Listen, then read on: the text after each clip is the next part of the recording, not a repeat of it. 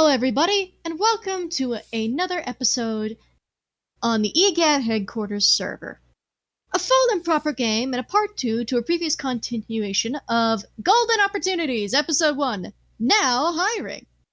I'm your lovely host, Carmichael, also known as Mikey, and I will be playing, of course, the host to the rest of these players, Dr. Opportunity! Petals, you're next. Hello, I am the gardening clone, also known as Petals, and I'll be playing as that fucking angry British person or something. I don't know. Emily Burnout. Fellow nerd. She has glasses. Okay. Next person. I like her a lot. I want you to know. Thank you. I'm Ollie, also known as Bobbins, and I'll be playing Velvet, a tiny menace. All of your characters are amazing. I had a lot of fun last time with them. So, yes. Hi, I'm Kendall. Today I am playing my twins, Ellie and Layla Thomas, one of which is here to have fun and touch everything, and one of which is here to supervise and make sure that their twin doesn't touch everything. So Howdy, I'm Hoosh, and I will be playing Lucy today. He is my stupid amphibian college boy. Hi, I'm Sherry. I yawned. I'm late. Hi. I'm playing Teacup. He's gonna fuck things up. He's gonna mess something up. I know it. I mean, Hey boy! he already stole a gun. He already stole something. He already stole a toy. He's off to a good start. He's good. theft. He's off to a good start.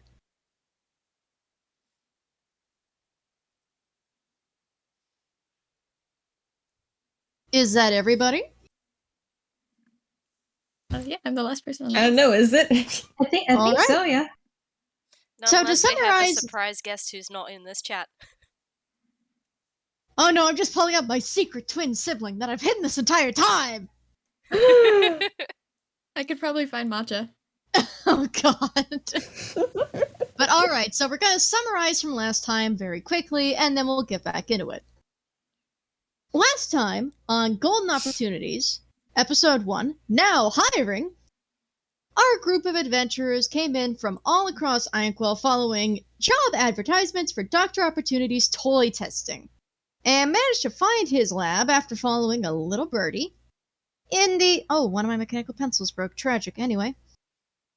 And managed to find one of the entrances to his secret laboratory in the mountains east of Faraway Forest.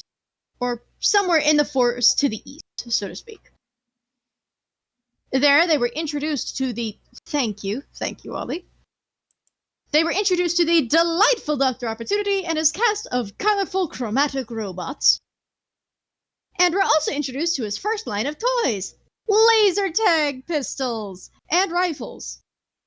After some interesting tests, the group was allowed to test out the functional models in a laser tag fight, in which the team involving Emily and Dr. Opportunity came out on top.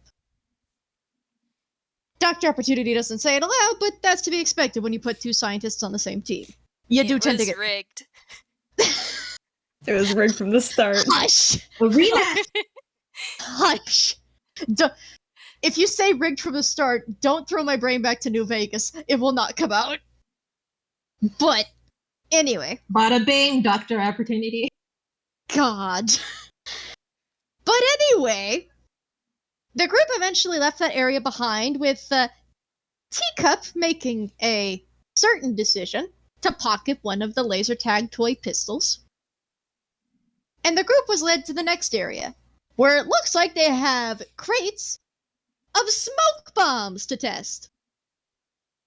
This is where we left off last time, and this is where we begin today.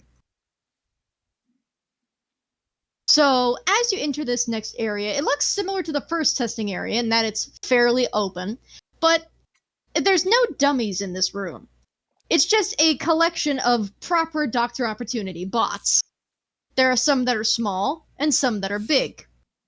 And there are a couple that seem to fly in a pattern in the sky. In a very simple, like, sort of paper airplane kind of pattern. And again, there is another sort of plexiglass-looking panel that separates you and the crates from this area where the bots are casually just kind of moseying about in these little pre-programmed patterns.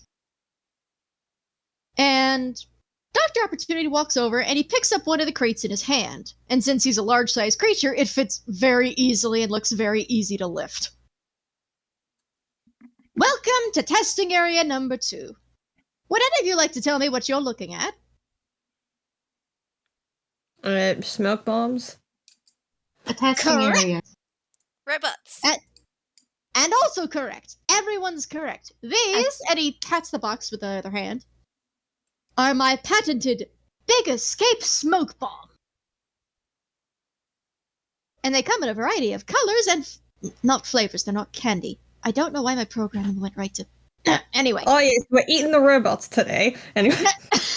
Absolutely not. I haven't gotten that far in making them yet. Anyway. We have different color variations of these smoke grenades, and I would like these tested out before they hit the big scene. Again, these are mostly party favors, prank items, but also may be used for a justifiable escape.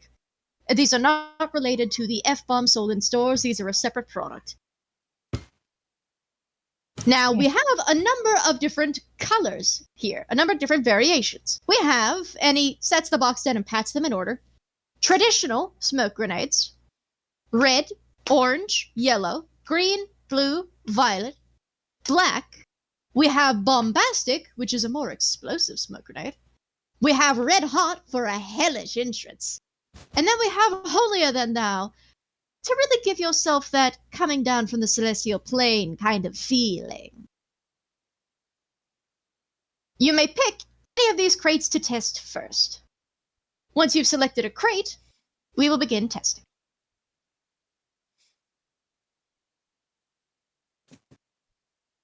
Velvet heads immediately for the bombastic. I was gonna say. I was gonna go over there as well. I forgot what you called it. Do we want to like? I have don't know, already forgotten the names of everything. Dex roll, see who gets to that box first. Sure, Yes. you can go ahead, and I'll relist the names while you make dex rolls. We have the traditional smoke bombs, which have really no variation to them. They're just plain old smoke bombs. We have them in every color of the rainbow, so red, orange, yellow, green, blue, violet, and black. We have bombastic, which looks like a more explosive getaway smoke grenade. Then red hot, which has a bunch of particularly toony, fiendish printing in the package, and holier than thou, which has a bunch of cherubs on it. I think Emily will probably head towards the normal smoke bombs while asking, sir, remind me again why, sorry, trying to figure out how to word this. Remind me how, smoke grenades are supposed to be toys in this scenario? Favors. In this instance, they're meant to be mostly for setting a scene, similar to a fog machine, as it were. And sometimes when you're at a party or you're performing, you want to make a big entrance. And for kids that are learning magic tricks or performing for their friends, they may want to do so with smoke bombs. Okay. It'd be good for stealing stuff, too. And it would be good for stealing Absolutely. stuff. Though for legal reasons, of course, we cannot publicly condone stealing or using these to steal. But yes, they could be used for that as well. I'm Velvet gonna have tries to Lucy wink, but she over just to the says wink. orange. Okay, 2 people spoke at once. 1 at a time, please. The one who winked? Oh, I was just gonna say Velvet tries to wink, but she has button eyes, so she can't. So she just says wink. And the other person who spoke, please repeat yourself. Lucy is just gonna head straight for the orange because orange is his favorite color. All right. Now, here's how this is going to work. This is also a 2-phase test, but it should be faster than the previous one. You are going to pop the tabs on these smoke grenades and then toss them into the pin with the bots. If they go off as expected, the bots should have obscured vision and should not be able to detect anything in their immediate area. If they do not go off as expected, well, then you can of course mark it as a dud. That being said, we're going to go from top to bottom. Miss Burnout, would you like to toss one of your smoke grenades first? Alright. And yep, Emily's gonna grab a smoke grenade and pop the pin, throw it. And is there a roll for this? It's a D2, it's another coin flip. Alright. Bloop. It's a 1. Alright, that's a heads. It goes off as expected. You watch it sail over the plexiglass wall, separating you and the bots. And okay, I'm half tempted to roll a strength check to see how high she can throw this thing, because I will say Emily does not have good strength. Sure, go for it. Just straight strength. It's gonna have a -1 to. Oh, all right. You're off to a good start, everybody. So here's what happens. 0. Oh no. Emily goes to toss it, and you can maybe see the split second of processing in the middle of Dr. Opportunity's core memory that maybe realizes, okay, maybe I should open the panel in front of Emily instead of making her toss it. And he realizes this too late as she tosses it with not enough strength to even get halfway up the plexiglass barrier. And it starts to fall and hits the floor and explodes in a 20-foot radius of smoke, which fills your side of the testing area. Everybody is now essentially obscured. You have disadvantage on perception checks involving sight. And if you're tiny, you are essentially blind. I can't see. Thankfully, I have heat protection, so I'm fine. How's everyone else doing? You just hear a bonk Fine. from Velvet as she runs into something. Really wish I could thought to regret not having a thermal detection as well instead of just dark vision. For about 10 seconds, and then you hear a click and a heavy whirring sound as Dr. Opportunity actually turns the heavy-duty fans in the testing area on and starts funneling out the smoke. Emily just coughs out a puff of smoke after that. And Emily, you actually feel that big plush hand sit on your shoulders, and I'm actually going to roll him strength to see if he could pick you up. Oh. So let's see, that is a strength check of D20 plus 3. And we're going to the roll zone.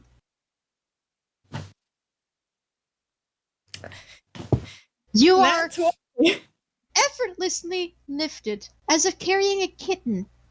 And you are politely set to where you actually sit behind Dr. Opportunity's little round head, and your legs kind of go around it. And then he picks up the crate of smoke bombs you were testing, and also holds it up. And you have a much better chance of actually getting it over the plexiglass wall this time, seeing as he is large and you are not. Emily just sputters for a bit because she was not expecting to be picked up like a kitten. Thank you. Okay. Just grabs another one and it's going to chuck it over the wall and hope and probably actually get it over the wall this time. You actually do get advantage this time. Okay, so advantage on the strength roll. Yeah. Alright. While you're doing this, Oh, Oh my god. That's so. Oh. Paddle, could you do me a favor and flip me a coin again? oh no, okay. Oh, that's a 2. Roll me a this is great. d4. Oh no. That's a 3. Okay, so 3. Let me check DMs. Somehow with advance. Like, all of Emily's luck has left since last time. She may be good at shooting a blaster, but her arm strength needs Man. working. Okay, so would you roll me a d12? Okay. There you go, that's a 3. A 3. Okay. So Dr. Opportunity actually catches this. He was reaching down and had pressed a button to open up the actual eye level panel so people could toss it, eye level. But then saw that the smoke grenade was going to collapse again, and this time he catches it in his plush hands, which, on the one hand, good. That kind of does not prevent it from exploding. And instead of exploding in the traditional color, it explodes in a cloud of yellow smoke, which vaguely smells like sulfur. Remind me again, is sulfur poisonous? Wait, no, wait. No, it just vaguely no, I remember smells what like sulfur is. Okay, never mind. And he just kind of glances at his gloves, which you now notice are stained a very dusty yellow thanks to catching the smoke grenade.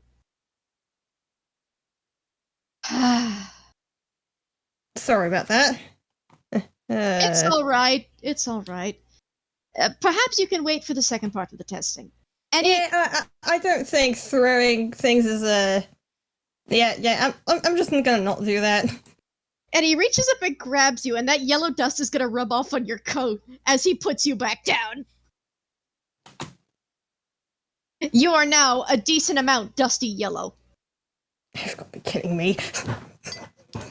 He dusts the other glove off on you as well while he's at it. Emily gives him a look. You cannot read his expression, but his grin remains unchanging as he turns to the others. All right. A Velvet. Would you like to try next? He says as he tosses the used smoke grenade that is now, empty and kind of slightly crushed into the bin. Velvet just looks like an absolute gremlin, and she's like, yes! And she begins to try to toss one. How big are the grenades?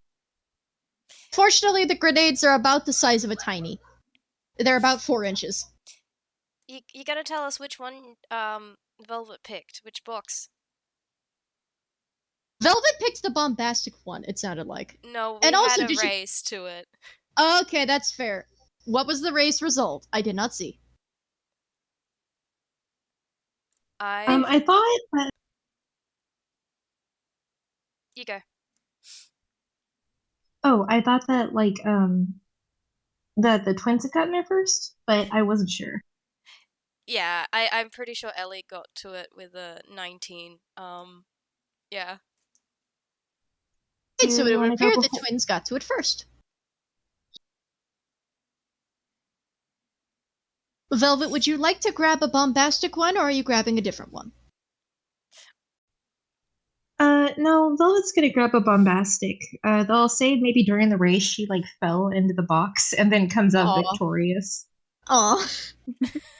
You're just holding a smoke grenade like you're holding another Chinese body, just a victorious fighter. She's, hugging it to her chest because it's almost as tall as her. Oh. She at least has a good angle then, because the box is probably currently above Ellie's head. She's dancing around a bit, so... Now, Velvet, you could just kind of toss it through the eye-level hole instead of trying to toss it over the plexiglass like Emily tried to do. So, would you like to try a strength or dexterity roll? I'm trying. Sorry, I'm cracking up at the idea of Velvet just trying to yeet this thing over a wall. You're yeeting it through, not over this time. Just... Yes. Strength check would probably be a good idea. You roll a 0. I swear to God, I'm gonna Okay, lose. well, I mean, she does have a -1, so don't hold out too much hope. Well, let's see the roll. Please don't be a 0. Please don't be a 0. That is better than a 0, at least. Would you roll me a d2?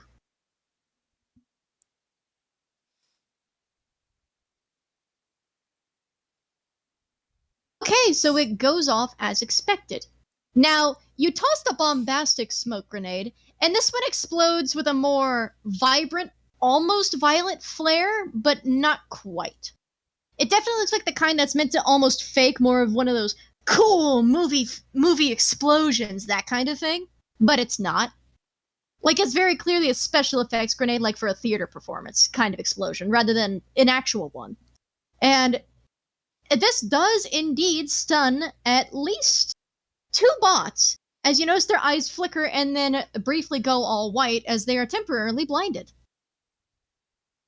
Wonderful, wonderful toss. Maybe I should work on producing some tiny-sized smoke grenades. It was a little heavy. Alright, twins, you're up! Yeah, Ellie puts down the box next to Layla, who did not move during the entire thing of the mad rush for the bombastic box.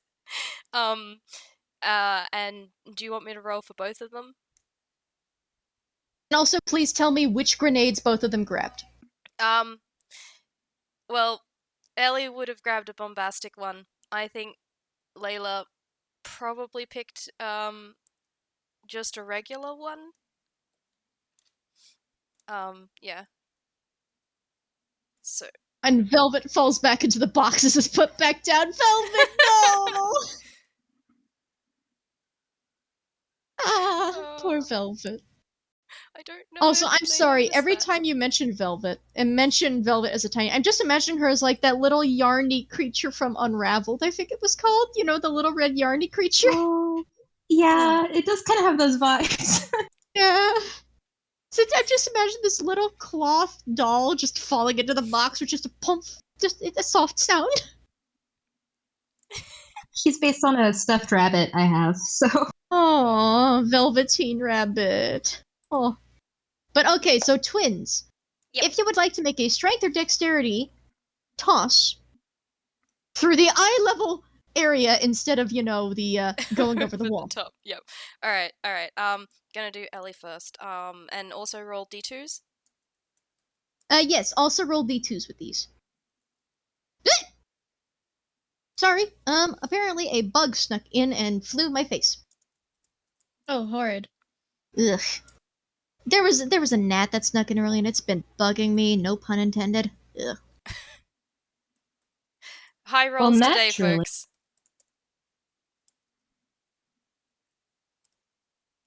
Oh dear. Oh. Okay, so on the one hand, Ellie at least gets the grenade through. So there's that. Could you politely bug off? Anyway, Ellie actually gets the smoke grenade through, as does Layla. Now, Layla...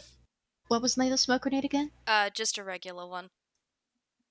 Okay, Layla's traditional smoke grenade sails with surprising ease and heads a lot farther into the room and goes toward a bunch of the smaller ones, which appear to be patrolling around what appears to be just a set of painted boxes, which are made to look like storage crates. And they're just sort of bobbing and weaving as they're circling this thing in a very silly-looking patrol. The smoke grenade goes off, and they start looking around, very obviously ploying at being confused. This has triggered the bot's, obscurity. So, yes, that smoke grenade went off well. Ellie, please roll me a d4. Okay. Because you do land the grenade in there. Oh, dear.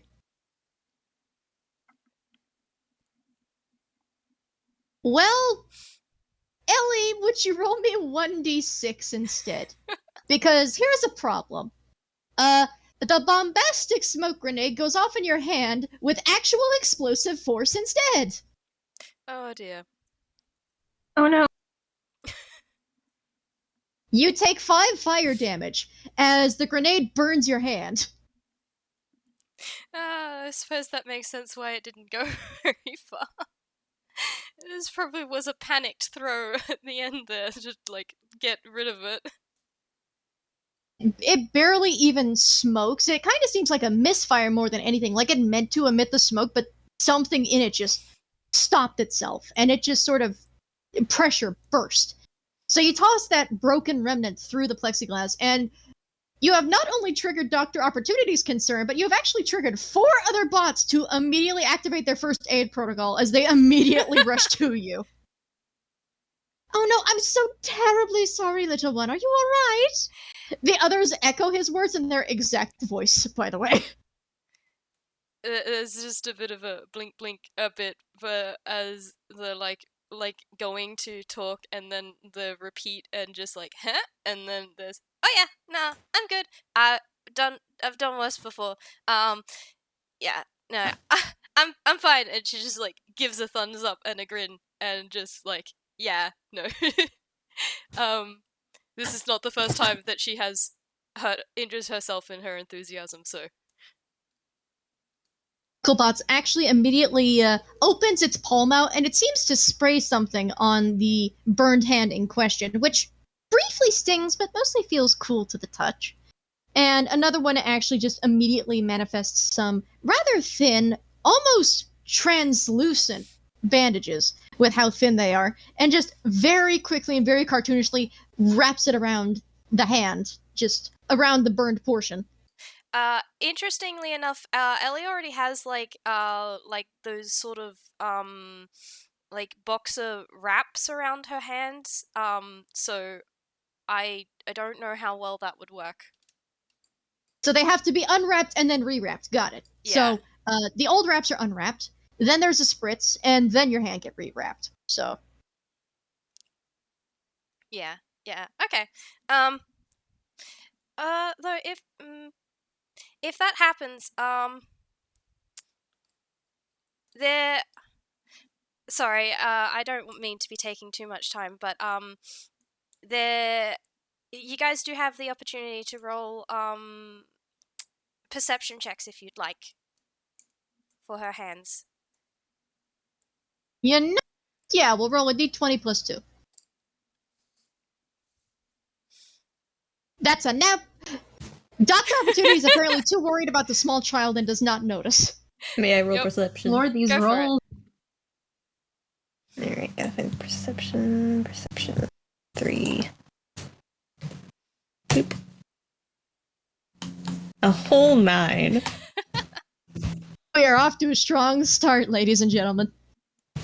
2. 4. Oh. Oh my god, this is amazing. We're rolling high today. Lucy, would Lucy like to roll perception? Hold on, my other device turned off, so I gotta turn that back on so I can look at Lucy's perception stat.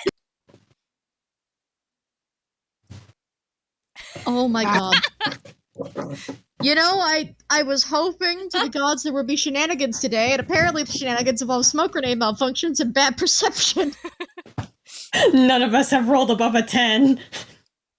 Except the twins. Oh my so god, far. look! Oh my I can't god. believe it. None of you got above a 10, so none of you see anything. Yep.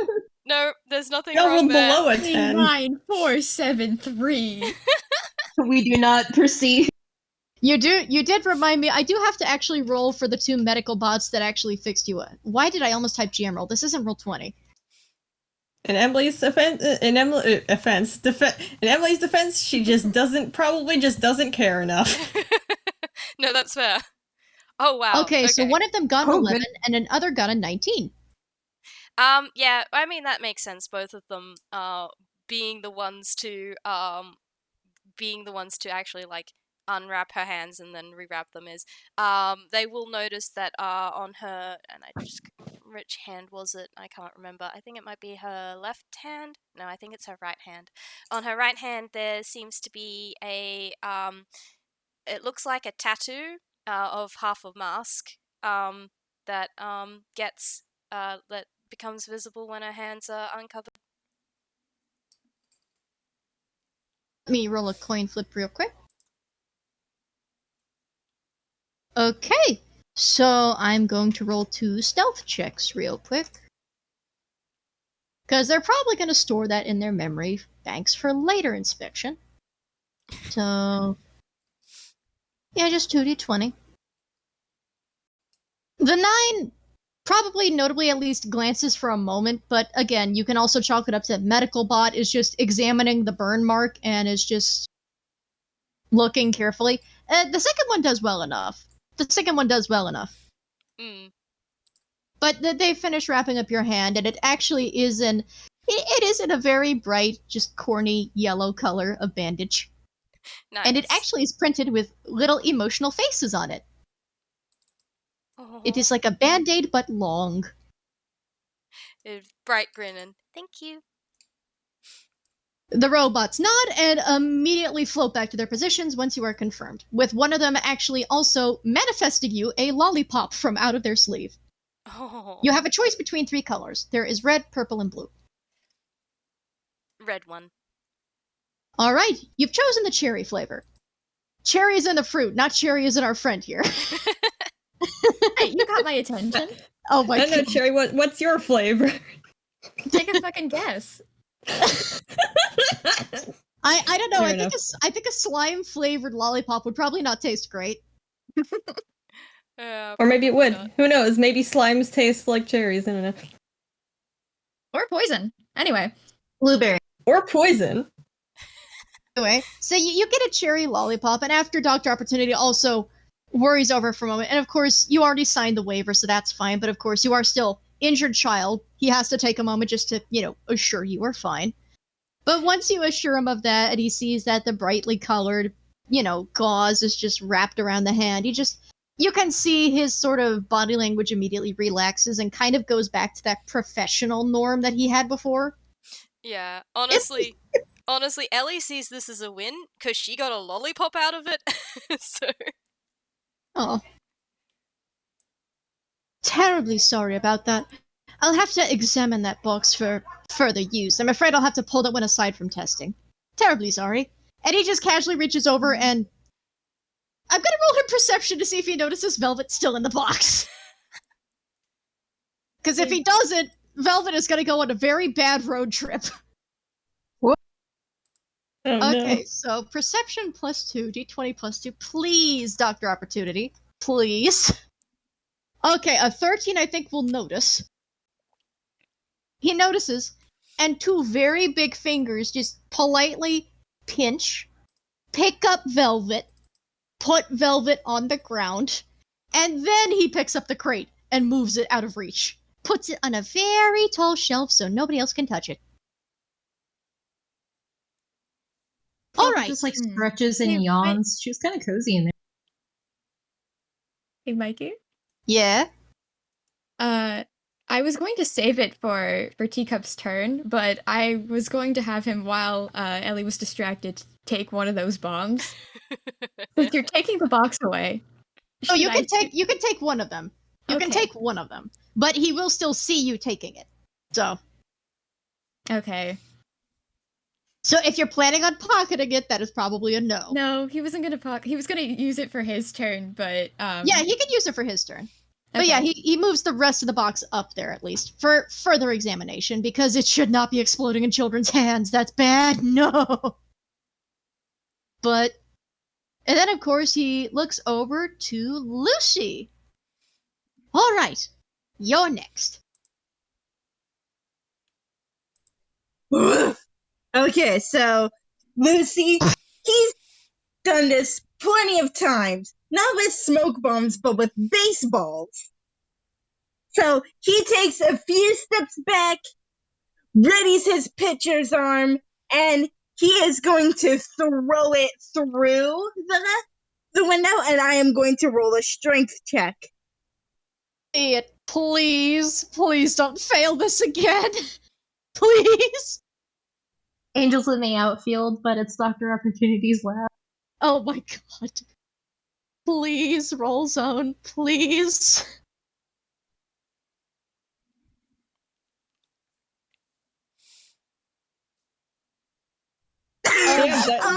no way. Okay. Today. Are we So- cursed? Lucy, would you do me a favor and roll me a d2?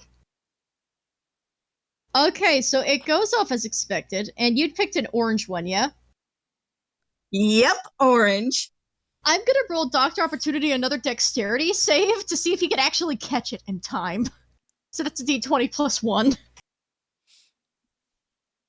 Oh yeah, okay, so there's a moment. You're remembering your time pitching in sports, and it almost comes back to you like muscle memory.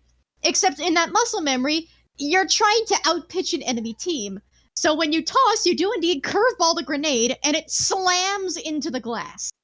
It does not crack, but it bounces back and almost nails Teacup directly in the face, but Dr. Opportunity catches it. And when he catches it, there is again that little pump, and his hands are now stained orange like Cheeto dust. Oh no! Teacup, by the way, you very nearly had a smoke grenade nail you in the face. How are you doing, bud? I think he's too excited to care, oddly enough. He thinks Dr. Opportunity is very cool, and he's very delighted that this just happened. Buddy. Teacup, beloved, I would die for you. I want this to be he's clear. Just like, he's bouncing. He doesn't look scared. He's bouncing. Beloved. Now, Dr. Opportunity, of course, now looks at his essentially Cheeto-dusted gloves, and he briefly looks unamused that his nice, soft, white cloth gloves are going to have another color stain, and just takes a deep breath and smiles, and he tosses that used grenade in the bin. And let me see if he has any kind of cantrip to clean that up. No, he does not have prestidigitation, I forgot. Tragic. So, he's just going to just pull out a kerchief from his hammer space, and I'm going to roll a d10. Oh my god. Here we go again. Da, da, da, da, da, da. Are his gloves like torn or anything like that, or are they just stained? Oh, they're just stained. The gloves are not actually torn in any way, which is actually rather impressive if you would like to roll an intelligence check. Because Velvet was going to cast Mending, but...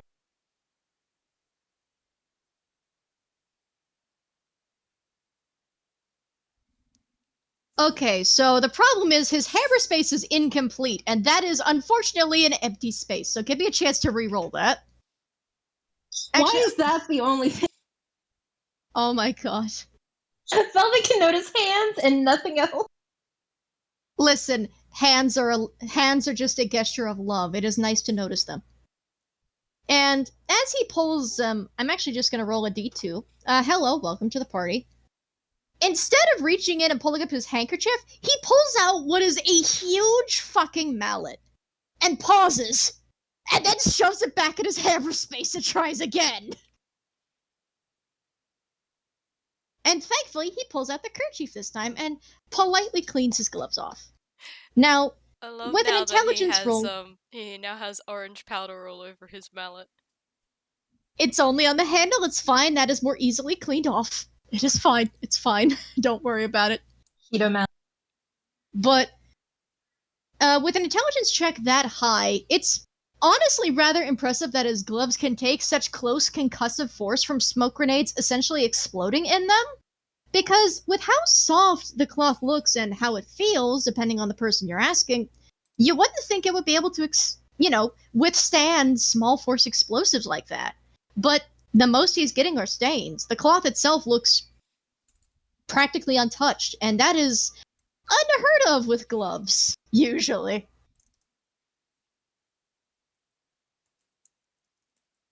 But once he does... He just kind of tucks away that information. Mm-hmm.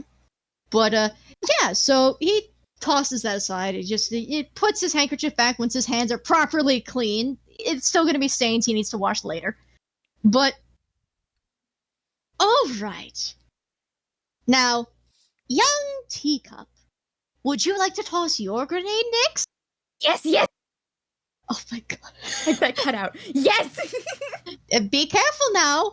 We don't need a third incident. Come on, let's see that toss. So that's strength and a d2, correct? That is strength and a d2. Okay, nothing horrible. Okay, so roll me a d4. Okay, so you had picked up a bombastic smoke grenade and had tossed it through. Now, compared to the others who have either phenomenally failed or at least, bare minimum passed and gotten the grenade in there, you actually note that when you toss the smoke bomb in, it lands and you see a couple of robots stare at it for a moment, but it doesn't go off. They stare at it and wait for it to, but when it doesn't, they just go back to their regularly scheduled quote-unquote patrol. The bomb is a dud. You rolled what is essentially one of the safest options. Teacup is incredibly disappointed. Your opportunity is actually going to reach over, and I'm going to roll him to see which one of the other colors he grabs you instead. Because, whoop. And just as quickly as our audience member came, they left. Okay, so roll zone. How many colors did I put again? So that is 1, 2, 3, 4, 5, 6, 7, 8. We're not touching the bombastic, so 9 and 10. Actually, we'll do a roll d11. So roll zone, 1d11. And that is 4. So he picks up... Please, there we go. 1, 2, 3, 4. He picks up one of the yellow smoke bombs and hands it to Teacup. Oh, I get to try again? You do get to try again. I gently pat our audience member. I gently pat. Roll me a d2. Okay. Okay, so the good news is, you toss this one. The other good news is it goes off as expected. The bad news is, you toss it, it does not actually hit the hole that it's meant to go through, and bounces down toward your feet and Dr. Opportunity's feet. He takes a deep breath, and there is suddenly just, poof, yellow smoke. He turns the fans back on again, and he leaves them on this time for a minute. Well, at the very least, you saw a successful test. Now, on to part 2. And he reaches into his hammer space and is going to pull out his lovely remote. Please don't. Okay, thank God. And it is, of course, a very traditional science remote with just the big button on it. And click. And the plexiglass panel goes down, and the fan filters out all of the smoke from the tossed grenades that are already there. And your little counter area kind of heightens itself like a little stealthy wall. You have an objective. Use the smoke grenades to sneak from one side of the room to the other, without being detected. If you're detected, you lose. Ready?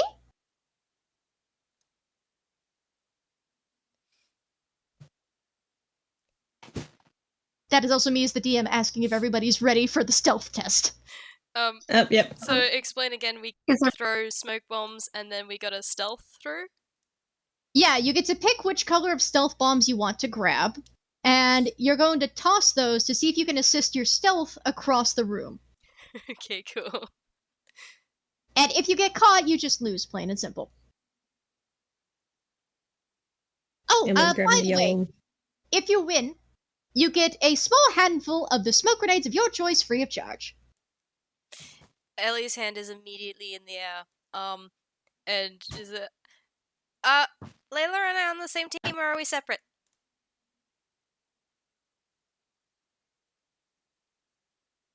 To say, for the sake of mechanics, you will be separate, but if you would like to consider yourselves together, you're fine. No! If you're twins, then one of you can still... What?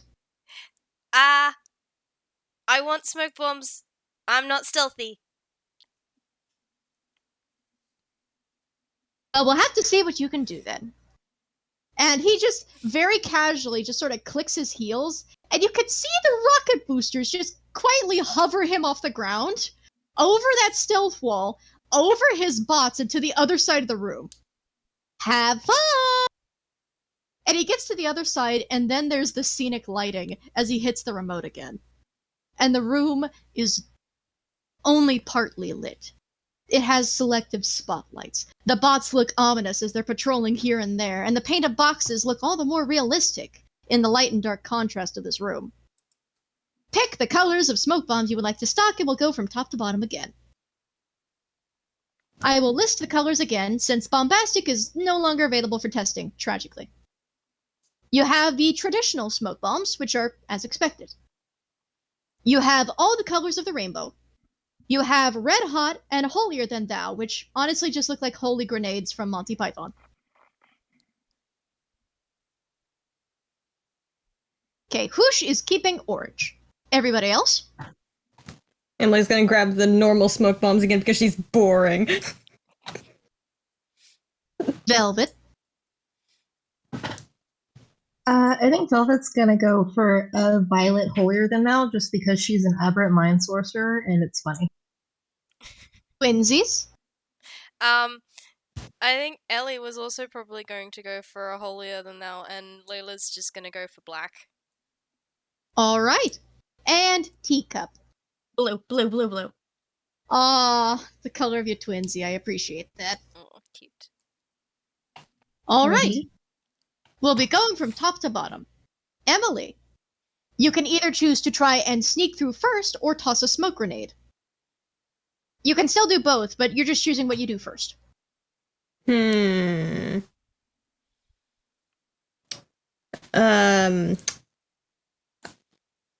Wait, so how much is there to sneak by? There are tiny, small, and medium bots that are patrolling the area. There are different boxes scattered around this area that you can hide behind, and just imagine a Metal Gear Solid segment, but very small and very obviously kid-friendly. Okay, I will say she'll probably throw the smoke bomb first because let's be honest, Emily's not the best at stealth. I mean, she has a plus modifier to it, but it's like, could be better. All right. And also, the luck has not been good today. This just roll me a d2. And if you would like to roll me a strength check, you may. Oh yeah, I'm gonna roll that strength check. Oh boy. Please don't land another A net. 15, surprisingly. Thank heavens. So you actually managed to... the area is more like a very small obstacle course, and it is built with, of course, children in mind, but you can see with all the robots patrolling, it adds an air of difficulty to it. And you can spot yourself a nice path if you can maintain stealth through it, but spotting an angle with which you can bounce the smoke grenade, you do so. And while they turn toward the sound of the smoke grenade bouncing, you're gonna have to roll me a d4 because it unfortunately does not do what you expect. Oh boy, that's a 1. That is a dud. They're looking at the grenade, but unfortunately, if you roll stealth to move, it will be just plain stealth this turn. You will have no assistance. Emily grumbles, not an annoyance. But yeah, stealth time. Stealth. Alright. +2. Oh, that's not good. It's a 4. Okay, can I see what happens? Because, or at least how she fails, because, please. Like, she throws the smoke bomb, but because it's a Dutch, just says, "Oh, come on!" That immediately, oh my immediately God. gives away her position, just like... Okay, that's gonna be a... Why do I keep typing like this is Roll20? It's exclamation point d20. So that is 2d20 plus 2, because there will be 2 bots that were looking at the dud, and now hear you talking. Now, unfortunately, both of those beat a 4, so they turn toward the sound. You are not caught yet, but you have your next turn in order to try and salvage your stealth, or you will be spotted and dragged off course. Next up, Velvet. Your turn. Sweet. Okay. Remind me of the order of doing stuff again? You can either choose to toss a smoke grenade first, which, if it is successful, give you advantage on your stealth check, and disadvantage to the bots to notice you. Or you can just choose to move forward and then toss a smoke grenade further while you are in stealth.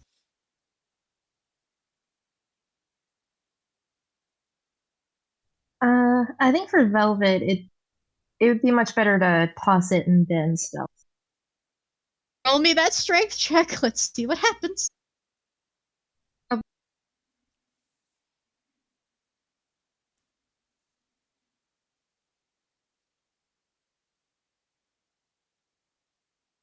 Please. Please. Okay, you know what?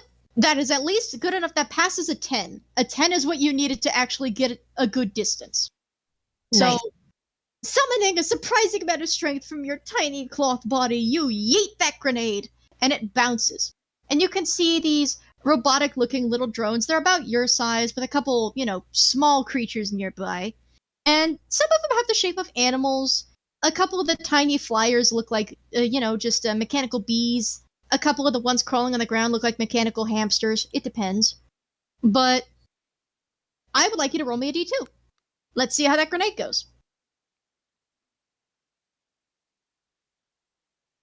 Oof, roll me a d4. Actually, d5. Roll me a d5.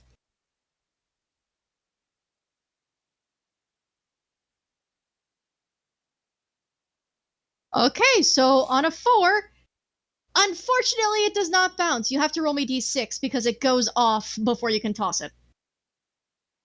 This is once again a smoke bomb that accidentally turns out to be a grenade. You said a d6. D6.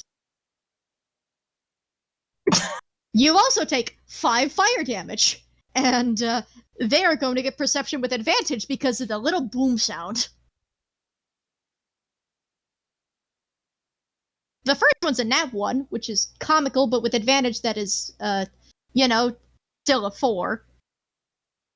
And I would like you to roll me your stealth with disadvantage, since it exploded on top of you. Let's see if anything noticed. Velvet might not be doing so hot. Hang on.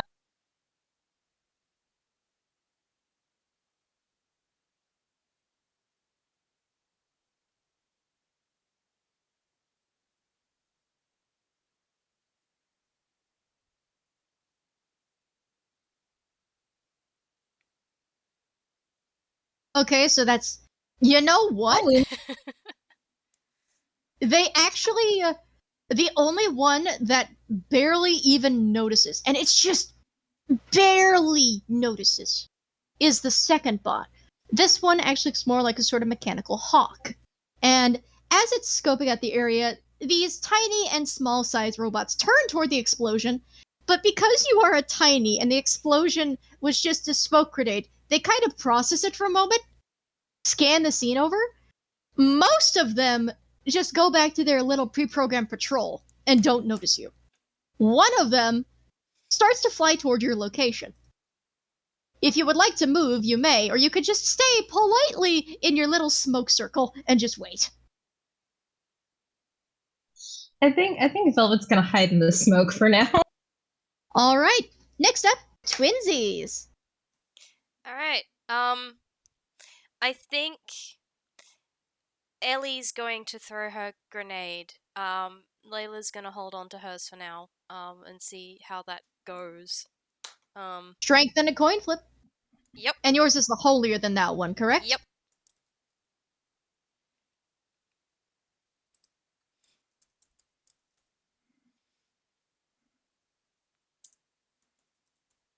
Ooh. Oh, roll me a kidding me? d5. Roll me a d5. The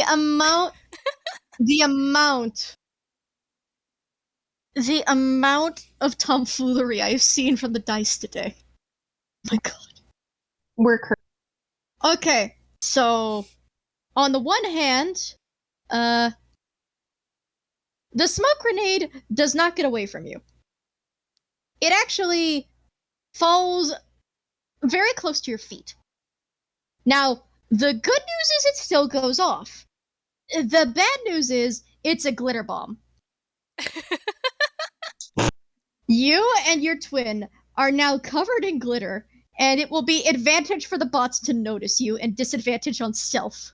Oh, fantastic. How does that work with someone who already has disadvantage on stealth? It doesn't stack, so you're just disadvantage on stealth. Alright. But if you would like to roll your stealth now, that would be great. Yep. And I'm just imagining somebody just getting that little mental message from Velvet that is just just a tiny psychic ow. Like a little toony ow. Or the yell. Like, she usually has to like think about it, I think, because I haven't really used it much in a game, but I do think it'd be funny. Involuntarily said ow to like everybody. Aw.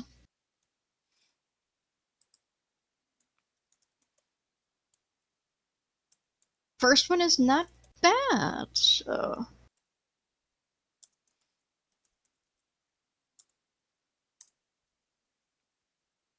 Not bad, not bad. Okay, so the first one only rolled a 13. So neither of the twins are noticed by the first one, and the second one also doesn't notice. In spite of the fact that you explode in a cloud of glitter, the robots apparently do not deem that a threat and just continue along. You could actually see one of the robots almost activate their cleaning protocol and just pull out a broom from Hammerspace. They don't even notice you. It just starts moving towards you with the intent to clean the glitter. Lucy, you're up. Oh boy, oh boy. Okay, so I have two options. So I either get into it first or throw first. Lucy is not gonna follow these other people's examples because he sees that everything seems to be going wrong for them. And I'm sorry. And he will do his stealth check first. Let's see what that is real quick. And that will be a plain stealth check, so it'll be plain perception on their part. Right, because he has 0 dexterity. Mm-hmm.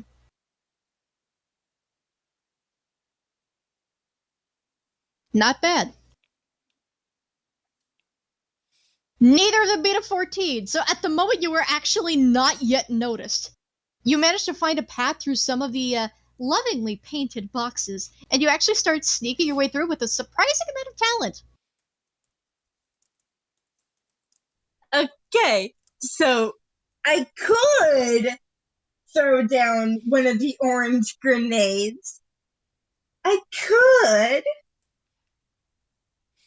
Or I could pass. Could pass if you wanted to. I'm gonna try and... I'm gonna pass because I do not feel like tangoing with the chance of a grenade. All right. Teacup. Would you like to move first or toss first? Question. Where are all the bots? Like, are they just scattered around the area? They are just scattered around the area. Okay. There are, however, already paths that the others are taking, so you'll have to find your own, or if you want to, you can just try and follow one of theirs, but you'll still need to, do your thing. It is a race to the finish. Oh, do I want to be mean? I have an idea, but it's mean. I mean, by all means, you are allowed to. Chin hands. I will say this now. You have. Oh, sorry. You're asking where Velvet is. Would you roll a perception check? Okay. Because again, there was some very poor stealth on their part. Oh. Yeah, you do indeed actually see where Velvet is. Velvet is just a little smoky doll sitting on the ground, trying not to be noticed. Okay, this could be fine. I want to throw the smoke bomb first, and then run toward Velvet. Oh. Okay, so strength check, and then a D2.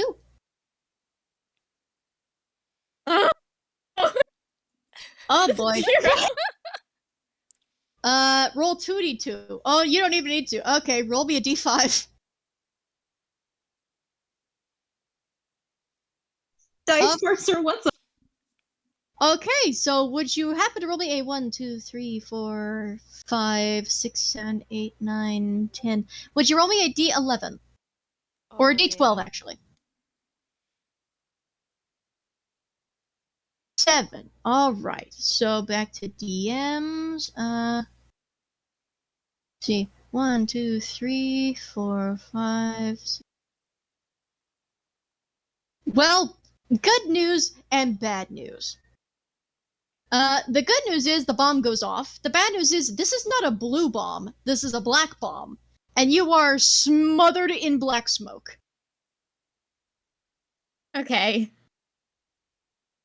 Now, the other good news is since it went off on you, well, you already decided you were going to run toward Velvet. You can either run toward Velvet or stay in the smoke, and it's disadvantage for the bots to notice you if you stay in the smoke.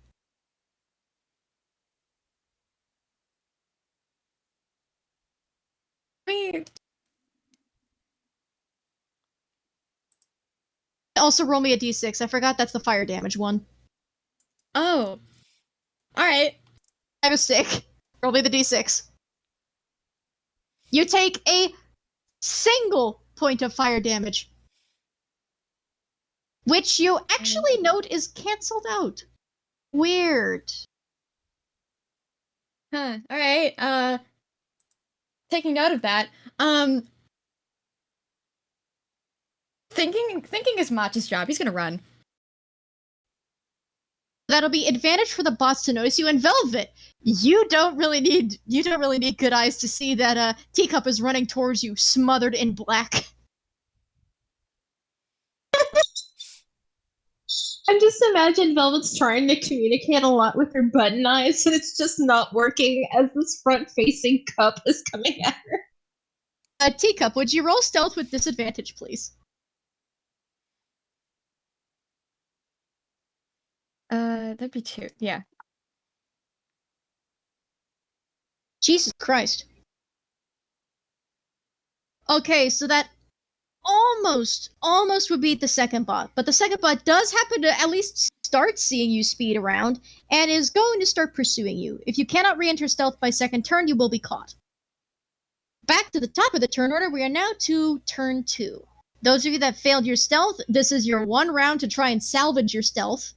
And if you fail again, you will be caught and disqualified from the little sneak race, so to speak. Ellie! Oh boy, let's see if Dice Person is gonna be nice. So it's a straight stealth check, correct? Yeah. Alright, and, yeah, wait. I do have a question. How close is Emily to, like, the rest of, like, everyone and, like, the other smoke grenades and such? I assume everyone is at least 10 feet apart. The colors of smoke are starting to mix.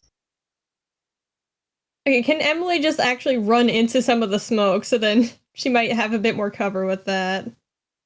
You can try and sneak through it, but if you run through it, you are not going to have advantage on stealth. Alright, well, she can sneak into she can try sneaking into it. 13. Better than last time. Okay, roll that again, because since you're sneaking, you have advantage, and you are in the smoke. Heck yeah. 15, right. Let's go. And I'm going to roll, now it is just disadvantage for the bots, so 4d20 plus 2. The first one rolls a 14, which just barely misses you. You can actually, you see the silhouette of one of the medium-sized bots just barely pass you by going toward where you just were. The second one is way off course and is actually going toward Teacup and Velvet. Oh boy. You have made it ahead of the others so far. If you can maintain this for one more round, you can reach the end. Next up, Velvet! You have Teacup running towards you, and now one of the bots running towards you. Would you like to try and, disappear? Yes, I would. Should I go ahead and roll stealth, or? If you would like to toss a smoke grenade first, that would be fine. The smoke grenade would probably help you since you have disadvantage on stealth at the moment. Okay, so Velvet's gonna take the smoke grenade, and she sees Teacup running towards her and the bot, and throws it at them. Roll to hit. Roll to hit. How would I do that? It is still a strength roll, but you just roll your strength roll. Let's see if you actually hit Teacup's AC.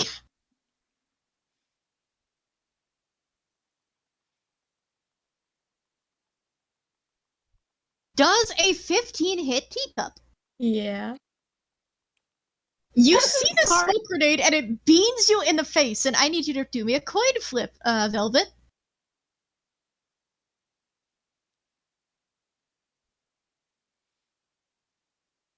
This actually goes off as expected.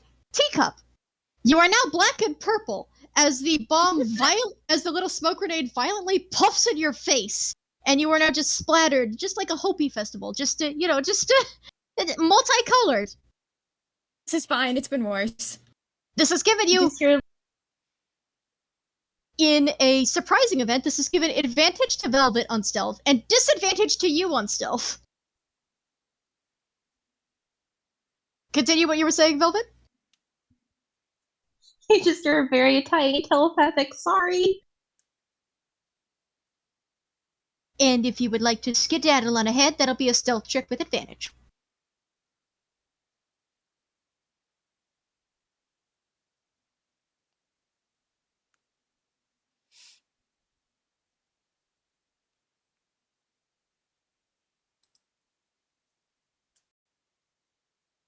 And disadvantage on the bot. Oh. Well, the first bot is actually still going to maintain notice of you and is actually going to start actively pursuing you. The second one does not notice. Now, I mentioned before you had to salvage your stealth this turn or you would be caught. And the issue is you failed the stealth check for one of the bots, so Velvet actually gets caught. You feel a pair of medium-sized hands clamp over your person, cold steel holding you together. And you hear Dr. Opportunity's voice announce at the end, "It looks like Velvet has been disqualified. Terribly sorry." Velvet is instantly going to try to destroy those hands. I'm sorry. Alright, I guess roll to attack. She didn't expect to be picked up again. Just keep in mind, if you land an attack on the bot, you're not sure what the bot's gonna do to you.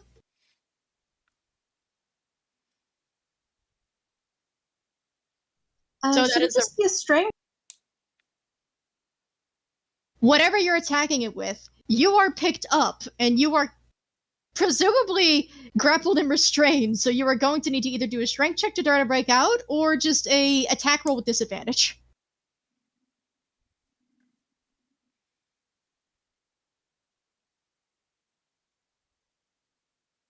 So that would be her dagger. 15 actually hits. Would you roll your damage? I want to note, I didn't mean to destroy the robot, but this is how Velvet would act. Oh, you're not destroying the robot. This is barely going to make a dent. You, on the other hand, are in trouble. The bots are built for rough play, but it was not in your contract to damage the bots. And as the bot picks you up, even though it's a tight grip, it's not intentionally malicious. This is how it's programmed to pick you up and take you to the other side. It starts to move you, but then you can hear the scrape of metal as your dagger stabs into its palm, and there's sparks fly from the metal that you actually managed to tear open, almost like aluminum. You can see, for a moment, some of the programming twitching inside, gears and sprockets that have to struggle for a moment before continuing to move. And then that grip tightens on you. And this bot is actually going to roll an attack before Dr. Opportunity can calm it down. Because you activated self-defense protocol. And it gets advantage. Whoa. Uh-oh, whoopsie daisy. What? Would an 18 hit? Yeah, that would hit. You take 7 bludgeoning damage as the bot starts crushing you. Dr. Opportunity noticed this, and you don't actually hear him say anything, You don't even hear it, but he presses a different button, and the crushing stops, and you are just hurried off to the side. His expression remains unchanging, but something about the cold blue light in his eyes says you may have fucked up. Please warn a toon before they get grabbed. Please. Noted. Velvet has been disqualified, and part of their pay will be sacrificed for repairing the robot. Thank you for your cooperation. Twins, you're next. He says it with a smile, but it seems like his teeth are a little grit now. Can I roll perceptions for the other, where everyone else is? Sure. For those who succeeded their stealth before, you will have disadvantage on noticing them. But for those that failed, like, of course, Velvet, who is very visibly being carried off to the side and behind the barrier again, to a bot that is visibly, you almost think, upset by the fact it got damaged by a client. For those that failed their stealth, it'll be just plain perception. For those that succeeded their stealth, disadvantage. Alright. I'll roll 2 then and can apply the different numbers to them. Mm-hmm.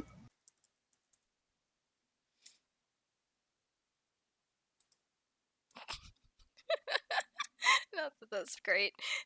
Okay. Teacup is probably about the only one you notice. Yeah, Teacup and Velvet.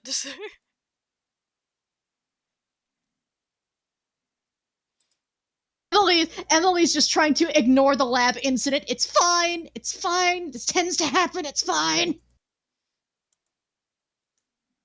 She's trying to concentrate on not getting caught. She wants to win. She is feeling competitive. Yeah, I don't And think also that's she is gonna... trying to pretend not to care. Anyway, go on.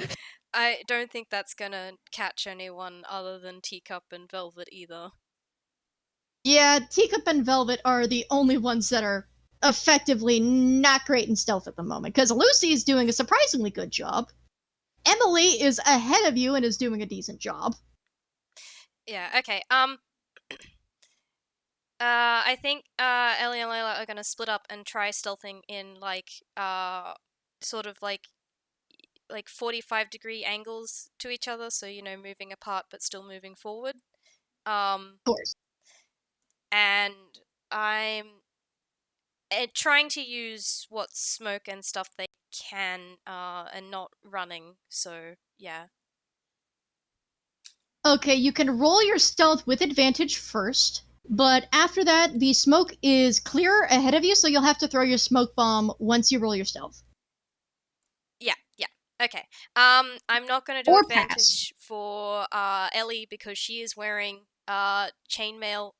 So that would cancel out to be just normal stealth then. You do not get an immediate answer. Huh? You get that Velvet typed something in chat, and as Velvet asks that, you do not get an immediate answer. The doctor's expression is hard focused on what everyone else is doing, cold and unchanging. Velvet just starts grumbling. Velvet also roll a perception check while Ellie and Layla are doing this. Oh my gosh.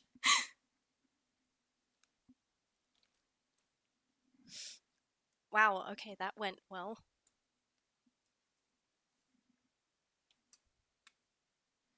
And I'm just gonna roll something real quick.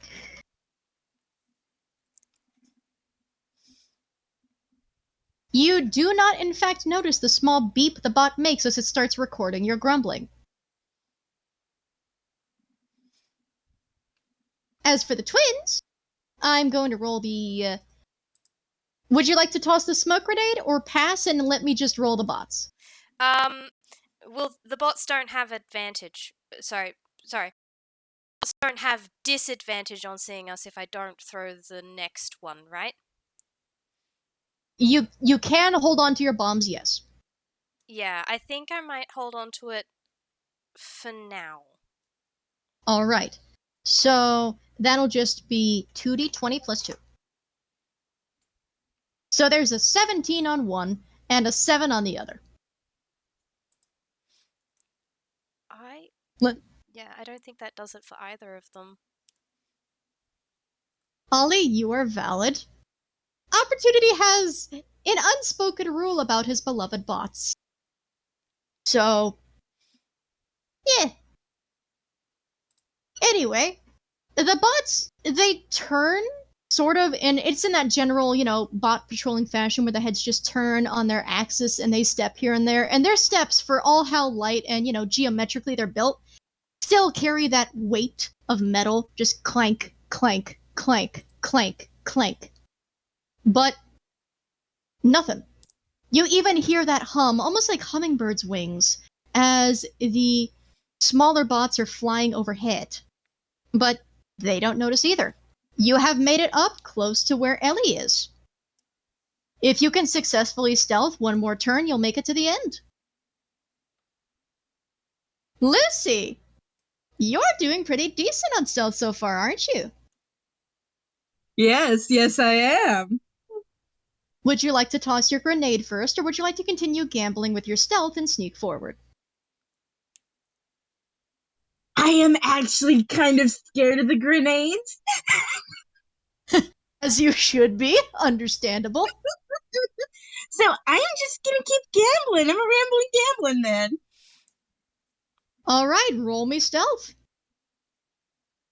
Just plain old stealth.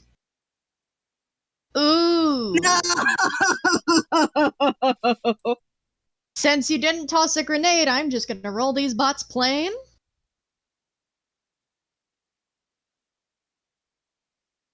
Yeah, both bots are gonna notice you. You have one turn to salvage this, otherwise you'll be caught. Would you like to toss your grenade to try and help matters, or save it for the next turn? I am going to use that grenade. Would you like to just toss it in a general area, or at one of the bots? In the general area. I do not like Alright. tossing, so he's probably gonna try to roll it. Alright, that will be another, of course, a strength check and a D2.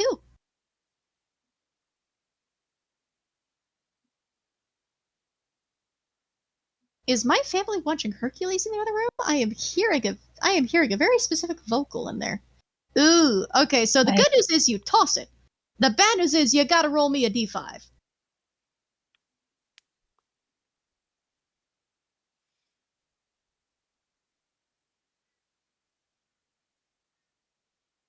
You toss the bomb. It does not go off. The roll briefly distracts the bots, but they've noticed you, and following their, stealth race programming, they are trying to apprehend you. They do not care for the dud. Your turn remains unchanged. If you cannot re-stealth in the next turn, you will be caught and disqualified. Teacup! You have a problem. And that problem is you are covered in 2 different colors of essentially what is chalk, smoke dust. You have a bot behind you, and unless you can somehow successfully toss a smoke bomb for yourself, you'll have disadvantage on your stealth. Yeah, I'm gonna toss a smoke bomb. Please work. Strength check and a D2. Ooh! Okay, so the strength check is successful. Roll me a D5. Also, there's a hummingbird outside. Hi, Nana. Nice to see you. Okay, so that is a 2. I don't believe I've seen a 2 rolled yet. So everybody, including you, Teacup, everybody that is not a robot within 20 feet of Teacup needs to roll a con save. Because the grenade explodes, but the problem is this is a fart grenade instead. Does Velvet need to roll?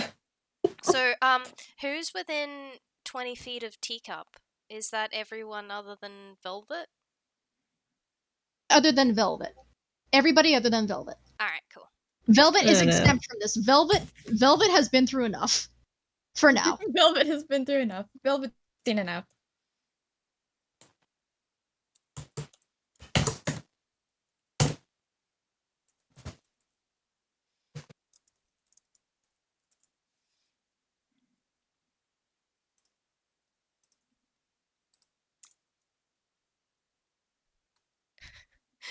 Oh, good. Okay, so for everybody else, this is very clearly the smell that would be like with a prank grenade, like, just fart spray. It's meant to smell rancid. So it's awful, but you cope. Except for Layla. Layla, you can't hold in your breakfast.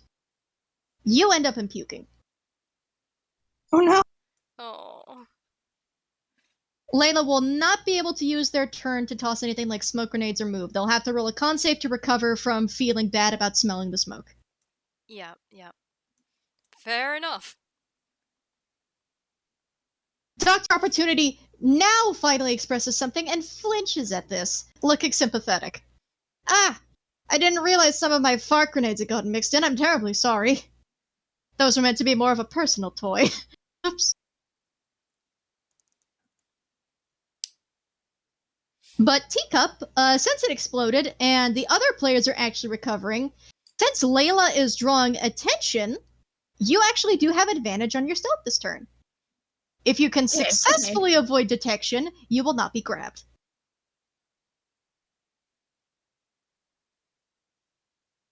It's advantage, you said? Advantage, yes.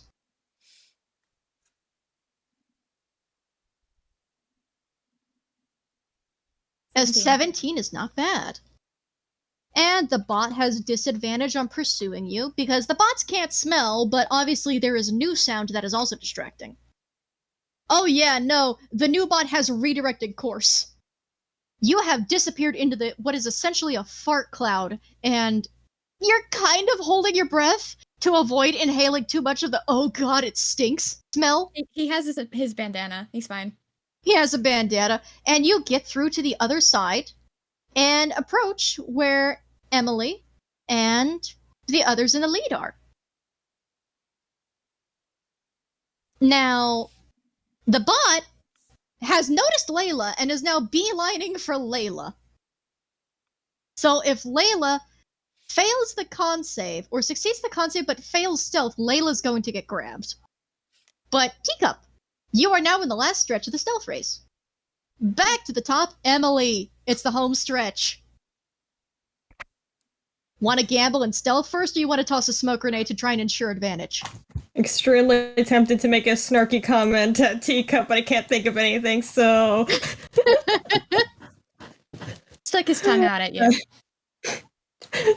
Just screw it, she'll stick her tongue out back at you.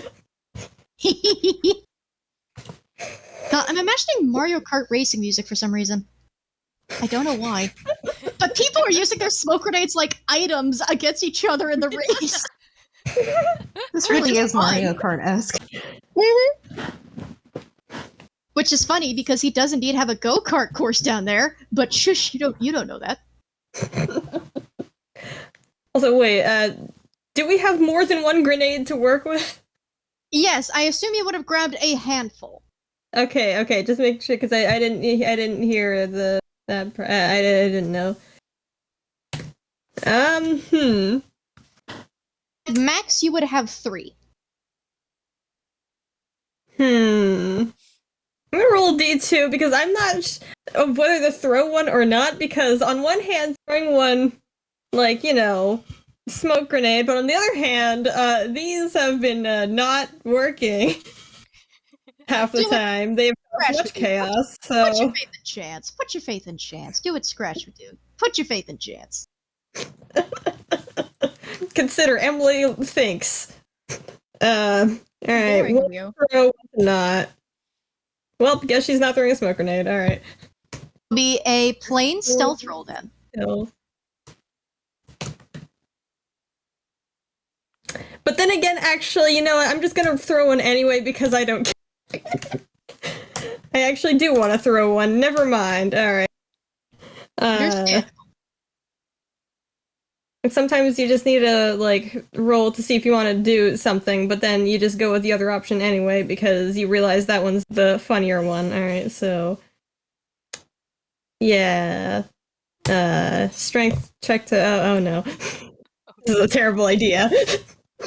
Why do I listen to myself? Alright, so, yeah, that's a 4. To throw. And a D2 to see if it's... Oh no. Let's see it. D5. Alright. Should have done the smart option and just not thrown it. Okay, it's just done. You toss it, and it just doesn't go off. It has, Also, however, forgot to mention. Yeah. Forgot to mention, but like when she throws it, like she's gonna at the very least try to throw it like maybe in a place to try and distract the robots. I don't know how much that's gonna really do, but just for flavor. That's what she's trying to do with it. I mean, that is Oh, a what? four. Like throw it far enough away. You failed the roll, so I'll say roll me a deception with disadvantage.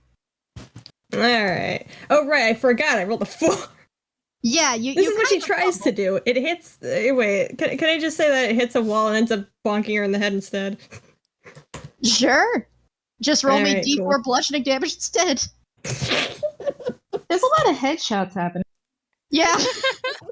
So, you take 2 bludgeoning damage as you try to do a cool ricochet shot. And it just pegs you in the head. Okay, I'm gonna roll one more thing. Alright, thankfully... That's not a strength. Alright. I don't know. What would be the type of roll to have glasses not fall off of your face? I would just say a general dexterity save. Alright, dex save. It's 2. I'm not gonna say anything because I don't want to jinx the roll. Surprisingly! Holy moly. The Alright, glasses... that's a 21. You do There's- the anime move of pushing them up. No, that's when she casts Identify. That's a different time. Okay, so it still hits the glasses, but it only scuffs the glass some. It'll be very easily cleaned off if you can get to the finish. Alright. Which, that will, I believe you failed your stealth, did you? Or did you not roll stealth yet? I haven't rolled stealth yet. Okay, plain old stealth then. Actually, you did fail the roll, so stealth with disadvantage. Sorry. That was a 17 too! Oh. Oh no. No! Oh, she rolled so well for once! No! Fuck. Okay, Well, one one of would have them- failed anyway. One of them would have failed, but one of them does indeed notice you. You are going to have to avoid detection for one more turn in order to make it, or you'll be caught. You are very close Great. to Dr. Opportunity now, but he is not helping you. He is just watching. He is just grinning. Ear to non-existent ear. Should have done the smart thing. Alright. Man. Velvet, you are no longer in the race. You have been brought back, and I assume you are still grumbling at this point. Actually, I was going to ask, like, if Velvet would just kind of like, since Dr. Opportunity is so tall, it would be more like a tap on the ankle. And she's like, can I at least offer to fix the robot to make up for, stabbing your property? You are on the same side of the room as Dr. Opportunity. He is on the opposite end of the room. You have essentially been brought back to the counter. Okay. Would she be able to do that telepathically? You can try. Make your offer, and then make persuasion at disadvantage.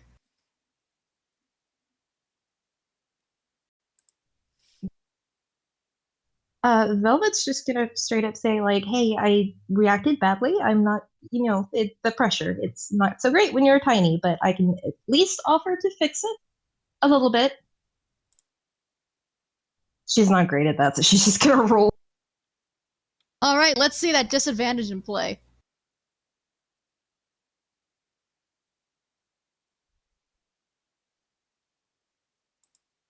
Ooh. Are you kidding? Oh, That's you a cannot nat do one. worse than that one. I'm just gonna. Velvet just goes and lays down. There's a moment of silence, and you can feel the attention given at that. There's a moment of note. Now, you don't normally make telepathic contact with non-organic things, but it isn't until you reach out to Dr. Opportunity you realize he's not as organic as he looks. He's a robot. He just looks organic. It's a very strange and cold kind of presence. very organized on the inside, but difficult to really penetrate for proper communication. And as you're waiting for that answer, you can feel the attention given, and there's sort of a moment where he tries to process it because he's not used to speaking back. But you do get a response. No one is allowed to touch my bots but me. Be thankful I'm taking it out of your pay, and that's it. Okay. Just kind of closes the connection. Kind of like putting down a phone. Yeah, you also take a single point of psychic damage. Not actually from him, it's just not entirely psychologically well trying to telepathically communicate with what is essentially a very old robot.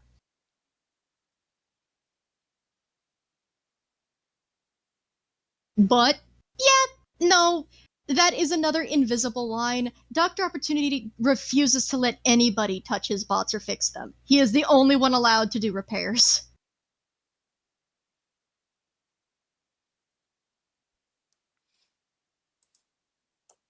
Up on the list are the twins. Layla, since you are unfortunately rather sick, would you roll a con save to see if you feel better? Yep. No. All right, so before Ellie's able to do anything, sorry, there are two E names that end with an E sound here. You're good. Layla, you get grabbed by one of the robots, and compared to how they grab the tiny, they are very used to grabbing small children, and it is a very comforting hold. And it looks like, yeah, Lucy, you can sacrifice your turn to help. As the bot picks you up and actually kind of produces what appears to be a small tab for you to chew and swallow, which you are mechanically told is an anti-emetic and should prevent you from puking. Yeah. There's not any like verbal words, but there is like a small nod as she takes it and will be guided off. Absolutely no issue. Other than maybe not being like walking straight because or fast because Yeah. Sacrifice the turn to help. So, Lucy, you are at the moment not disqualified because you are assisting one of the fellow testers in getting off of the set. And the bots are acknowledging this in the very least. So, Hoosh, you will have to use your next turn to get back to your spot. Oh. But sorry, I misheard that. I thought you for some reason I thought that was Layla. That was me answering, not Hoosh. Oh. No, Hoosh said, "Can I sacrifice my turn to help?" Oh, I didn't see that. Yeah, it's in text. That's why I was responding to Hoosh. That's why I was talking about Lucy. Oh, cool. Oh. So, yeah, Lucy also helps guide you off. And, Layla, you are indeed produced a small glass of water once you get back behind the counter. It is very cold and very clean and refreshing. Ellie, it is now your turn. Okay. I'm just trying to wonder how to play this because Ellie would have definitely not started doing anything until she was sure that Layla was okay. So I'm just trying to figure out how to like put that into play, like if that would cause any like disadvantage or anything like that, or like having to sacrifice something for that. Say you will only get to pick one action, whether to go ahead and move forward with stealth or to toss a smoke grenade, but that is it. All right. In that case, I think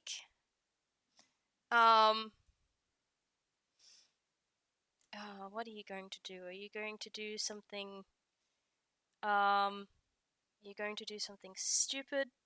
I'm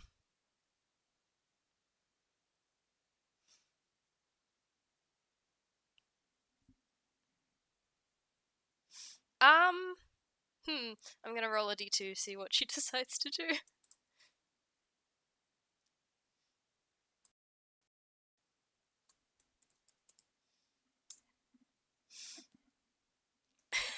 Okay. Yep. She's going with the stupid option. And she's not gonna throw the grenade. She is going to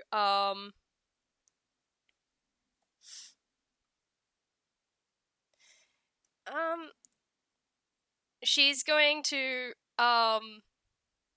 run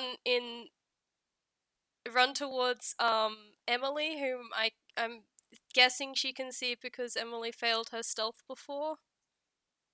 Yeah, definitely. Yep.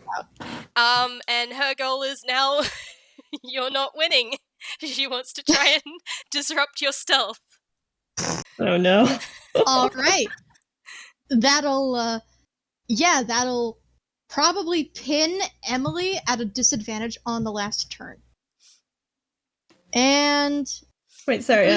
But could you just repeat what happened, because Brain did not register everything that happened before. Layla is still not feeling well from the fart bomb. One of the bots. I got that part. Mainly just the turn that just happened. Ellie, who's left on the field and wasted half of her turn making sure that her twin was okay, has now decided, well, I don't know if I can win this by myself, but I sure am taking other people out with me, and has gunned for Emily to give her disadvantage on the next turn. What exactly do you do? I'm guessing, something along the lines, I don't think she would tackle Emily, but, like, basically, like, shadowing her and just being noisy. Ellie does indeed have armor that gives disadvantage to stealth, Yep. so it would not be difficult to just have noise following. Emily, you start hearing a clank, clank, clank, and you think it's a bot, and you turn, and it's a little kid. She has a very evil grin on her face.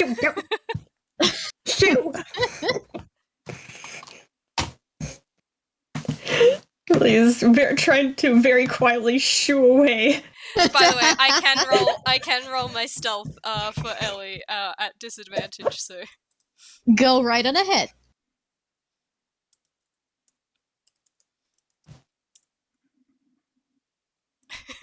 I mean, it's not the worst, but Honestly, not bad. That'll be 2d20 plus 2.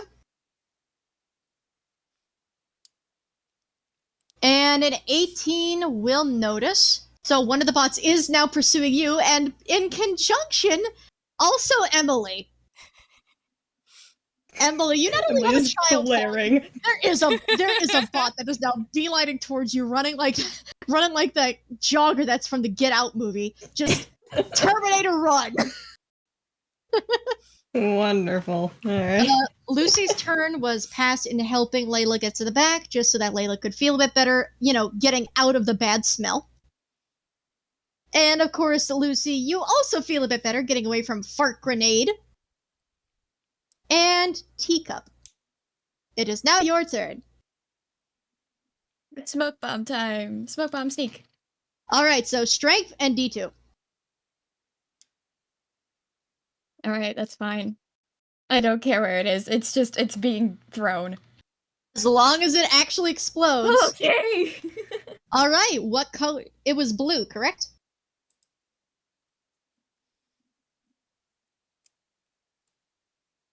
Jerry? Did that pick up? Oh, sorry, correct.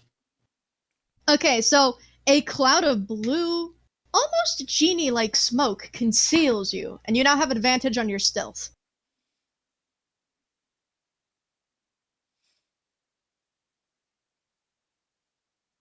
And it's a good thing you had advantage, because an 11 is not a lot.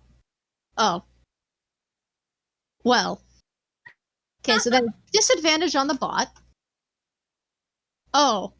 oh my gosh. Unfortunately, you failed 2 turns in a row, so even though you try and dart through and make your way across, you feel a pair of mechanical hands take your shoulders and politely pick you up. And I know Ellie's already getting the attention toward Emily, but can I, as I'm being taken away, yell, Emily's right there? You know what? Roll me deception. Let's see what happens. Or persuasion, one of the two. Let's see, that's...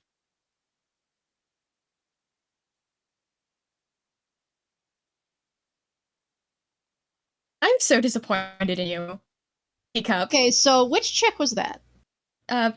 Persuasion. Let me roll a general intelligence check for that, but... So close. There is a moment you almost see the bot hesitate as it turns.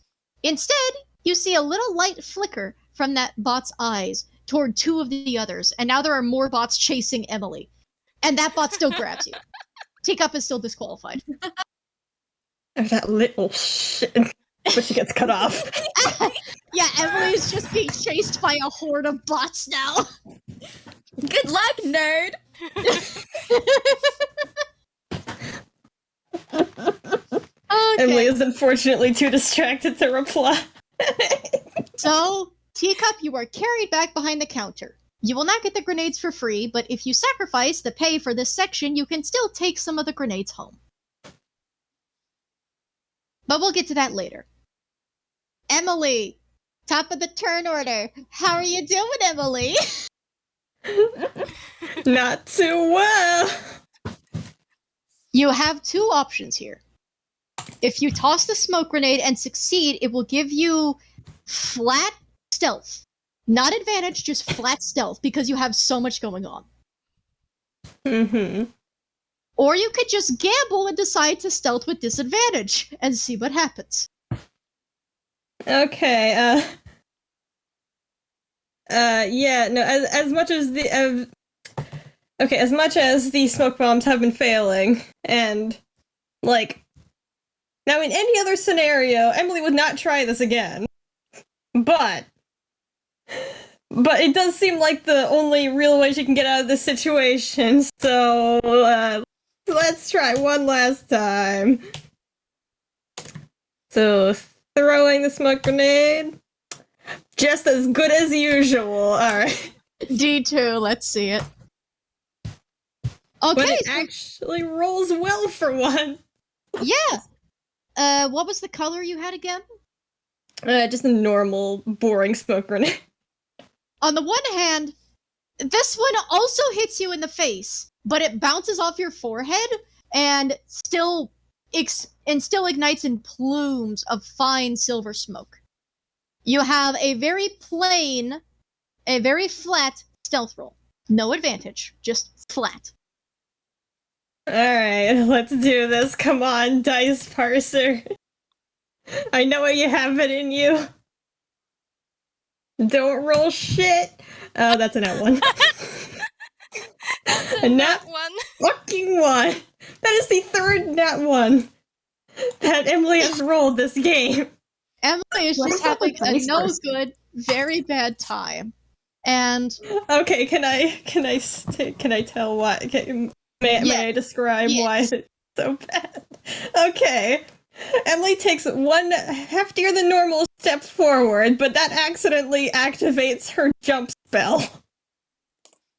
Which, only on that foot springs a spring, causing her to just trip and fall flat on her face.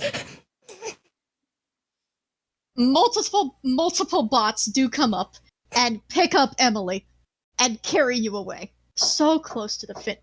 Hang on, let me mute real quick. Emily's just like, I pecking hates it here.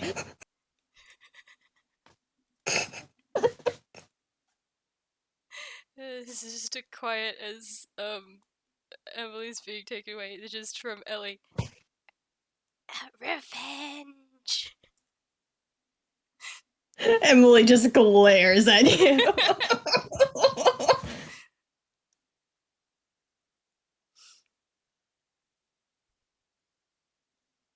Lucy would probably just rather prefer to stay on the side and make sure everybody's okay, because he actually he doesn't think that these things should go on the market anytime soon. You know what? There's been a lot Valid. of explosions.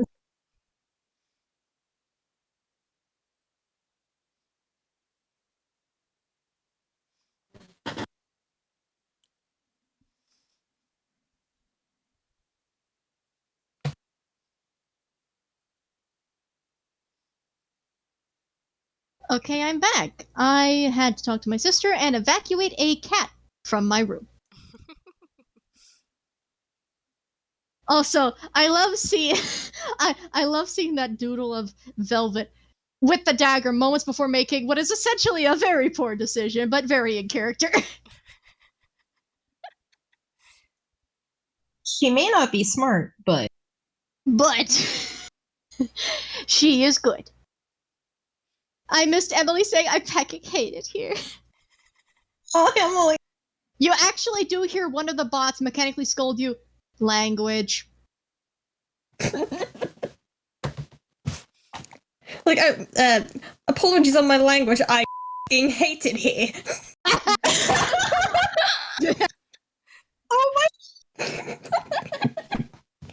So you are carried off. Emily is now no longer in the race. Velvet is no longer in the race. And Ellie, Yeah. you were trying to give disadvantage to Emily, and that worked. But at the moment, if you don't toss a smoke grenade for yourself, you have disadvantage. Considering Ellie was right on Emily, so for one, Emily did throw a successful smoke bomb. But Very. also Okay, you are flat. You are flat then. okay. So that is a flat. Sassy, you're not leaving the room. You just got in. You just got in. Alright, flat. Flat. Can do. My apologies. Murdered me live on stream with that beep. Same. I mean, not Okay, great, that is a not 12. terrible. Okay, so since there are multiple bots in the area, that will be 60-20, and they have disadvantage. So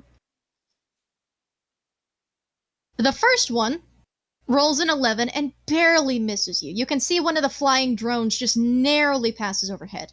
The second one fails by a huge margin and is more focused on the other contestants and Lucy presumably coming back to the field.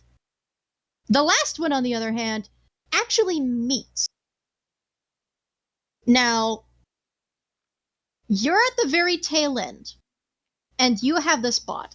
We'll get back to you in a minute. Lucy, would you like to put your foot back in the race or stay out? Lucy is staying out to make sure everybody's okay. He is going to try to talk to Dr. Opportunity after this and try to convince him, like, hey, these grenades are not safe. I don't think we should continue this line of testing anymore. Don't think you'll need much persuasion. But alright, so, Ellie, you're in the home stretch. There is a single bot that is pursuing you, and you are so close to getting to Dr. Opportunity in the finish line. You just need one successful stealth check, and for the robot to lose track of you. Yeah. Would you like to throw your last smoke bomb? You know what? Yeah, that's more fun than anything else, so let's give this a go. Alright. Strength, and then a D2. Yep. Sassy, I know you're sitting by the door, but you're not getting out yet. Ooh. You successfully heft it. Almost Oh, to no. Dr. Opportunity's feet. There are some steps leading up to the finish line, and it's almost toward his feet. Now, if you would kindly roll me a d5, since the grenade malfunctioned. Yep.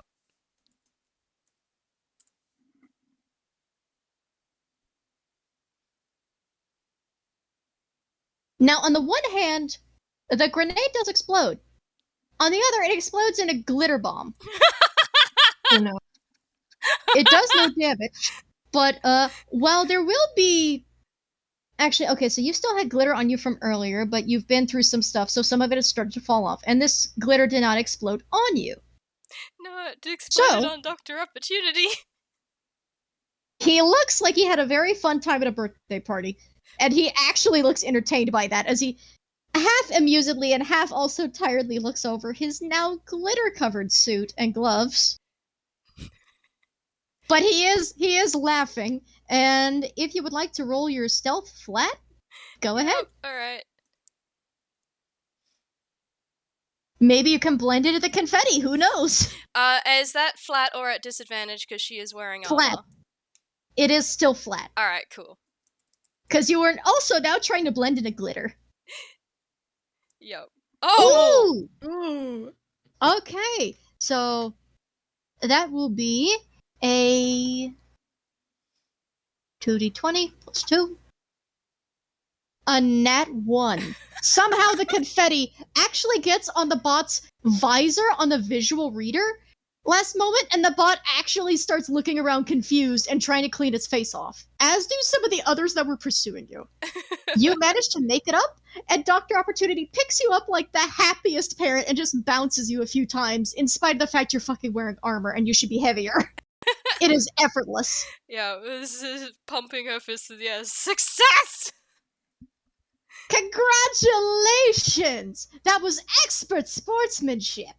I'm so proud of you.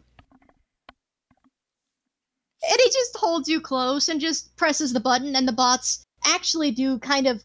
They release everything, and they just go back to their little cycles and start cleaning up the scene. Another button turns on the fans and starts venting out all the smoke, all the fart gas, everything. Now, granted, you are both covered in glitter.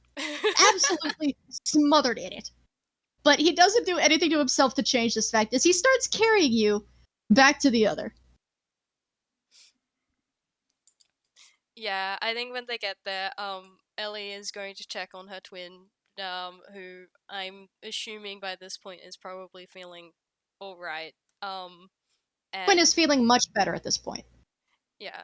And just like, look, I won! kind of deal. Alright. So, seeing as you won the race, you get to have a small box of a dozen smoke bombs of your choice in colors. Would you like to pick them now or later? Now. Alright. Now, before this continues, I assume, of course, Hoosh wanted Lucy to address the whole maybe the smoke bombs aren't safe to test. Yeah, so he's just gonna slide on over, probably leaving a very slick trail of mucus because this whole thing has been stressing him out so much that he started overproducing. It is like, hey, It just politely steps away from the mucus. yeah. He's just like, hey, this isn't safe. Help. Yes, I don't plan on releasing the smoke grenades to the public. That's why I'm giving a small hand of a dozen, which work, to Ellie. The rest of these will be back in for further testing. That is the point of these experiments, is to see whether these are alright for the cutting floor or whether they need to be cut. And these need to be cut, unfortunately. It's a shame, I was really looking forward to using those for one of my public appearances. Pity. Oh well. Anyway, Unit 17-5-B, how are you feeling? And he glances over to the bot that Velvet cut. And the bot looks up and just goes, affirmative. Damage minor. We'll mend later. I'll get to you soon, don't worry about it. If you would like, you can hit the break room with the other bots. Affirmative. Vip! And off it just steps. I don't know how the fart grenades got into the mix, though. I could have swore I had those separated. Has someone been mixing up my stock? And he reaches up and just sort of scratches his head, scratching some of the glitter off. Ah, well. I would still consider this a successful round of testing. Now, is there anything any of you would like to do before we get to the next room, aside from getting Ellie the box of smoke grenades? I raised my hand. Yes. Okay, so I asked this a bit in the gallery chat, but yeah, hey Velvet, so yeah, you're looking a little scuffed, huh? Yeah. Since Velvet's technically a toy, like her fur is getting like a little bit raggedy in parts. You can see like patches where it looks a little threadbare and scorched, and little tears and stuff. But she's just kind of ignoring that. Emily is just gonna take one look at you, like probably hesitate and think for like a hot minute before just sighing and pulling something out of her hammer space. Okay, that's a 7. That succeeds. Okay, you see her pull out a small box that you can roll perception on if you want to, as she starts like rifling through it. Okay, give me a Also sec. for Doctor Opportunity too. That was nice a if Chrome would roll, work. but that's a dirty 20.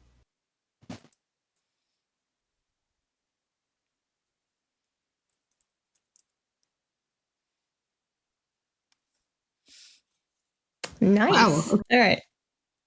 All right, yeah, you can both see this like small like box with a it seems to be a okay, here it's a box titled or like it has some words on it titled Magic Band-Aids with a few star stickers on it. Aw. And Aww. she grabs the smallest band-aid in there she can find and just unceremoniously paps it in your head. Just sticks it on you, and that is Cure Wounds. So that is a D6, I believe. Oh no, it's a D8 plus spellcasting mod, so 8 plus D8 plus 3. Yep. So you gain back 7 hit points. Oh wow. As like visibly brightened.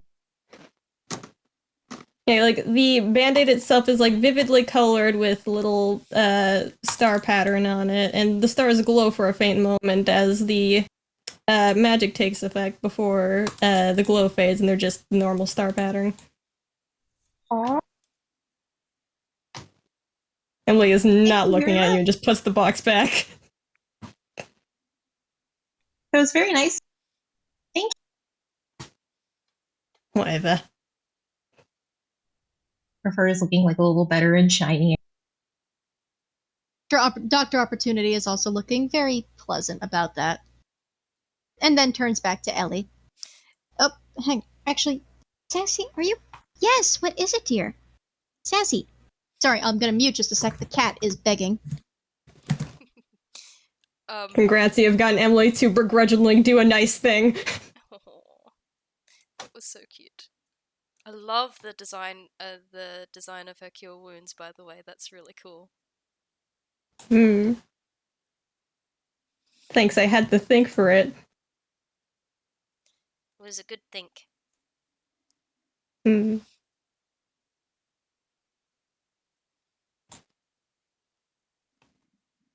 Okay, the cat is cooperating now.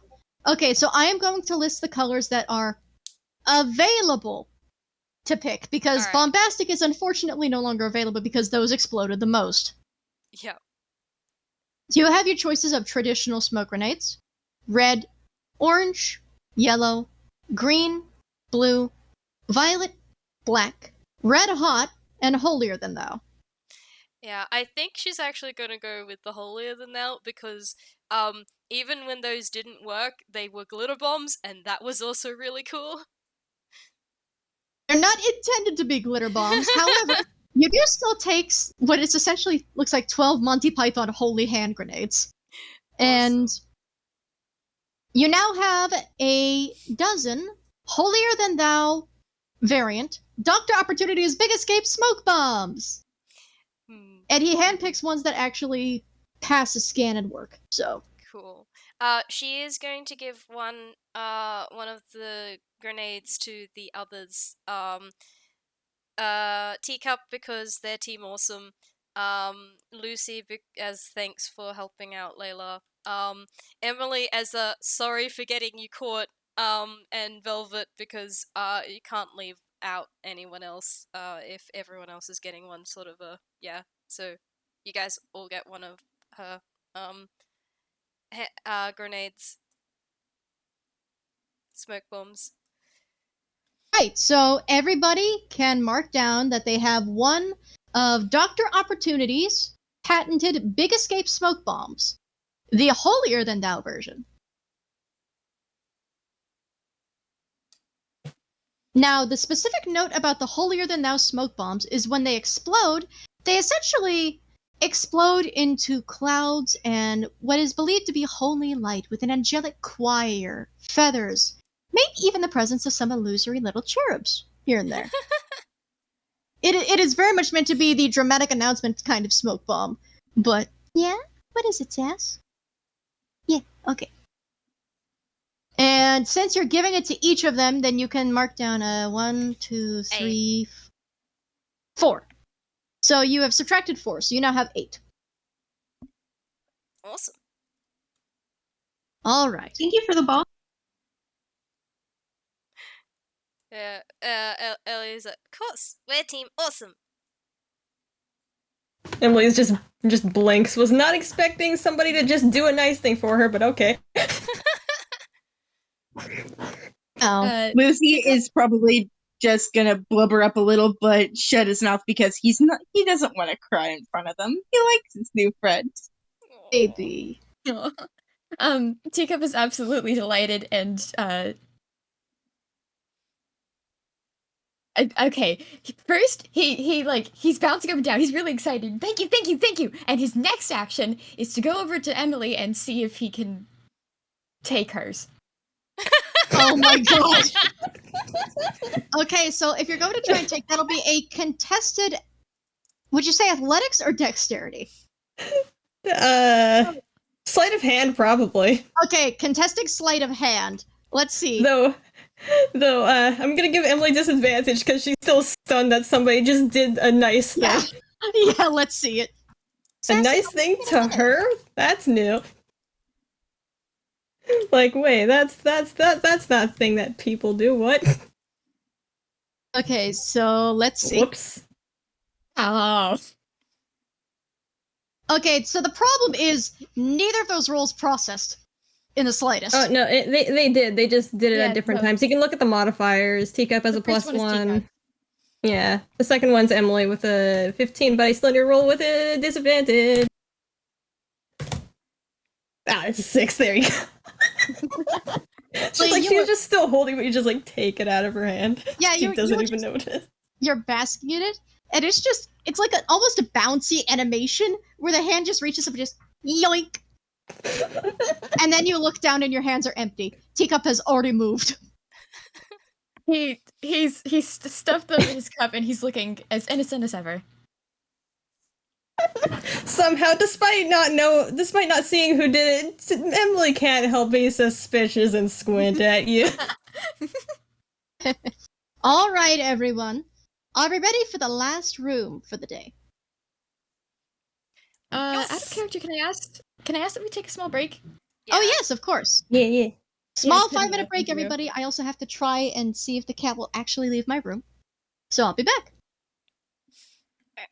See you guys in 5 minutes. Okay.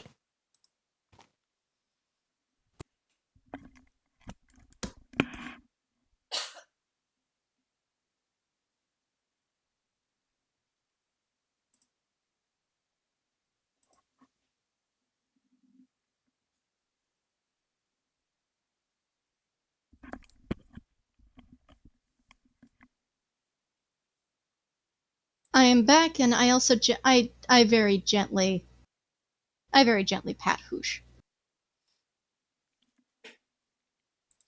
I haven't left yet. Are you gonna be alright to continue playing, or do we wanna, play the next part later? There's not going to be a part 3. If we can't play past this point, the third experiment's just getting cut.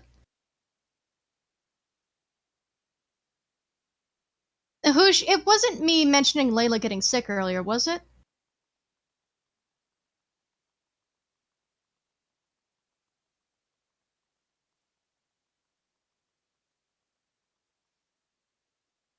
I'm really sorry.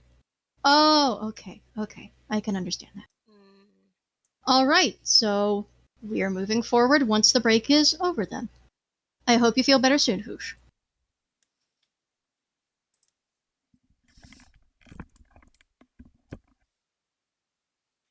You're perfectly valid, and we're glad to have you listen in. So for those listening, the player behind Lucy, Hoosh, is not feeling well, and will be muted for the remainder of the session.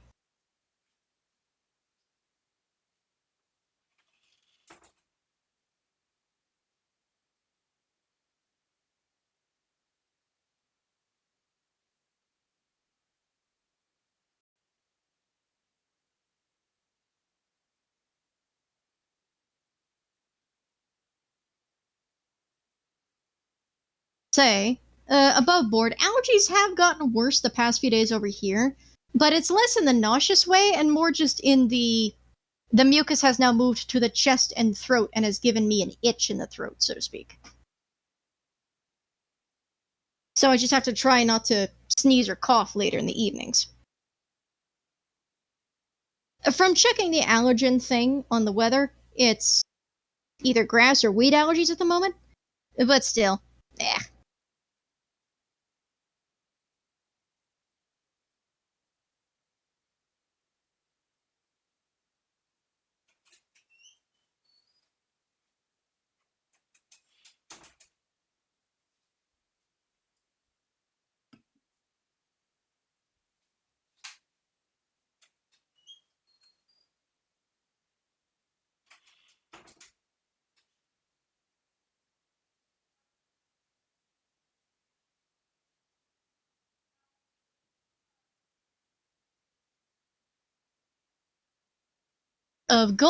This episode of Golden Opportunities was brought to you by Opportunity Labs and by Dr. Opportunity himself.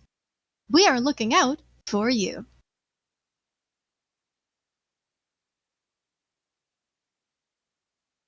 I return.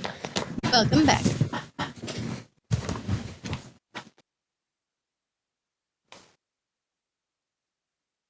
Bush is having a little health concern, but is alright with us moving forward, so. Okay. Lucy will be here in spirit. When the very least, maybe Lucy we can just. When the very least, Lucy will be in the background reacting to the last experiment with everyone else. Yeah, it's up to Hoosh how that happens, because it could also just be for, like, if you like, if stuff happens, you can just have it so that Lucy is just watching, sitting this one out. One, too. That, too.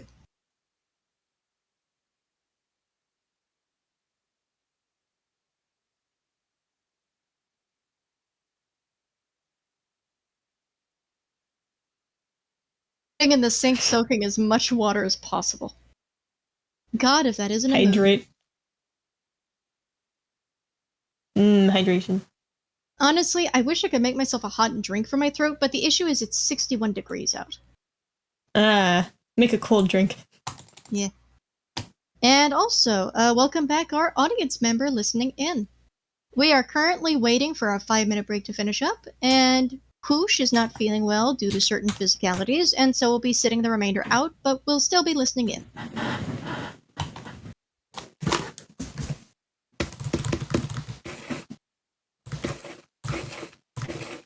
Oh, meantime, I'm gonna start doodling something. Lemonade with frozen fruit sounds so good. Ooh. It is pretty good. It's got frozen kiwi in it and grapes and I think cantaloupe. It's pretty good. Ooh, that sounds delicious. Mostly because those three are some of my favorite fruits, so I hear those and go, ooh. I'm a sucker for some cantaloupe, honestly. Same hard handshake. But yeah, we are just waiting on Candlestick and Cherry.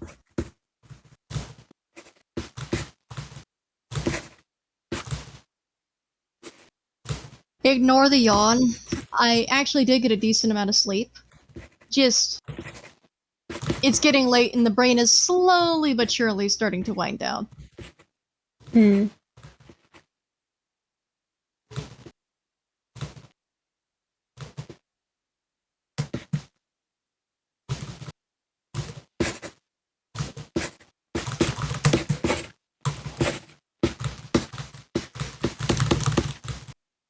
Hello. Welcome back. Hello. I have my cat. Oh, kitty. You want to say hi, Lucy? No. Oh, we have the kitty named Lucy. Nice. Lucy and Lucy Cat Edition. Lucy. I part love two. Lucy. Cat edition. I think she was named after I Love Lucy. Oh, baby. I love. Hello, sweetie. Hello, sweetie. She's in my lap. Actually, since not everyone is back yet, I am indeed gonna get myself another drink. I'll be back. Hey, Petals. Hey, Cherry. I'm not sorry for bullying Emily. Oh, that... I have given full permission to bully Emily. This is wonderful. I'd like to mention that he took the bomb for his brother. It's not entirely selfish. Don't worry about it. Oh, okay, that's good. You won't know that though. Yeah, probably. Emily will not. Also, Chair, I've slowly started thinking up possible FPS ideas for after this. Yeah. Like- yeah. You say that as I'm sending a DM about an FPS idea. Chair, I'll DM this to you actually too. Give me. I'm back. We're on break. I can listen to my other music. I'm back. Hello. Welcome back.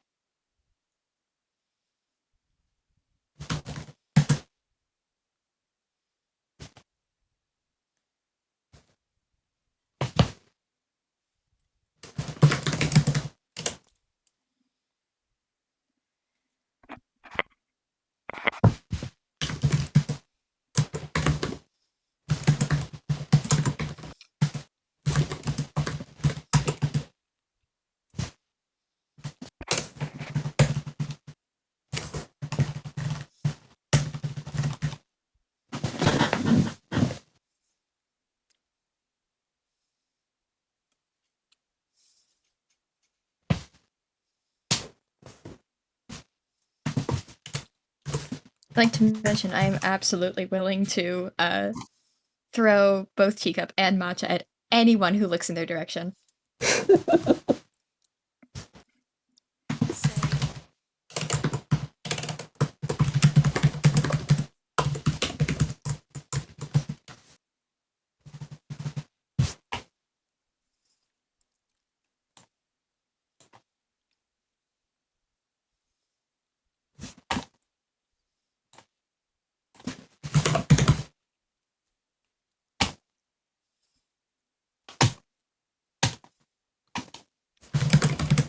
Hello, Lucy.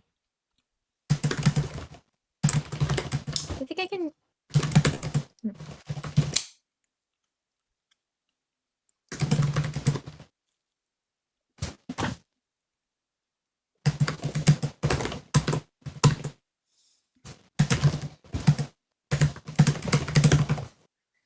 Oh, I like Lucy so much.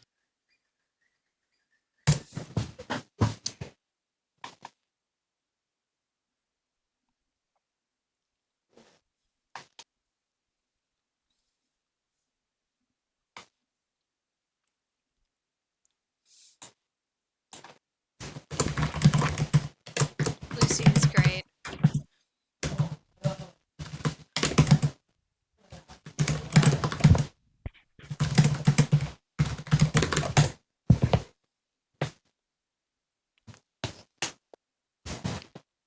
Sure of my Lucy, but she wants it still.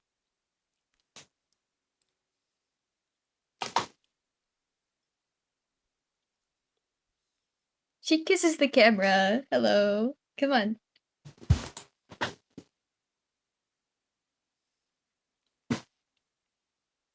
The dogs have actually been kind of quieter than I expected. Oh, the dogs have been kind of quieter than I expected, though. Like, several are asleep near me.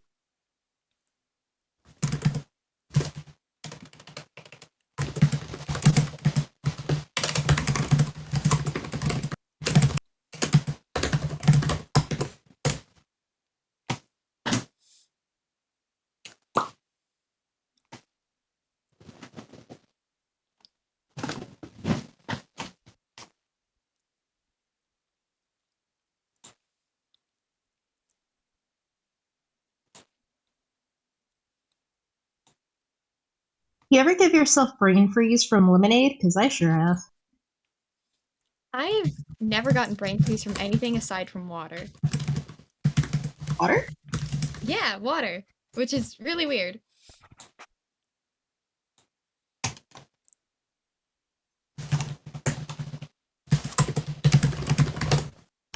I don't think I've gotten brain freeze from water, but I've tasted regional water in different places, and man, some places, it is not great.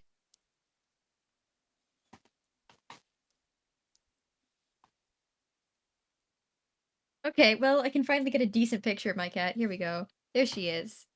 This is my Lucy. Aww. That's a beloved right there. Please boop the snoot for me. Aww. Please pet the cat for me. I am petting her. She's purring. Oh.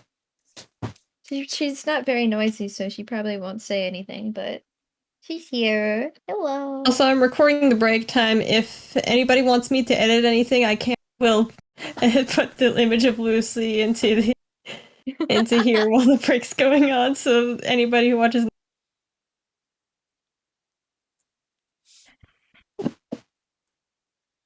Good cutie. Hello, people listening to the break. This is my cat. Her name is Lucy, and she's so sweet.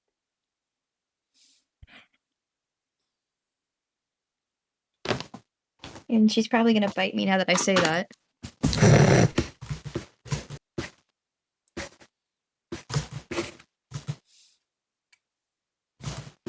So, on a scale of 1 to 10, how sad is it that I actually made myself kind of angsty with that prompt in the main server?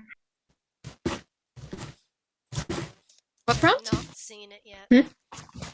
Oh, there's a Rip Van Winkle prompt in the server. Like, what if your character slept for 1,000 years? How would they deal with it?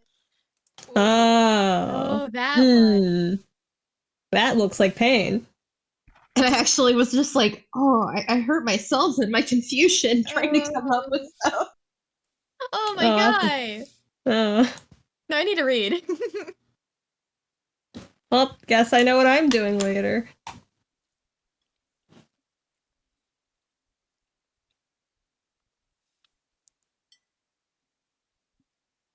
Oh.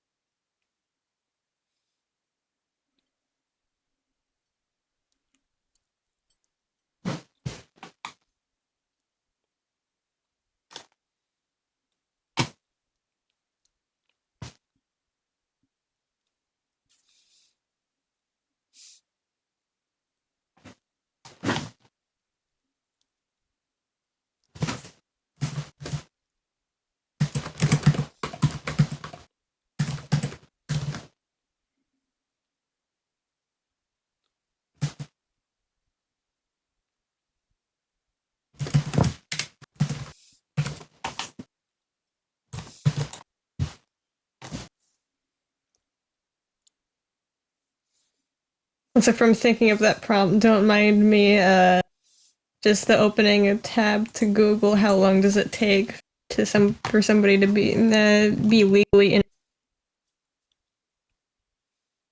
To what?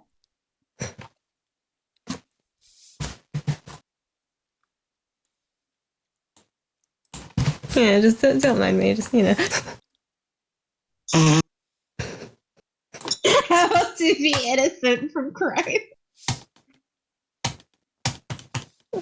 varies on the crime from memory and which way, whereabouts, like which country you're talking about.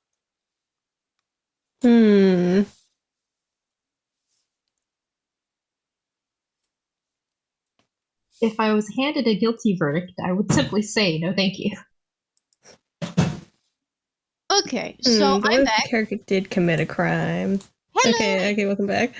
This is conversation for later. Hey. It's okay. I apologize. I was very busy brewing myself a glass of infused watermelon mint water with some sugar and ice. I wanted something sweet and nice for the evening instead of ice Sounds water really good. because I am very used to drinking tea and we don't really have tea that I can make at the moment. I mean, I can, but I don't want to take longer than I already have. So, we're back. And Ollie, I will get to you about what you DM'd me about at a later point. Presumably once this session is done. But I am very interested in it. Still. Okay, so if everybody's ready to move to the last testing area for the day. Mhm. Then Dr. Opportunity leads you along and as he's walking, you note he sort of presses a few more buttons on that remote he hasn't put away. And you actually note some of the flying drones actually approach him and start dusting him off and collecting the glitter that falls off of him. But he's not going to be able to get all of it off. This is just getting most of it. They also fly down and start dusting off Ellie as well. By the time you get to the last door, which is a surprisingly small and pleasant door, you are, for the most part, dusted off, but there's definitely glitter in the crevices of your armor, it's behind your ear, it's in a lot of places. You're gonna have to probably scrub that out. If you think this bothers Ellie, you are wrong. She's probably It does- actually kind of sad about the glitter being dusted off of her. Dr. Opportunity doesn't seem too bothered himself, but he also just isn't making a visual show of anything. Alright. Now the last test is another toy, and I think you're going to like this one. And he just reaches down and opens the door, and this is a small enough door that it's more for medium creatures than large, and he actually has to lower himself to get through. And you see, in the middle of the room, a stack of boxes. This looks like a very ordinary playroom, which would be very good for children. And one of these boxes has been left open, and in the middle of a room looks to be a small robot dog.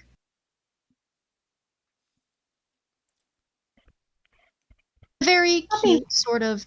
It's a very cute, it's very much the retro robot dog kind of styled toy, but this has the big droopy eyes and a clearly endearing face, and the other boxes clearly come in different colors. But it looks more like a proper dog toon than it does an actual dog. So it looks more like, it's just like a little kid's sort of take care of a sort of dog doll kind of thing, you know? But it's more of like a little dog bot. It's just a little dog bot toon toy. In character, Ellie absolutely adores this. Out of character, I'm getting very bad vibes from this considering the source material of Dr. Opportunity. I'm just gonna casually roll a wisdom save, or not a wisdom save, sorry, charisma save. Charisma Velvet's save just her. like a mighty steed. Aw. There we go. Okay, successful charisma save. Emily does not find this thing cute or adorable at all. No. How is Teacup reacting to these, to the little dog toy?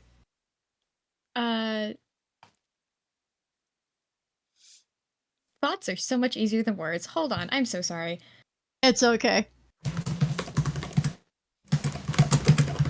I like a kid would, I guess. He goes, "Ah," and he's like, he starts moving toward it, and then he realizes that, oh, we're not supposed to do anything yet. I'm supposed to wait. So he's like half waiting to listen and half only paying attention to this dog. Isn't moving in the slightest until Dr. Opportunity actually gets closer, at which point it perks up, detecting his presence, and you could see that mechanical teardrop-shaped tail start to wag, wag, wag, wag, wag. Hello, Pluto. It's so nice to see you. And you hear a very mechanical woof. Just a very friendly woof. This is the Pluto model Playmate, everyone. It is essentially a sort of pet toy for parents who don't want to actually get their children pets, or want to test out how well they can take care of a pet before buying them the organic deal. This is the Pluto model. He goes by Pluto, but you can actually assign his or her or their names whatever you like by simple input commands. If you would like to, you may all approach the boxes and take one of any color of your choice.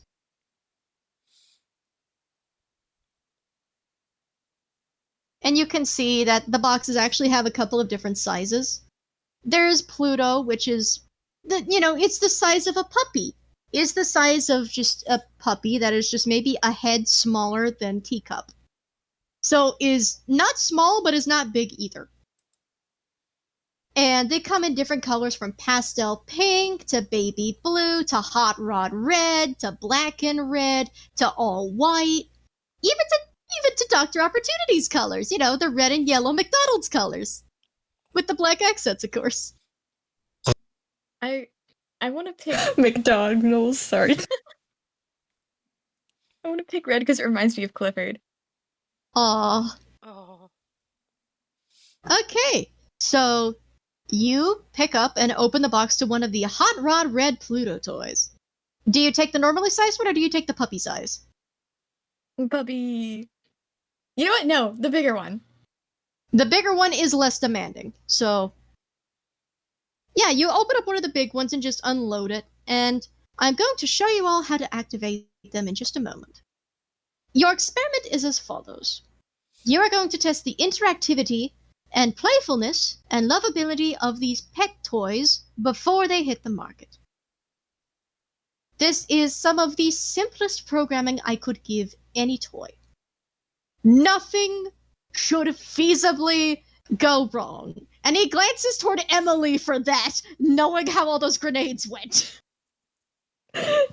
Emily just looks to the side. Yeah, she's not looking. These were personally programmed by me to be as interactively pleasant and friendly as possible, and to give an accurate experience to what it would be like for one to raise a puppy without having to deal with the organic aging, deterioration, decay, and death of a dog. This is the friend that lasts forever. At least that's one of the taglines. I'm still working on it. What color does everyone else pick? Velvet picks a kind of dusty or sort of like a pumpkin-y orange one, if that's possible. A pumpkin-y orange one is possible, and it actually looks close to Disney's Pluto, yeah. Yeah, that would fit. Yeah. Okay, so yeah. Emily's probably if there's like a greenish yellow one, she'll get that one. Is indeed a greenish yellow one, and it has a Scooby-Doo looking collar attached to it. Nice. Is there a black and white one? There is black and white and black. It is essentially the zebra situation. Then, yeah, I think the twins are gonna share for this one and go and grab one of those. Probably the larger version as well. Oh. So what you're going to do is, for the next hour, in-game, not IRL. This is not going to be an actual IRL hour. You are going to try and interact with these pet toys in as many ways as you can think of. Play with them, pretend to feed them, pretend to just groom them, do anything you can with them. And it does indeed show each one of you how to activate it. It is essentially like one of those old vintage robot toys, like the robot man, the robot dinosaur, the robot dog. Just, it has a switch, it's battery operated, it turns on and off. And its movements are very slow, as the little robot dog toys would be, but it is still very friendly. Very friendly. Yeah, like those whoosh, yeah. Some of them look a little droopier and look a little closer to actual Pluto, but for the most part, they are very toonishly simple little toy dogs. I want to mention that Teacup has been petting and patting this dog since the second he's put his eyes on it. And as soon as it's activated, you can see the tail start to wag and the ears perk up and just the head moves into the pets. The leg is slightly kicking as you pet it. Kick, kick, kick, kick, kick, kick. Now, the way this experiment is going to go for everybody who has picked up a pet toy. For everybody who picked up a Pluto, the first thing you are going to roll is animal handling. And we'll go from there. So, from top to bottom, pedals. Animal handling, please. Oh boy, let's see here. What's Emily's animal? +3, not that bad, not that bad. 12. Decent. It's above a 10. Unlike half of her rolls this game. It is above a 10, and Ollie, that little picture is delightful. But yeah, Emily, you actually don't have too much difficulty getting along with this little robotic pup. And it follows you along very complacently and very sweetly. It's not needing anything as of yet. It's just intently focused on you. And just wants attention and rubbies and pets and love. Emily's just going to very, very begrudgingly just give it a singular pat on the head. This makes the tail whir to life. A single pet is what it needed. That tail moves like a helicopter, by the way. She immediately recoils seeing how fast the tail's moving, but just, just doesn't really do much else. Alright. Velvet, would you like to roll animal handling? Yeah.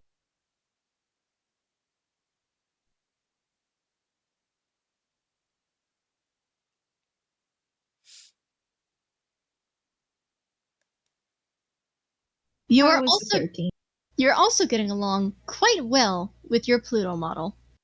How are you interacting with the Pluto model at the moment? So Velvet's not very well versed in pets, but she thinks it's adorable, so she's just kind of petting it weirdly. Like patting its side, but still calling it a good boy. The dog notices this and actually starts to lean into it and almost falls on you when it leans onto its side. Roll me a dexterity save throw. Wouldn't be the first time that's happened to her. This will not do damage to you, just roll a dexterity save to see if you get squished.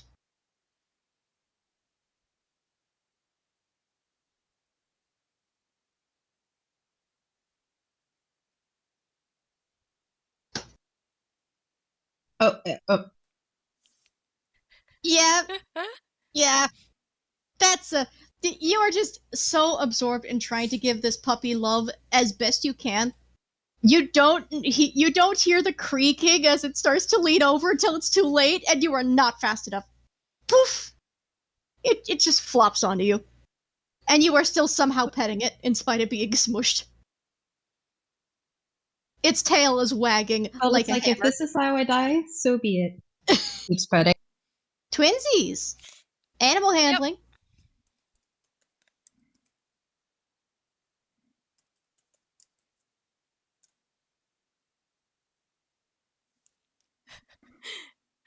I'm gonna say the first one is Layla's and the second one is Ellie's.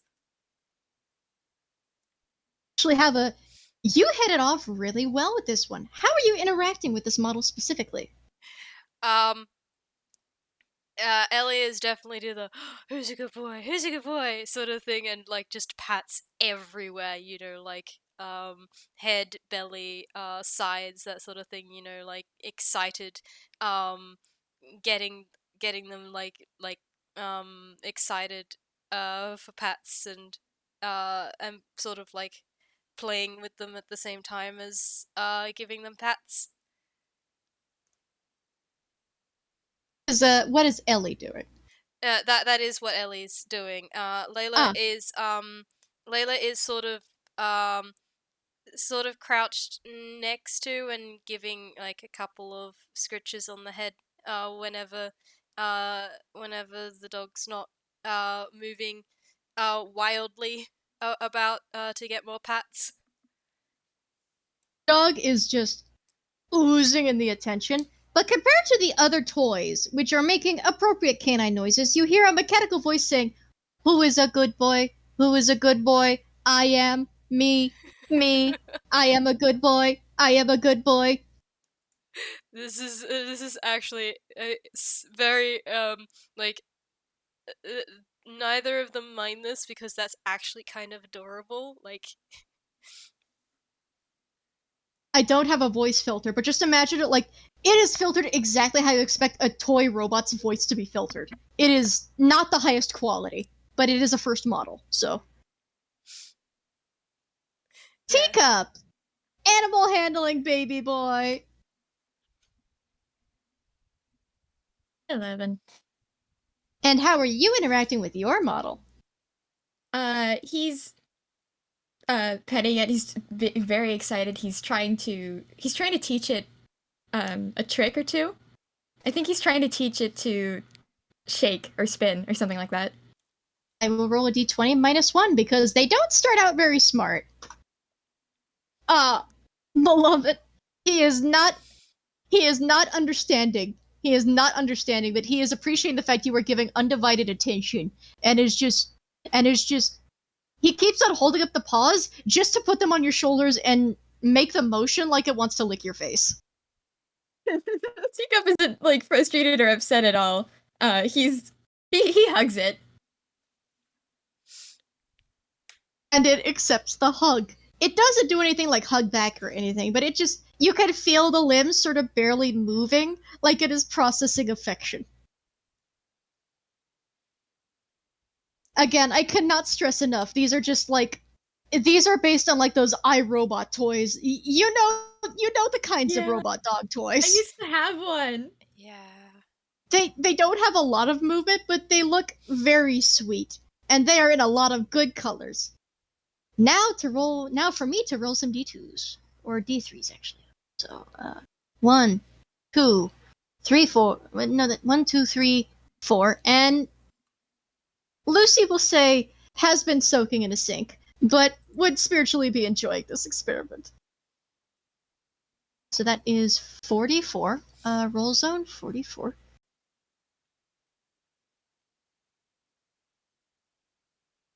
Okay, so for the 3 models that rolled a 2, they actually start moving mechanically toward their boxes, where Dr. Opportunity has been reaching in and pulling up little empty toy bowls and setting them down. And they're just mechanically beelining for their bowls now, tails wagging, just looking back at you very expectantly as they move. One of them stumbles, and the one that was talking to the twins is still speaking in the actual common. And, my mistake. Lucy would not be enjoying this. Has an actual dog and prefers live experience. My mistake. I also feel Lucy is missing out, but that is understandable. Valid. You are very valid. But the one that actually is speaking, which Dr. Opportunity is, if you would like to insight check the expression he's giving it, that's fine. Sure, I shall do that. May also, I am curious. You may also, yes. Anybody who wants Insight, you said? Insight, yeah, just to try and read his face.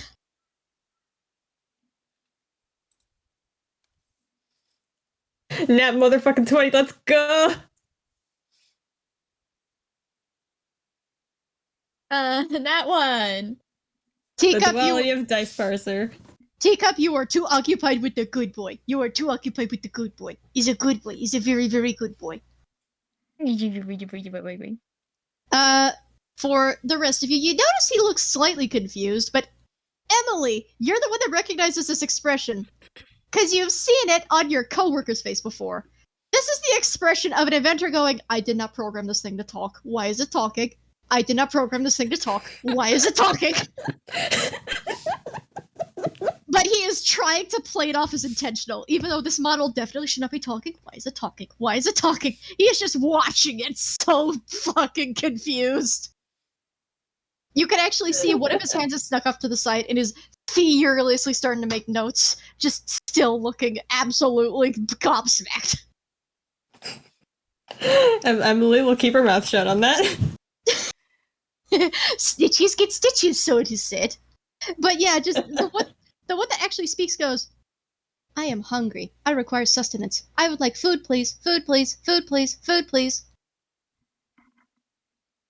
That one really shouldn't be talking so much. And Emily, you were the only one that hears under his breath, if at all. Why is it talking? And just, those three dogs move to the bowls. Teacup, the one in front of you, actually bounces back and slowly crouches down and lifts its butt, tail wagging, like it's getting into play posture. Their needs have changed. The three that are going toward their bowls would like some form of sustenance. The one that is in front of Teacup would like to play. You know that thing you do where you run away from a dog and then it chases you? Yeah. Yeah, that. Okay, I'm gonna have to roll intelligence to see if the dog recognizes that, because again, this is recognition on the toy's interactivity. Oh, buddy! No. You try and run to get the dog to chase, but it sees you run away, and you actually see it pause and see the tail droop. And you actually see it sort of saunter down all sad. Like, why He's coming back! And it perks. You could kind of see the butt was falling and the tail was drooping, but as you approach, the butt lifts and the tail lifts again mechanically, but very cutely. It is still wearing a pleading face of, why you leave? Play? Please? The dog does not recognize Chase yet. Oh. Meanwhile, for the rest of you, Dr. Opportunity actually pulls out and he hands it to you without letting the little pet toys near it. Little bags of fake animal feed. All right, be careful. Don't let them get into this. And as he hands it to you, you see all their heads turn on a wheel toward you. And then the dogs run right for you. You now have Emily immediately casts Mage Hand to have the to hold the bag upwards, so then these things can't get to it. Just like hold it high in the air above, out of reach. What are the twins doing?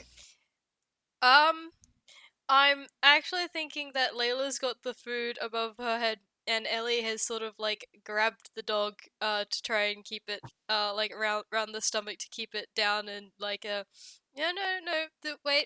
if you're not good, you're not gonna get food fast.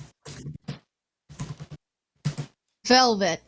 The dog that you were babysitting got off of you, finally, to go toward the bowl, but now that you have been handed a bag of feed, which is bigger than you, by the way, the puppy is now barreling toward you. What would Velvet like to do? How much bigger is the bag of feed?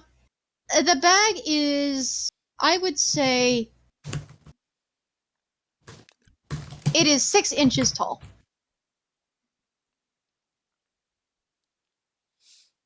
So, bear with me here.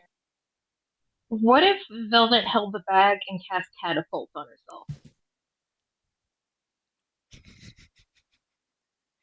I will allow that. I will allow that.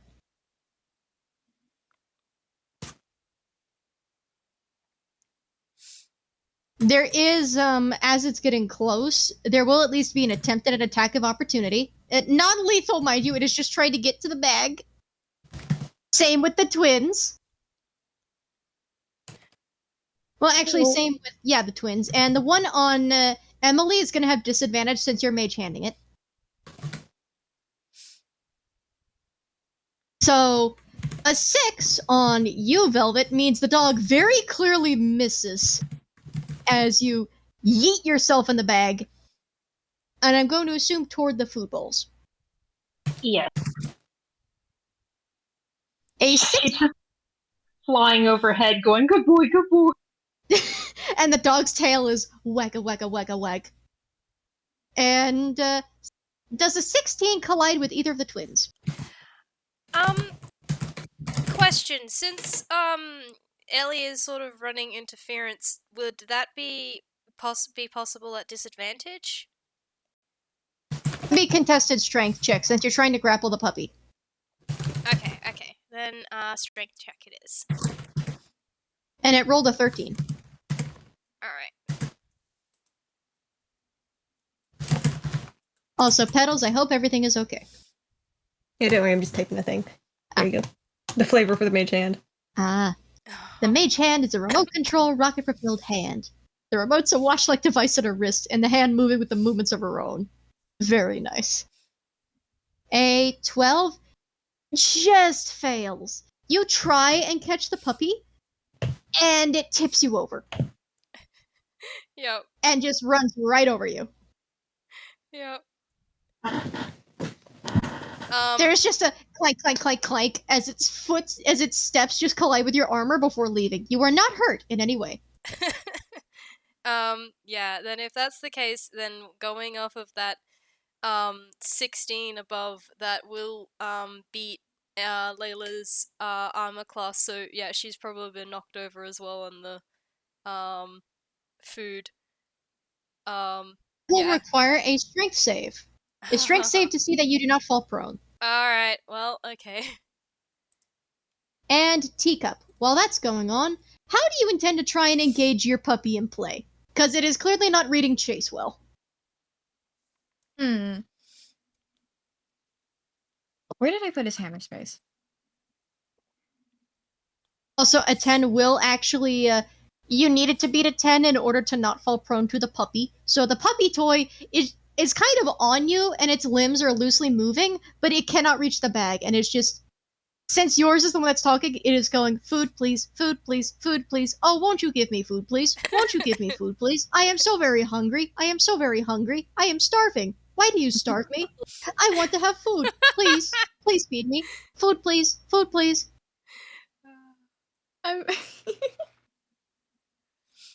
Okay, I'm gonna do hammer space to see if I can try fetch. We're doing all the tricks in the book. All right, look into your hammer space, and what we were rolling earlier was, so Ellie had rolled a strength check. It contested strength with the puppy to try and grapple it to keep it from going for the food bag, but failed and got plowed over, cartoon style.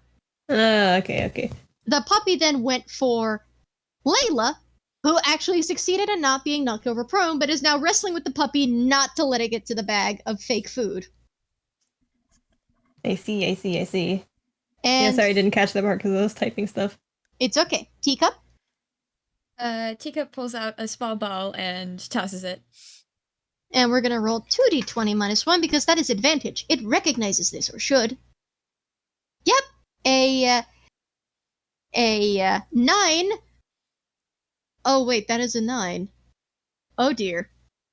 It kind of takes a moment, and you can actually see on its little visor face that there is a buffering icon before it processes and shows an icon of ball, and then immediately bolts over to the ball.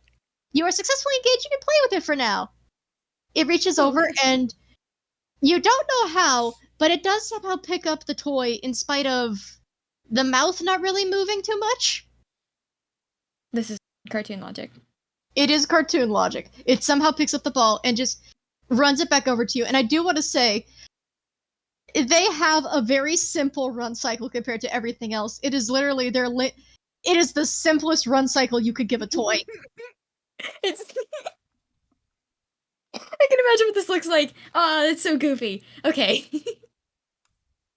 Just a fun fact about these, by the way, is since Dr. Opportunity made them, the toys don't really look too shiny and glossy like proper metal. It kind of looks like clay-mated, clay motion metal, made to look like metal. So these look like little stop-motion clay toys in the style of, like, just toy dogs like Wallace and Gromit. Amazing. Just with metal paint. and they are moving just as simply. I adore them. Now, Emily, since you successfully managed to get your bag away from the dog, you do, I assume, mage hand it over and fill their bowl up. Yeah? Yep. Nothing comes out of the bag, but when you tap it to the bowl, it actually fills up a meter, and it just goes bing, bing, bing, and that shows it's full, and the dog immediately stops trying to go for you, turns, and you can see the tail wagging as it just gallops over to the bowl and starts making eating sounds. All And right, I'm going to roll a D2. And they are very normal toy eating sounds. Twins! How are you going to try and get the food to the bowl without letting the dog have it? Because the dog is just absolutely begging. It's just like, please feed me. Please feed me. I am so hungry. Please feed me. Food, please. Food, please. Could I attempt a persuasion to get it to sit so that Layla can actually go over to the bowl and like fill it up?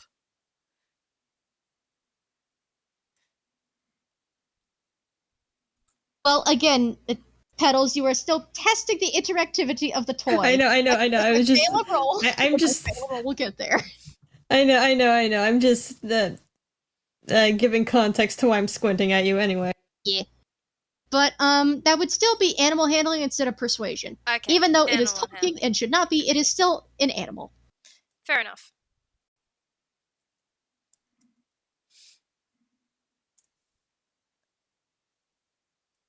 Yeah.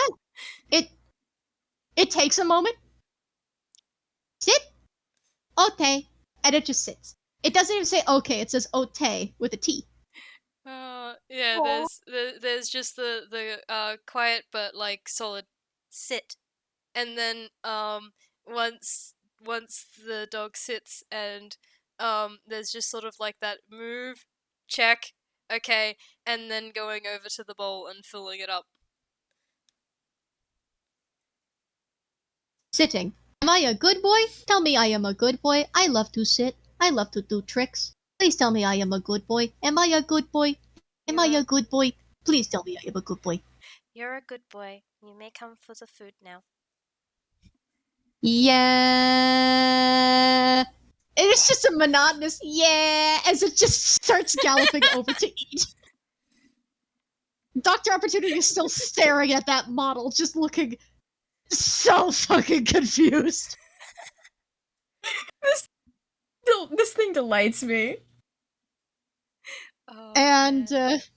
back to Teacup, you are engaging in enough play, and after a while, the puppy actually does start to wind down a bit. I'm gonna roll a d4.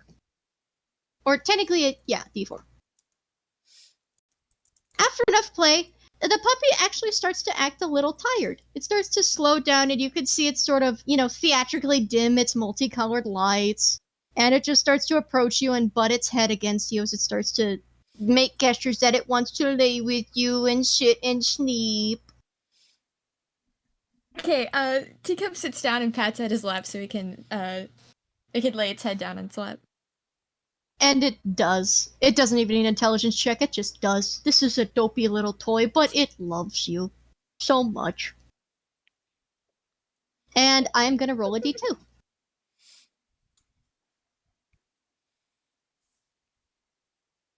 Instead of making the normal, little toy recorded snoring sounds it should, it also has a little audible glitch where instead it just goes, snork, me, me, me, me, me, me, me, me, snork, me, me, me, me, me, me, me, me. Like the cartoon snoring sound effect that it should not be making because it is a toy and has its own voice box. I wish you could see my face right now. I'm in shambles. Just snark, me, me, me, me, me, me, me, and Dr. Opportunity turns and looks goddamn shocked. Teacup looks so happy.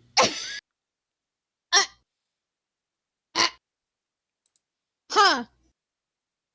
I didn't program that.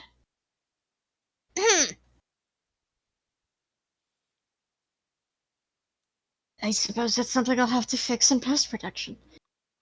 Anyway. Its name is Snork now. God. And when it doesn't snore in that sound, it snores like a fucking chainsaw otherwise. So Snork Maybe is the tamest sound it makes, otherwise it sounds like an actual chainsaw. I love this thing. Oh no, I'm attached. Let me get to the roll zone for the other three, because yours is officially in sleep mode. Yours was apparently very easily tuckered out. Yours was very lazy, but very lovable. And also very, very dumb. Oh, okay, so... okay, so Emily, your model eats for a bit, and it depletes 1 bar off of the little fake bowl. And then gets up, and you notice it starts to make circles. Like it is about to pee. What would you like to do about this? Emily has never had a pet before. Well, think fast, because it's about to whiz all over the floor. Just stop that, don't, Animal handling? I guess? Well, you're trying to talk, so let's see if that fucking works.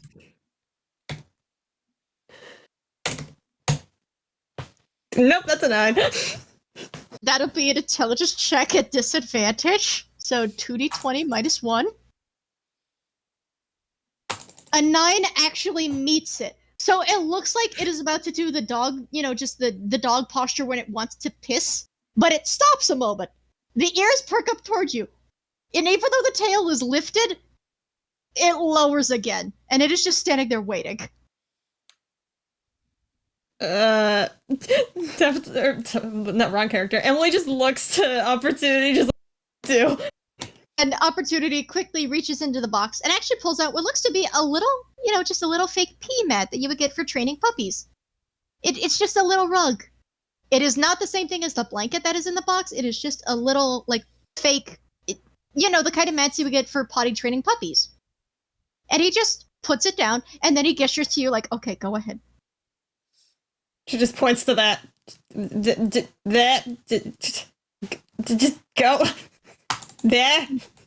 And it moves over, turns around, and I'm gonna roll a d2. Okay, so yeah, it just makes a little, fake water. It's like a water bottle. And Emily sighs in relief, thankfully not what could have happened. And we are gonna roll a d4 for the twins puppy. What about, Velvet? We'll get to Velvet's in a minute. Okay. Twins, your puppy eats 1 bar or 2 bars out of the bowl, and then it starts acting slow and tired, and it actually starts to lay down near the bowl and bury its face in it. What would you like to do about that?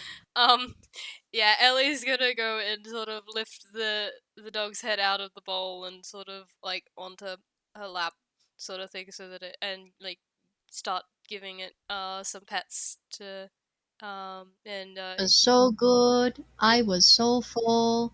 Thank you. Good You're a boy.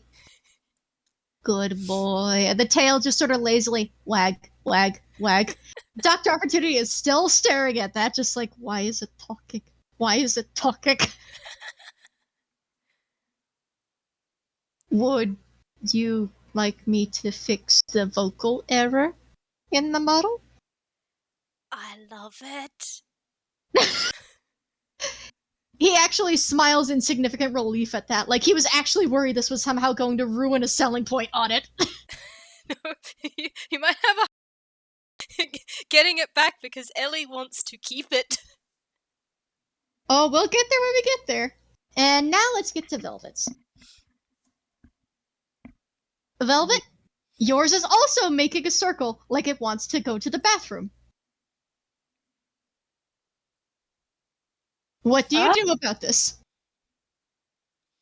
You at least saw Dr. Opportunity pull a mat out of the box and put it down, and Emily pointed her puppy toward it. So Velvet's just gonna kind of put her hand on the okay, dogs don't have shoulders, but right behind the head and try to gently guide it to the mat.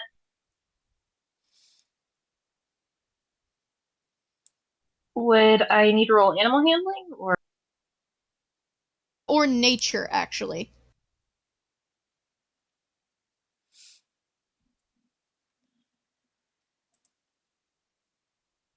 So, animal handling or nature, what are the two?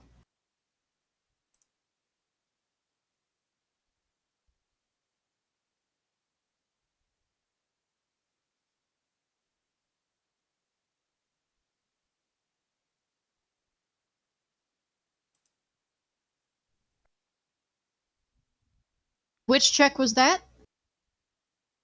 That was an animal handling. The puppy does not listen and instead is going to do business. I need to roll 2d2.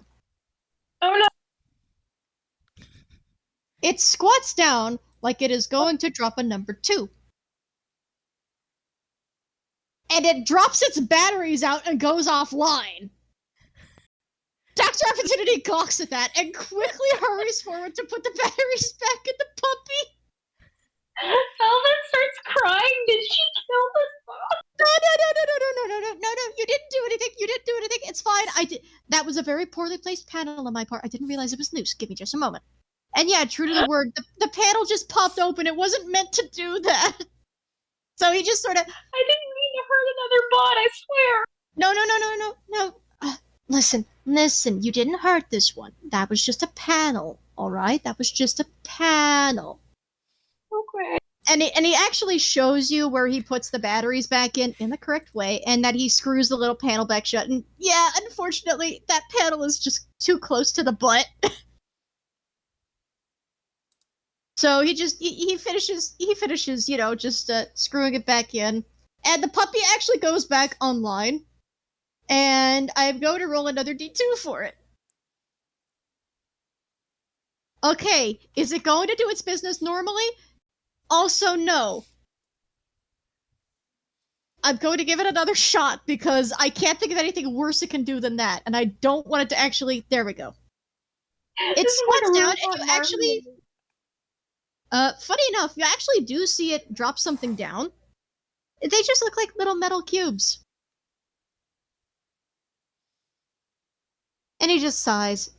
Alright, and you can just put those back in its back panel, and that'll refill it again. It has its own fake pellets, it's fine. And he just very, very comfortingly, carefully just pat on Velvet's head. Aww. See, it's just a mechanical mishap. That's what we're testing for, alright? Okay, I'm glad it's not dead. Oh, of course, it can't die. It really can't.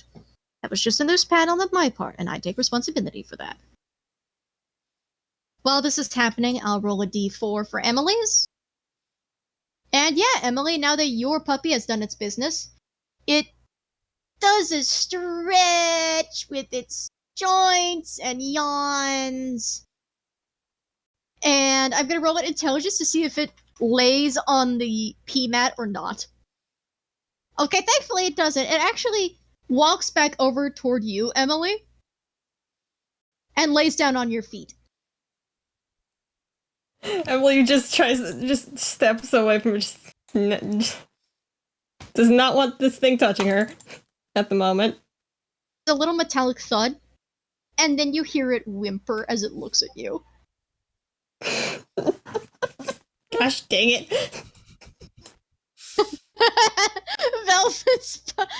Velvet's puppy just had a toy error. This is meant to be one of the more wholesome experiments. It's fine. It was just a matter of he didn't screw the panel on hard enough. I guess you could say they screwed the pooch.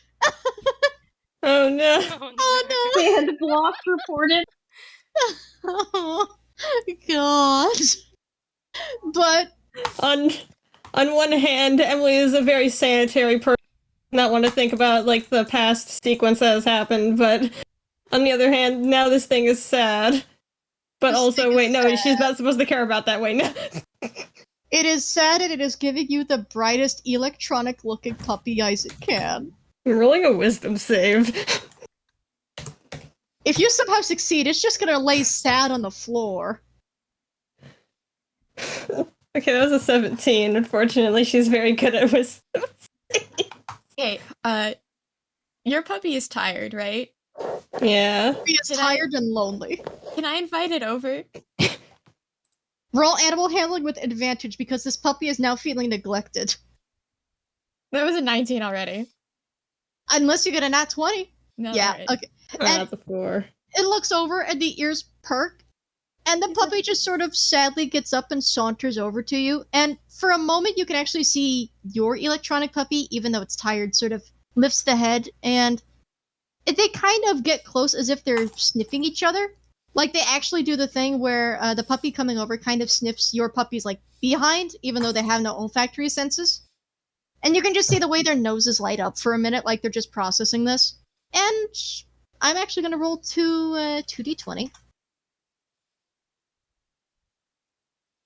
Also, by the way, if anybody would like to... Oh, sorry, you go. I'm going to give it to the puppies. Teacup, you watch as the sad and lonely one, after finally tucking itself out, it doesn't lay anywhere near the puppy that is currently on your lap, but it lays at your back instead, with its back touching yours so that it knows you're there. And I'm going to roll a d2 to see if it makes a normal snoring noise. And it makes the normal pre-recorded snoring noise. Great. Also, if anybody would like to roll an insight on Emily. Would love to roll an insight on Emily. You know Dr. Opportunity's Sure. gonna look. Ooh, Teacup rolled well. Oh my god. Oh. Dr. Opportunity is also used to hiding his feelings. He sees nothing out of the ordinary. Just like, wow, she is really not a pet person. That's fine. Is everybody rolling perception? Insight, not perception. On Emily. It is insight, yeah. I was Ellie with the 17, and Layla with the 4, so... Velvet, can you roll anything above a 2? Gently pet you. Oh no. But okay, for those that you think beat at petals, what did they see in poor Emily? All right, for the 18, in the 17, so Teacup and Ellie. Ellie. Teacup and Ellie both notice like when the little puppy just kind of like looks sad, like walks away and just for a moment Emily has a look of regret on her face, and she actually kind of also looks okay, how do I describe this? Like a small or like a like regret, but also kind of like she just kind of turns away from the direction, crosses her arms, and just there's the feeling that like this not exactly this scenario, but like the just how do I describe this? Just look of a similar. Yeah, I'm trying to figure out the words for this. Like words are hard to describe feelings. Good. Like just You're doing incredible. the familiar feeling of somebody turning away because he's the best person. I have a reaction to this. Oh? So at first, Teacup has this smug look on his face, like, the puppy likes me better. And then he notices that you're actually affected, and then tries to get your attention again, and then pats the free spot next to him, away from the dogs. Oh. God. Please. Please. If Emily says no, I'll be sad. Physically. Please. Gonna have to roll D2. I'm sorry. Let Emily be affectionate dice, please. Alright, one is yes, two is no, come on! No! Oh. You can That's reject Teacup's the dad. dice. You can reject the dice. You know what? Fuck it, I'm rejecting the dice. She stares for like a hot second, just kind of surprised that you even decided to offer. And just, very hesitantly, just sits to the spot that you paddled. Like, maybe still like a little bit of a distance, like further than where you offered, but you know, just still there. Does she look incredibly awkward? Like, she's not looking at anyone, or at, like, she's turned away from Teacup. She just kind of, knees close to her chest, like that kind of, like, just sitting there a little awkwardly, but she's included now. Yep, on a 16, the puppy that felt rejected by you earlier recognizes your presence and actually scoots closer to you. She doesn't do anything about it. You feel a gentle boop as it touches its snoot to your back and falls asleep that way. And if you're close enough and you'll allow, Teacup kind of leans his head against you as well. I need to actually roll something for Dr. Opportunity on seeing this. I need to roll 2 somethings, actually. So, the first one is an intelligence roll, which is actually at disadvantage. As his system tries to access a memory of corrupted data, thought to be lost. Unfortunately, a 6 is not going to access it. There is a moment as he's watching the sympathetic scene play. Something flickers across his expression, across his glasses. Somebody could try and roll perception or insight or something. You don't gotta, but like, something almost itches in his system. But it's like a glitch. It just flickers through, and it's gone. And it's just Dr. Opportunity. Just sort of watching the successful experiment. I'm deathly curious, but I don't think Teacup is focused on him. That was insight, by the way. I also really want to roll, but Emily's not paying attention right now. She's just too busy staring at the ground. We're having our moment. Okay, so Velvet rolled, and I assume one of the twins. Okay. Yeah, I don't think either of those will, though. The funny thing is, you would only have gotten it if your number would beat a 20. Or meter beat a 20, because Dr. Opportunity has some things going on. But, Velvet, as you're sort of watching the whole scene, and you're taking comfort in the pet, you're the closest to Dr. Opportunity physically. Because, of course, he was comforting you and your little puppy after the batteries accidentally fell out. And sorry, you were saying? Oh, I just said after the incident. Yeah, and as the puppy is kind of just winding down, it doesn't sit on you this time. It is just settling down as Opportunity's hand is sitting on it.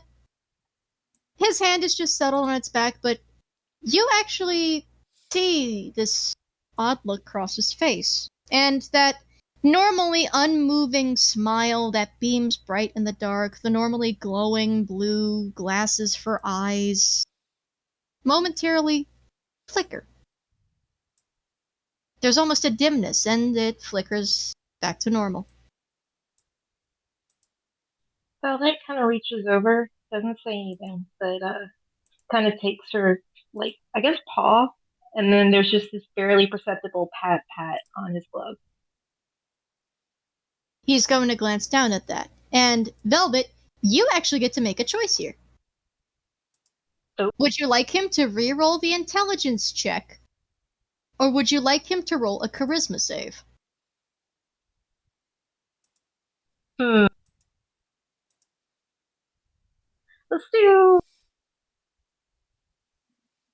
Well, would I need to roll against that? Or how would that work out? You are rolling. You are deciding his roll. Do you want him to re-roll the intelligence check flat, without disadvantage, Or do you want him to make a charisma save? Let's say charisma save. Okay. And let me check his charisma save. +3. Damn. Now, a success, compared to Emily, is actually a good thing on his part, because he doesn't pull away from this contact. His expression doesn't change. You can still see that unreadable little falter to his smile. It's not as wide, but there's a moment that he just kind of looks down at you. And, of course, the size difference is massive. You are only a few inches, and he is 14 feet. His hand is bigger than you are. But your little paws patting one of his fingers actually just kind of gets him to soften up. And then the door opens, and Lucy, you're back in. Woo! Howdy. Hey! Nice. You look over, and most of the puppy models are asleep or starting to sleep.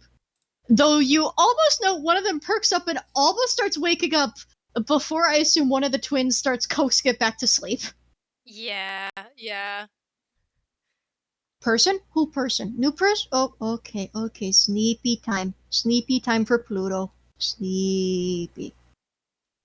Snark. Me. Snark. Me. Dr. Opportunity glances to that again, and he knows it's appealing to you. He is just... And Velvet, you see it clearly. He is still confused how the fuck it started talking. He didn't program it to talk. It should not have a voice like that. Why is it talking? But then he looks to Lucy and goes, you're just in time for the last experiment. If you would like to go over to one of the boxes and pick up a Pluto model, you can give it a test run. See how interactive it is. All right, so Lucy he's aware that everybody's having their moments with their dogs. So he is going to get one of the larger models, the full-grown adult size, because he works with larger dogs. And he chooses the brightest and most vibrant color possible because this isn't a living thing. He cannot let it sway his heart like the others. Okay, so first thing, do you choose a medium-sized dog or a large-sized dog? Because there's a medium adult and a large adult. The large adult is sitting in the back of the room. It is the only model there. And it actually does have a unique pattern to it. It's painted like a tiger. Dr. Opportunity glances over and for a moment goes, are you sure you want to try that one? I can handle it. He thinks for a moment, and then he actually does give the toy puppy a pat. Even though he knows it is a toy, it is still an interactive thing, and he still treats it as such. And he actually gives Velvet a pat on the paw. And then he's going to get up and slowly head on over. All right. I don't really have a warning to give you. Just, good luck. And he reaches back, and he flips a switch. Now this one, compared to the other models, looks like a big old pit bull. This is a large-sized pit bull. It is designed specifically like one of those big-nosed pitties. You know the kind. It's just painted like a tiger. And those eyes flicker online, and it's meant to look like one of the cooler toys, you know, with the sleek visor and the nose and everything. It's got a collar with it's got fake little studs on it, not spikes, just fake little studs. And glances down. And I'm going to roll a d4 for it. Now, what you're testing, young Lucy, is you are testing the interactivity of this toy and seeing if it is safe to bring out to children. And as he says that, the dog immediately powers down and shuts off again. What? I had this thing fully charged. Hang on a minute. And he actually goes back, and you notice he actually starts opening panels and looking into it. Your battery is charged. What do you mean you're shutting off again? And you could hear him actually grumbling. And this is not in Grolix, by the way. He is just grumbling in Common, and let's go to the other languages he has. He is grumbling in Common, in... Actually, Teacup, roll me Perception, if you would. Oh, okay. And do any of you also recognize a deep speech? I don't think so, but I will double check. Unfortunately, I'm not playing a Spring 18. Bean, so no. In 18, Teacup, you hear a language you've heard before. Oh, boy. Part of his grumbling is in Infernal, a language with which you've heard the devil speak before, and other such fiendish allied creatures. The Doctor is not one of those things, but the fact that he actually knows this language and can grumble in it is interesting, to say the least. That captures his attention for a good 10 seconds. And I'm actually going to roll opportunity a dexterity check to see if he can fix this little energy issue. And that is a d20 plus 1.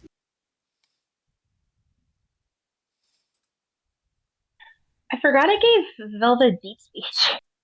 Velvet, of all the languages you hear Dr. Opportunity grumbling in, Infernal is probably... Oh, okay, our audience member needs to go. We love you too, it's okay. Have a good one. Oh, bye-bye.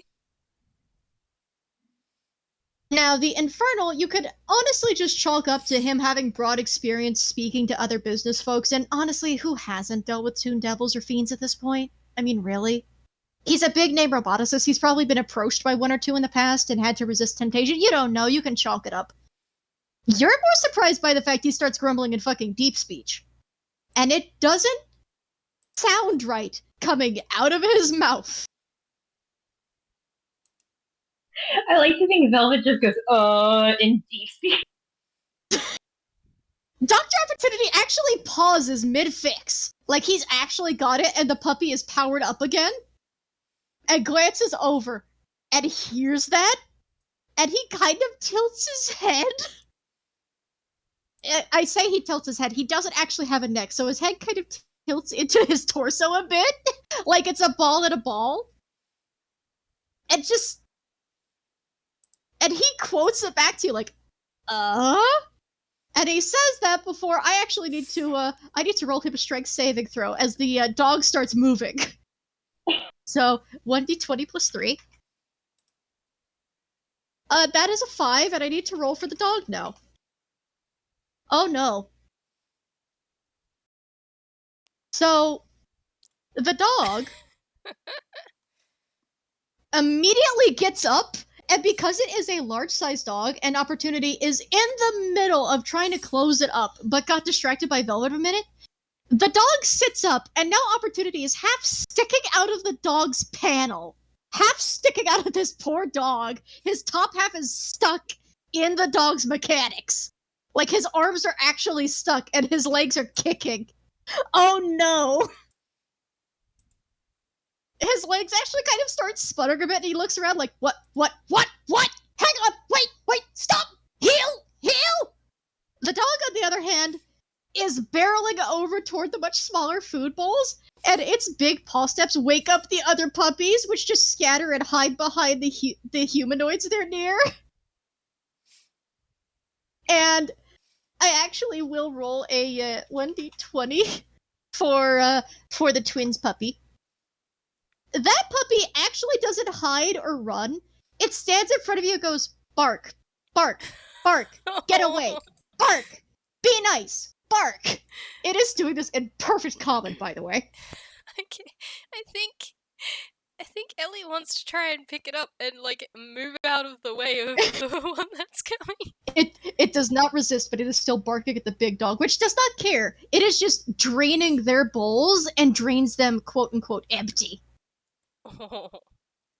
And it still is making the beeping like it is still hungry. Let me roll a d2 to see if this one fucking talks. Okay, no, good. This one also has normal toy dog voice, but it is a bass-boosted bark, as it is now barreling towards your food bowls. Or barreling towards your food bags. Uh-oh. What would everybody like to do about this situation? Lucy, what would you also like to do about the situation? I am actually going to try to roll animal handling while Lucy is pulling out his, reaching into. I keep forgetting I have push to talk. He is going to reach into his hammer space and trying to pull out one of his clickers because he has done clicker training with his big dog, and that's sort of what he's used to. Okie dokie. Everybody else, what are you doing while Lucy's rolling hammer space?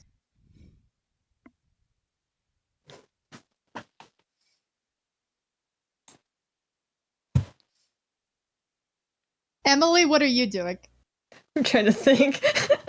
Because the dog is now spaced up for like 2 seconds because I was looking at what Cher drew because it's good art, but else. Oh, God. What are we doing? You were deciding what to do about the big dog that is barreling towards you since you were holding the food bags. Ah, I see. Lucy's got a 21 in animal handling. However, before you could actually think, because Emily's just caught up in the moment, you're relaxing with the dogs, and one of them actually makes a little bit of water where it's sitting.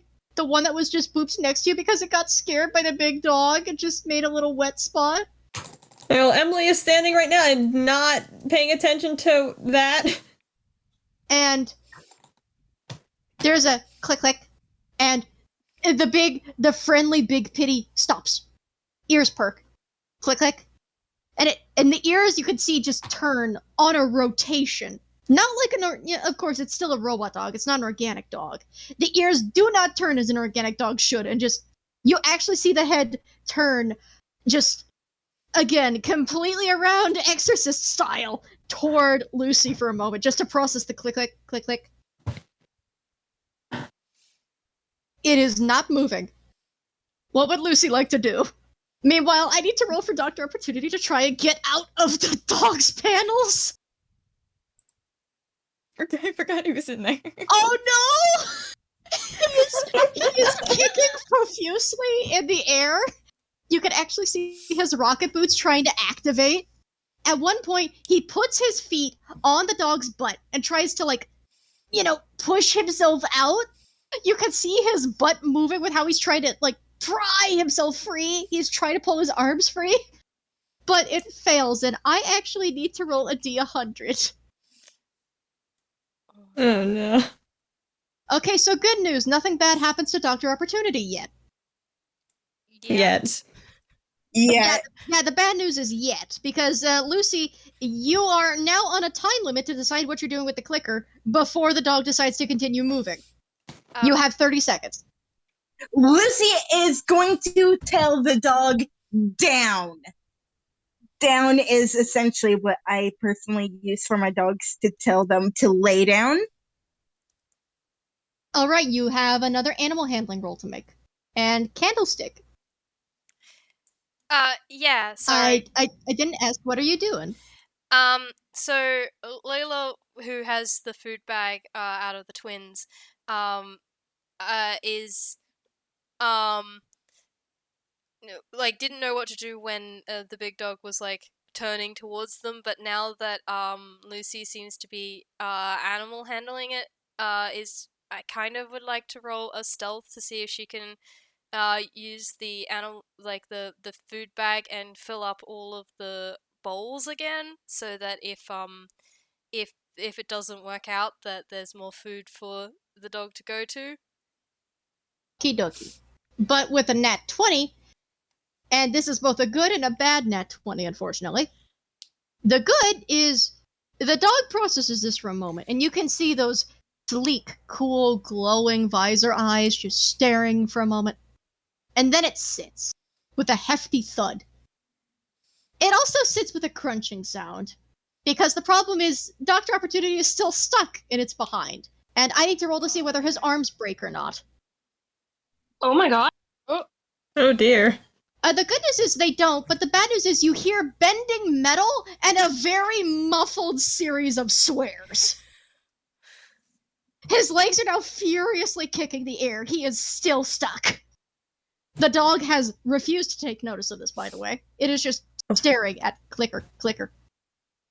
Of all the days, I didn't prepare Grace as a spell, gosh damn it! Everybody can have one turn before I have to roll another save for Dr. Opportunity. Because now you are unfortunately on a time crunch to try and make sure Dr. Opportunity doesn't get damaged. Also, crunch. that is a very cool sky, by the way, Ollie. I love that description. Sunset's kind of cool out. It's rainy. Half the sky is just pink. I love to see that. One of my favorite kind of rainy skies is when it's all cloudy, but it's that specific time of day where, for some reason, the sun makes all the sky and all the rain like a gold tone. And it's so nice. I think it's closer, like, in the afternoon towards sunset when it does that, but it is so pretty. Golden hour glow is one of the best, and I hardly ever see it. Anyway, everybody gets one chance to do something, because this is not technically initiative, but now you are unfortunately on a, pun intended, time crunch. So, top to bottom, what would Emily like to do about the fact that poor Dr. Opportunity is now stuck half buried in the dogs behind and is being crushed? Alright, well, currently I'm looking through all of her stuff, because usually people getting stuck in something is not something that she has to deal with. Especially not giant toy dogs. Especially not giant toy dogs. Let's see here. Let's see what's in your inventory. Wait, that one. I'm just gonna take this moment to think.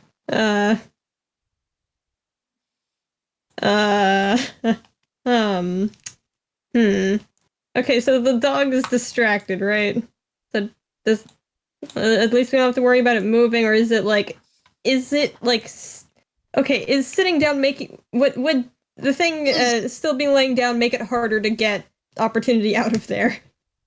Okay, so one thing, the dog is fully focused on Lucy, since Lucy A, nat 20'd that, and B has an actual clicker, which this is still a very big friendly pity, it just doesn't realize that it is damaging the scientist that made it.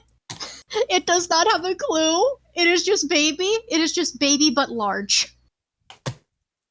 Alright, and seeing as it's fully distracted, it probably would not notice, but you're not sure how it will react if you try to remove Dr. Opportunity, but you know that it's fully focused on Lucy, so you have at least a chance to try.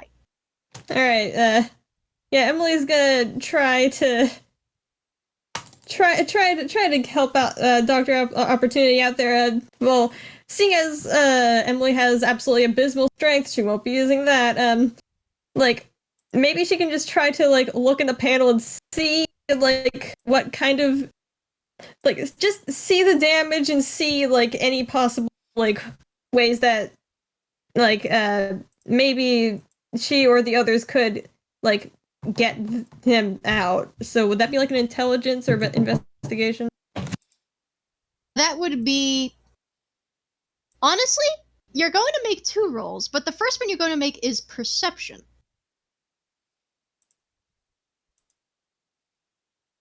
Sorry, someone was in the room. What? Okay, so you're actually going to make 2 rolls with that, but the first one you're making is perception. Alright, perception, though. By the way, this is towards the tail end of the session, so don't feel like this is going to last too long. This is the last experiment. There is no phase 2. Yeah. I had a feeling this is like the end part of the game. Alright, so wait, so perception. So wait, wouldn't investigation be the role for like looking for a specific thing? We're getting to the investigation soon. Perception, because I want to see if you notice something. This is to notice something. Okay. This is to notice something. Okay, perception check. Oh, you noticed nothing out of the ordinary. Go back, move forward with your investigation check. Wait for Discord to load. I don't. Oh, okay, there. 5. All right. Let's see. Let's see if this person is gonna screw us over again. Investigation +5. No, that's a dirty 20. Okay, so the first Big thing, brain moment. Let's see what happens. the first thing you notice is the sleeves are immediately tangled in all this complicated toy machinery, and they look shredded and tugged and tangled in these gears, and the hands are caught in there. And we're not going to go into how the hands look, but they're cartoon hands and they're stuck. The dog, however, is sitting on his legs, which are the part that actually look, bent. So it's his arms and hands that are caught. It's just the fact that because he is essentially a ball with limbs, he's kind of unable to really pull himself free. Okay, trying to let the information set in and not forget it. Brain, no. Investigating, though. Okay, so you do note that he had his tinker's tools out, though, so you could take those and try to work him out of it. I think Emily's gonna try and do that. Okay, so tinker's Because tools. that's what she's good at. That is just going to be a flat D20 roll, since I don't think you're proficient in tinker's tools. No, she is. I'm pretty sure. Let me find. then you can add your proficiencies. Yep. She is proficient with so many tools. Let's see here: thieves, tinker's tools, smith tools, woodcarver's tools, and disguise kit. Well, most of the things Dr. Has a lot of Opportunity is tool proficient in. proficiencies. Nice. Wow. Artificers, man. Artificers. Okay. Now, so that would. yeah, just Okay, roll so for what the was tinker's. that mean? Roll for tinker's tools. Okay, so that's Dex plus proficiency, right? Yeah. Bloop. 14. Okay, so you actually do manage to work one of the hands out. And you notice the thing you missed earlier. The hands are detachable. The sleeves are effectively useless. The sleeves are non-existent. There is not actually an arm there. The hands float somehow. You're not sure how that's working exactly. But this hand also looks crumpled like fucking paper. It does not look great. She just winces at that. Ugh. And it just it actually just smacks itself against the ground a bit to straighten itself out. And now it does look torn, and you can actually see some of the mechanics inside, but it is still a floaty hand, and it just thumbs up. And that'll be your turn. You got one hand free. And you also realize that the sleeves have nothing in them. They are just purely for display. Okay. Velvet, it is your turn. Dr. Opportunity is currently being smushed by the big puppy. How would you like to help?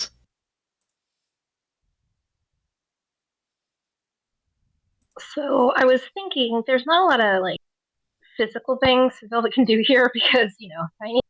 But Velvet is a Hausen, so I was thinking maybe she sends her unseen servant in there to kind of help loosen things up and maybe give Opportunity a bit of space to go out.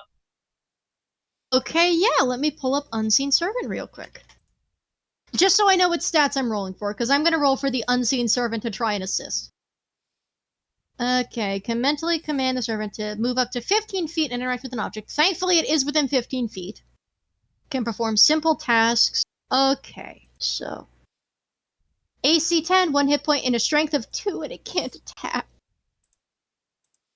Okay, so... We're going to say this counts as Dex, and I'm going to give it a -2. So that is a d20 -2. Because at the moment, the -2 is what we're... I'm not going to give it a minus, actually. We'll just say the strength is what it's shrimpy at. Because it's meant to do stuff a simple servant can, so you know what? Dexterity's fine. Just a d20. Oh my goodness. Does not help. It tries! You can actually see some gears flying out of the puppy, but the puppy is not at all damaged for it, even though it is, the gears are actually the size of you. So that'll be your turn. Twinsies! What would you like to do about the fact Dr. Opportunity is being smushed? Yeah, I don't think Layla can do a huge amount to help at the moment. And also I don't know if her deciding before this happened to fill up the dog bowls to sort of prevent things from getting further out of hand that way, that might be that might take her action so that that might help. Ellie, though, can help out with this, and the two things that she wants to try is one thing is that she would like to cast Shield of Faith on Doctor Opportunity to see if that can sort of temporarily alleviate some of the pressure. Which you see it cast, and you actually hear the swearing stop for a moment, and there's a muffled "Ooh, that's new." Yeah, so grants a +2 bonus to AC for the duration, and its concentration up to 10 minutes. All right. And then she's keep going. No, you keep going. I'm waiting for you. Keep going. And then she wants to try and like pull him out, like, you know, that would be a strength, I believe. Be strength. However, since Emily is there, you can actually roll with advantage. Oh, cool. But I also have to roll a perception check before you do that. Okay, good. Cool. Not an S20, a D20. My keys are starting to be worn off, so unfortunately the W, A, S, and D are blending together. A 16 notices you, however. And the good news is you cast Shield of Faith on him. The bad news is, as the big puppy notices you, Lucy, I'll need you to make another animal handling roll. To see if the dog continues paying attention to you, or if the dog pays attention to new people. I'm also going to take my evening pills. What is this? So it stares, and you can see that this is clearly a toy meant for the bigger kids, clearly. Or, for the adult that wants to spoil themselves rotten. And it is staring down at you, but it is not staring down with any kind of... This is still a puppy. It is still made with love. So you can actually see that tail start to wag. And it does not move, though, because it hears a clicker again, and the head turns right back to Lucy. The tail is still wagging, though, because people. Good. So, you may now continue with your strength roll with advantage now. Alright, cool. That's not great. That's a 12. You start to wiggle him out, but that's not going to be enough. Lucy, what are you doing? Lucy is trying his best to keep the dog's attention. He is mighty tempted to get it to roll on its side so it's at least a little easier for the others. But he's not sure if that would be helpful at all and probably ruin all their progress. Understandable. Teacup! So, the two puppies near you, one of them is a little scared and is hiding behind you, the other's made a wet spot on the floor, but now there is the big puppy. Now there's the big dog, and unfortunately Dr. Opportunity is kind of stuck in the big dog. His entire upper half, essentially. But the dog is sitting, so what would you like to do? I think up until this point, Teacup has been trying to keep the dogs calm, but now that it's my turn, can I go over to help Lucy try to get it to like stand up or something? Because it's seated, right? Fortunately, seated on Dr. Opportunity's legs, so at least yes, you could get over and you could try and at least push it a little so that he could get his legs out from under it. That'll be strength with advantage since you are helping Lucy. Well, since you're helping Ellie, actually.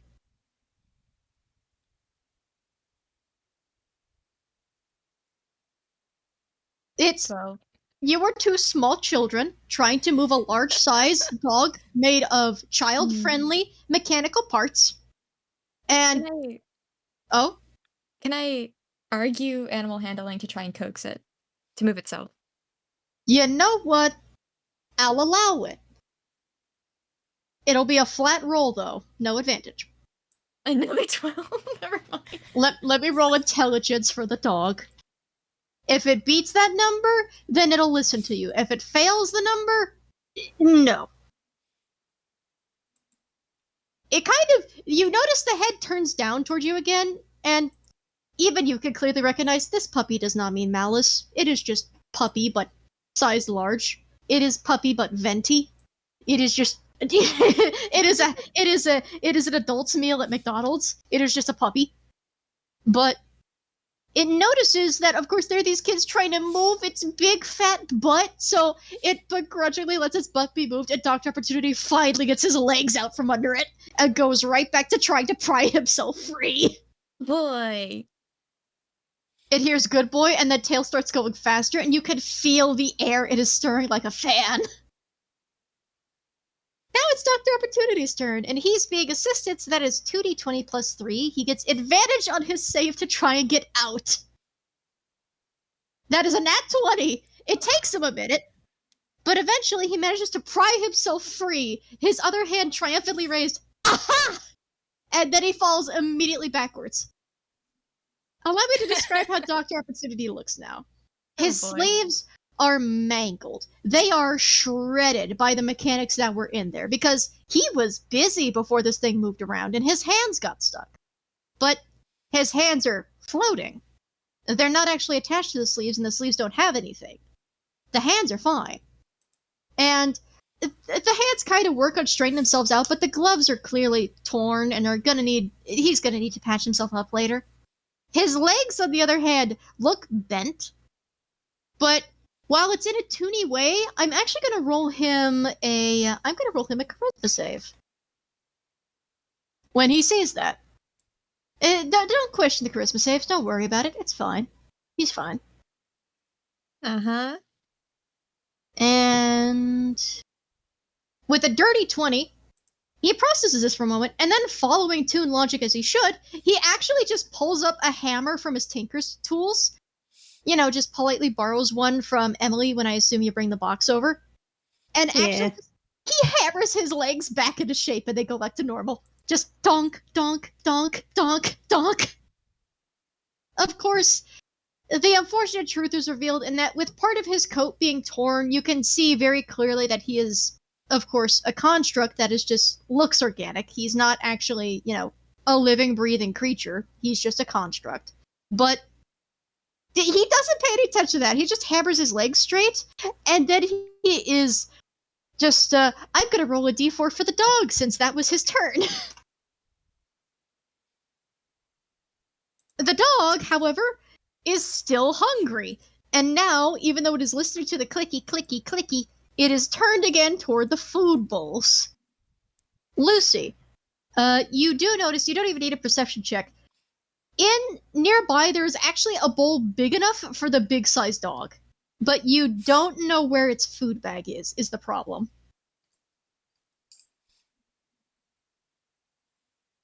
Now that Dr. Opportunity is no longer being crushed, you're not on a time schedule, so you can take your time to figure out what you want to do, but the dog is hungry, and if it's not stopped, it's gonna beeline for the food bowls again. All right. I'm gonna have to roll another animal handling to make sure the dog stays while he looks for the food. Uh-huh.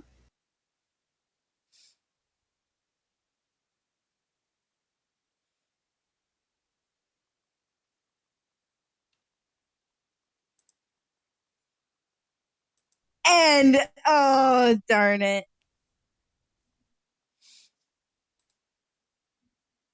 He beats it. So, it kind of processes you for a minute, but unfortunately with the way that it is programmed, it also processes, of course, food. It turns to you almost with a look of knowing. Like it knows what you're looking for, and sure, you can look for its food, but it knows food is over here. And it goes over and it just casually devours the quote-unquote food from the puppy's bowls, and none of them were happy about this. The ones that were hiding behind Teacup before actually kind of start just barking at that or whining a bit with the one scared one. And the one that the twins are holding back is still going, bark, bark, stop stealing my food, bark, get your own, bark, bark. I forgot about that. be And fair, it is scrambling. This puppy wants to square up with the big dog for some reason, even though the big dog is just it's a big boy. It doesn't know it's doing wrong. It just wants to eat. please. But can we your say its puppy is name's just Clifford? fixed. It is vexed, just like my food, mine. Get away! Bark, bark. Continue what you were saying, though. Oh, Wait, what was I saying? I just said, what you two were saying, yeah. yeah. I said partially, please tell me the big dog's name is Clifford. And at least it's not going after the food bags yet. Big dog name. You actually, if you look around, you can see the box that it was sitting in actually does have the name Clifford model on it, but it does not look like it's been mass produced yet. And Lucy, investigation check to see if you can find that food bag. It is a big food bag. It's not going to be difficult. Just don't fail the roll. I am begging you. Can I use the help action? Yes, you could use the help action, please. You have advantage now. Okay, you didn't even need the advantage because you just needed to beat a 10, but okay. So, with a 21 with advantage, you eventually find the big bag, and it's not actually as big as you expected it to be. For starters, it's not bigger than you. It is as big as what would actually be a proper full-sized dog food bag, that you buy to fill your dog's food bowls. And it actually does have printing of a few different, just color palettes of the Clifford model. There's the tiger print. There's like one that looks like a sparkle dog. There's another that actually looks like Clifford the big red dog. For some reason, that one is slightly scratched out. You're not sure what that's about? And there are a few that just look like different big ones. And there's even a little picture on the print. It's actually in the name of it itself. And this one is also a big red dog. But this one has 3 heads. And it's just sitting in the icon for the food bag, like the sweetest baby boy. But you find it, and I assume you would like to grab it and fill up the dog's food, quote unquote. Yep. Alright, you hurry over to do so, and as soon as that bag touches the lip of the bowl, the big pitty stops eating the puppy's food. Turns, and immediately just saunters over. It doesn't even run, it just saunters. It power walks over. This is just a big boy. And it just goes over, and it politely waits till you're done. Sits with a thump, and its back panel actually closes on its own because Dr. Opportunity's no longer there. And once you get away, it just bends the head down and just starts eating, and I need to roll a d2. It makes the most unholy eating sound you've ever fucking heard. It is like a paper shredder put into some sort of voice mod. It is ungodly on the ears, but it is eating, and Dr. Opportunity actually kind of flinches at that. Oh.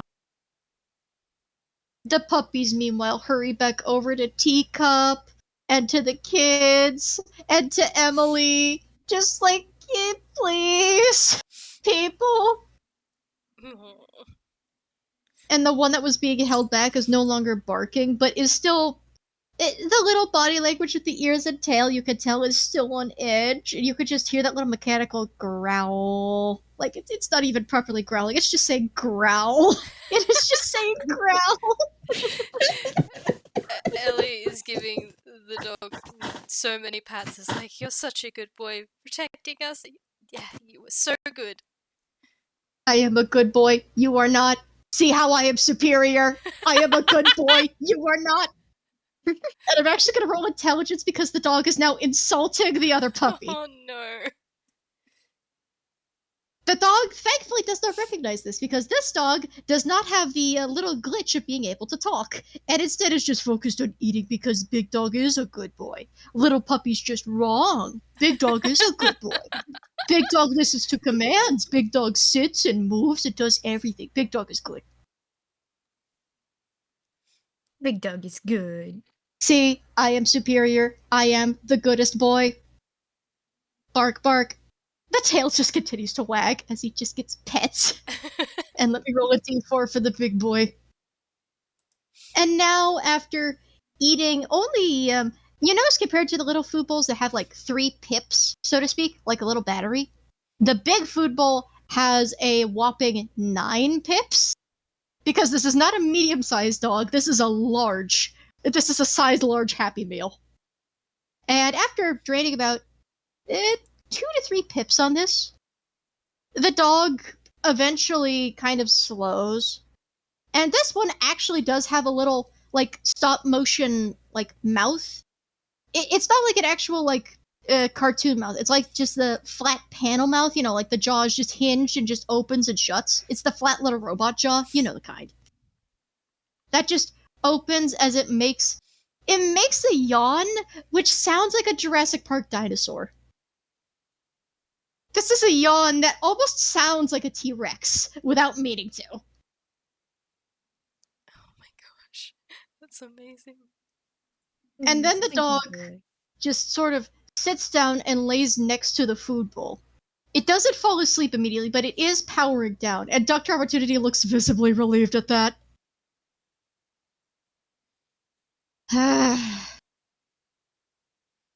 And one of his hands floats over and turns the dog off. The eyes just power down.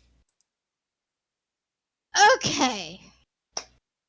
So, that was eventful testing. Wasn't it? Teacup still petting his dog. So, did we win? Can we keep him? Actually, I was going to discuss that. And he kind of recollects his hands, and even though his sleeves are mangled, you actually notice he tries to pull them up and make them look like arms again, but they won't do it, and he's just glancing over and hoping nobody looks at that. It just claps his hands together again. So, here is how the experiments work. You are paid 50 gold per experiment. However, you are able to take home working models of the various experiments in exchange that you sacrifice that part of your pay. Since you did 3 experiments successfully today, even with minor difficulties, and he does pass just a slight glance to Velvet because you did better, but you still hurt one of his bots, and his bots are his babies. She looks away. Then your total minimum payment would still be 150 gold each. However, if you would like to take home any of these models, then you may sacrifice 50 gold for that specific experiment for a working model, which means, yes, if you would like to, you may take away 50 gold and keep the pet. Yes. That being said, I am going to ask you one by one so I know what you're doing. Miss Emily, would you like to take any of these models home, or would you like the full payment?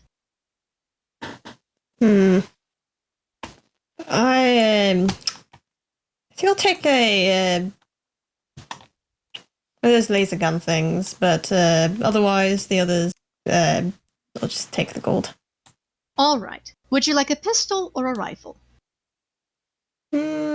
Pistol. All right. Then I'm going to mark you down for a patented Dr. Opportunity laser tag, laser pistol, and you will get 100 gold for the other 2. So that is just above board 100 gold and the laser pistol. Just keep in mind you are getting the toy version that does fairy fire. So, I will get you the character. Emily can modify things in Artifice. That is valid. I'm just saying he is giving you the toy. You can do with it what you want. It is no longer legally in his hands. So, of course, eventually he just presses some buttons and calls up one of his bots, and they start bringing in some of the other models. Next up, he's going to go to Velvet. Would you like to take any of these experiments home, or would you like to take the pay? Minus the... I'll actually just say it's 5 silver required for fixing up that bot's hand. Oh, okay. I was prepared to pay more, but okay. So Please, Velvet really you did borderline negligible damage. It's a very easy fix. It's just the courtesy of the matter. You understand. It's fair. You were saying? So Velvet internally is like really struggling not to pick the dog because technically Velvet doesn't have a place to stay exactly right now. So there's no space for a dog. Would it be possible to pick a dog, but come pick it up at a later date? He kind of thinks for a moment, and he's actually going to do an insight check on you. Would you like to try and conceal anything? Or no? Yeah. Should I roll deception? Also, that's Yeah. the dog. Baby. Yes, roll deception. Essentially, he is trying to read into it both physically and just... He's not a mind reader, but he is still a highly advanced robot, and he's still trying to read into the possibility of, the cause for this. 15 just beats it by 2 points. So Velvet looks obviously like a little, not grimy, but not fresh either. Velvet's got travel wear and tear on her, if that makes sense. So Opportunity might be able to kind of parse from that there's not really room for a dog right now. Thinks this over for a moment. He also processes... Part of his process is almost take in the info of, the waiver that was signed and the fact that Velvet signed that second little bar that maybe Velvet should have taken a second glance at before signing, but we'll get to that. And I'm actually going to make him that corrupted intelligence save again. Sadly, no memory comes up. But he looks at you. And of course, he's a toy maker. He loves toys, fixing them, making them. And he sees, of course, you are very much a toy. Presumably a haunted toy, mind you, but a toy nonetheless that is, well, firstly, clearly been through the ringer today, but you clearly aren't in the best of shape otherwise either. It's not like you came in looking spotless. And he thinks it over. Well, in my databank, I apparently have it recorded that you signed the optional bar on the waiver. If you would like to, you may stay at Opportunity Labs. Really? But Velvet's like visibly faltering. Listen, when it comes to experiments in the line of science, accidents can happen and mistakes can be made. That is the nature of science. Science is not a flawless process. It is the key to finding the flawless process and making note of and improving over every flaw along the way. Yes, some incidents happened today, but they weren't entirely in your control either. And you are correct. I should have definitely kept in mind that these constructs may indeed interact with tiny cartoon creatures. Everybody else, as he says that, you can indeed roll perception, but he's going to continue talking. Yep.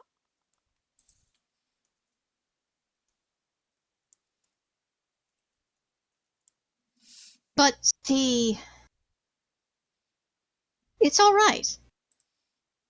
I was a little miffed about it earlier, but I'm just a little bit more protective of my constructs than most things. They're all I have, see. But I'm still a toy maker first and foremost, and if I would just leave a toy on the street to get scuffed up or chewed up or heavens know what, I wouldn't feel well. I wouldn't sleep at night. And since you did sign the waiver and you signed it thoroughly, then by all rights and accounts, you are a proper full employee of Opportunity Labs, and you are allowed full housing here. Within the allowed space, of course. Velvet brightens because she didn't she did indeed not read through the thing. She just signed her name all over it. So she like visibly, she's like still kind of embarrassed about it and unsure, but she's just like, as long as I have free passage, then it'd be great. He smiles, and it is indeed a warm smile. And for those of you that beat a 10, only those of you that beat a 10, sorry, Emily, he says cartoons instead of toon kind. That's a little odd considering he's also a toon kind. You're not really... what? Oh, you did beat a 10, my mistake. Everyone who beat a 10, yeah, it says cartoons instead of toon kind, which is a little bit of an odd thing, considering he's also one. But, take that how you will?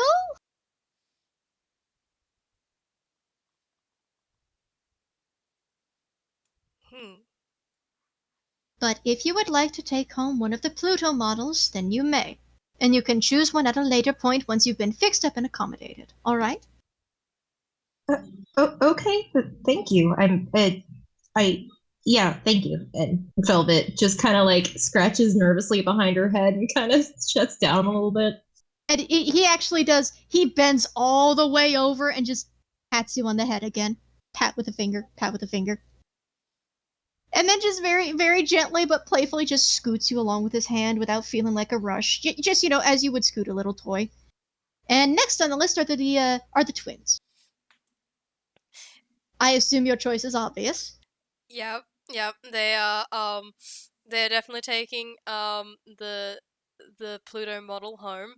And I think they will also take some like a laser pistol each, but we'll take the gold for the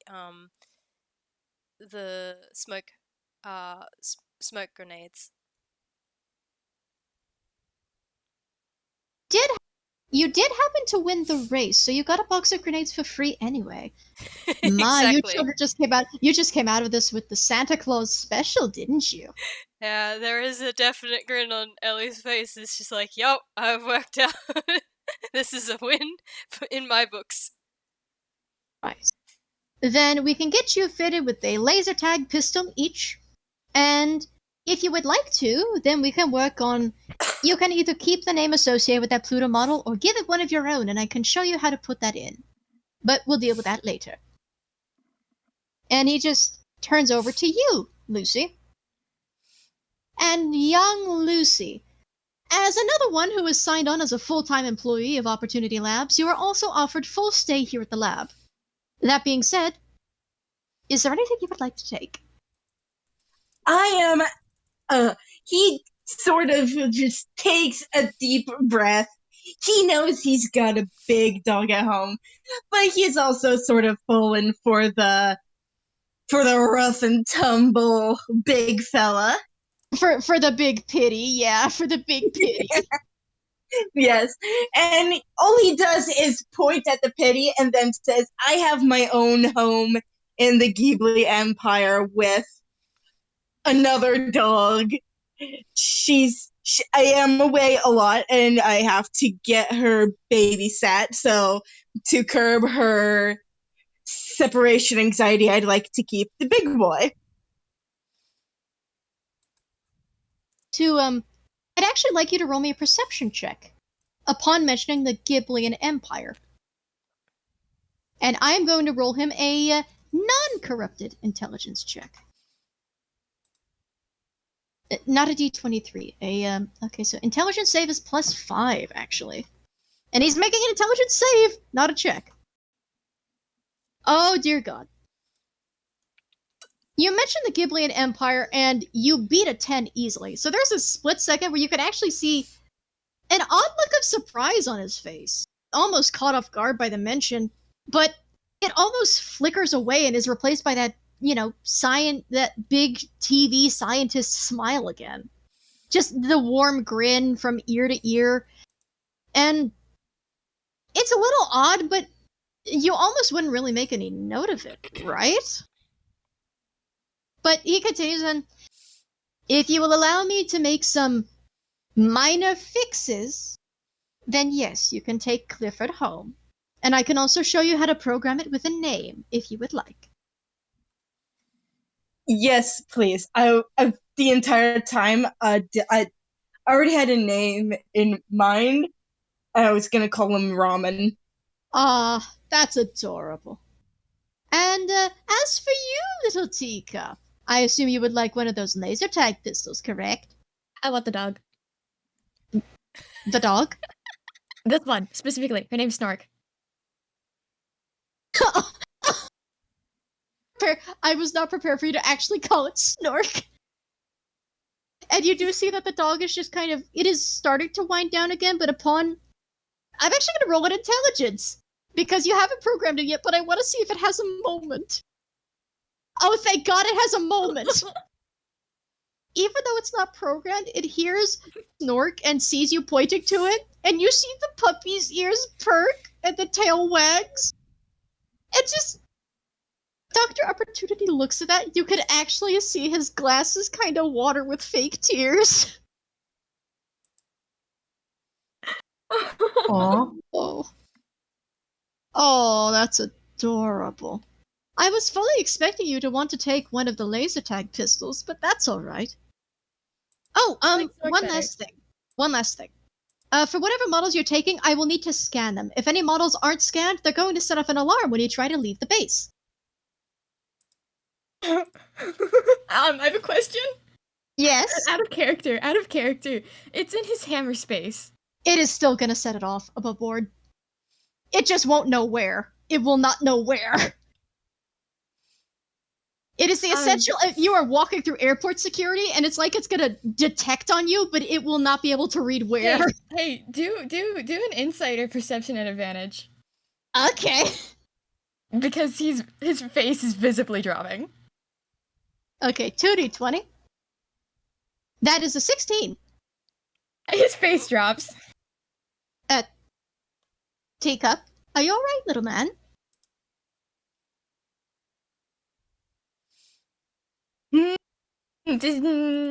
He's wringing his hands and, like, you can tell he's thinking very hard about something. I'm gonna roll him one more insight check, just to see if he can parse the shenaniganry that's going on here.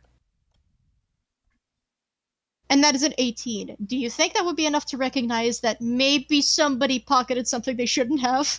Yeah. You know what? I'm interested to see what happens. Teacup, would you come with me a moment? I promise nothing bad's gonna happen. You just come with me, okay, boy? Come on. Sure. And he actually starts, he doesn't really address the rest of you immediately. He actually starts taking you toward the, back toward the entrance area to the lab. And the puppy is actually following you, but stops at the door and just starts loudly whining as you leave. Oh. Because they're not programmed to leave that door immediately. Wait, can I take Snork? We'll get Snork in a moment. I just want to see something. And he is continuing to carry you along very easily. You are very small compared to him. Okay. You get to the entrance, and as you get through that last door that leads back to, the slide area you landed in, there is a blaringly loud siren, and all the other doors slam shut. Actually, wait, I wanted to say something before this happened. Yeah? Like, before this happens, I'm curious, would it be possible to, like, to mage hand, to try and get the thing out of the hammer space before it Huh? Okay, so if you're gonna try this, you're gonna have to make 2 different rolls here. Alright, cool. The first is going to be a hammer space roll to see if you actually get it. The second is sleight of hand to see if anybody notices. Wait, what are you trying to do? Emily's trying to get the laser tag pistol out of your pocket. Before the alarm goes off. You can try. You You can try. I think you can technically reach into other people's hammer spaces. It's just very difficult. So I actually think the hammer space roll is pretty apt because that's a 1 in 10 chance of being able to get in someone else's hammer space. Mm-hmm. So let's see what Emily does here. Well, it's a 2. Never mind. What's in Teacup's hammer space at the moment? Do you want me to roll for that? Yeah, go ahead. Okay, where's my phone? His hammer space Because Emily's gonna pull something out either way, but a 2 will still fail. Okay, I only have 7 Man. spots, so 7 whole forks. Now roll sleight of hand to see if he notices that before Dr. Opportunity can move. Alright, I think sleight of hand's up.